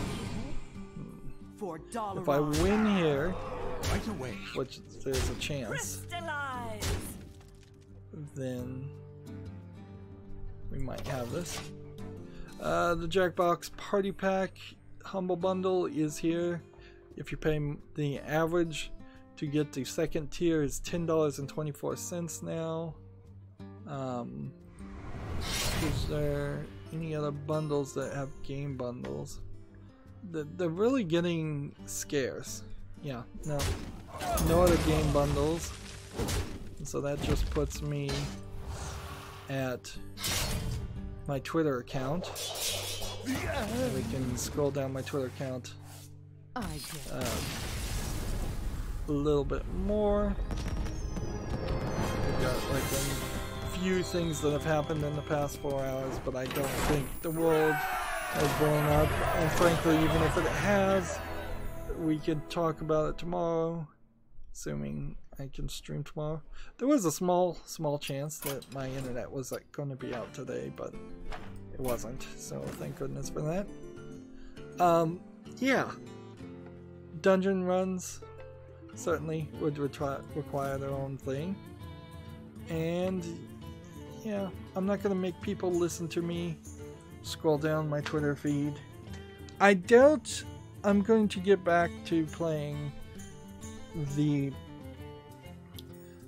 any of The Walking Dead A New Frontier Season 3 for today or tomorrow, or probably the next day. So I'm gonna be stuck not playing that game until Thursday at this point, which is, I guess, alright. anyways, that's it for this recording and this stream. As always, if you want a friend or follow me on Twitter, Tumblr, Google+, Steam, or Battle.net, all of those links are down below in the description box. And I ask that you like, share, subscribe. When you subscribe, click the notification bell, comment, and watch every second of my videos. Do all those things to help my episodes and help my channels. And if you want to support me even further, you can friend me on Steam and friend me a game, either a game you want to see me cover or a game off my wish list, or you can send me just a gift card, gift that to me on Steam, or you can send me a Steam code through Twitter direct message. That's it for the stream. Thank you for watching. Have a good evening.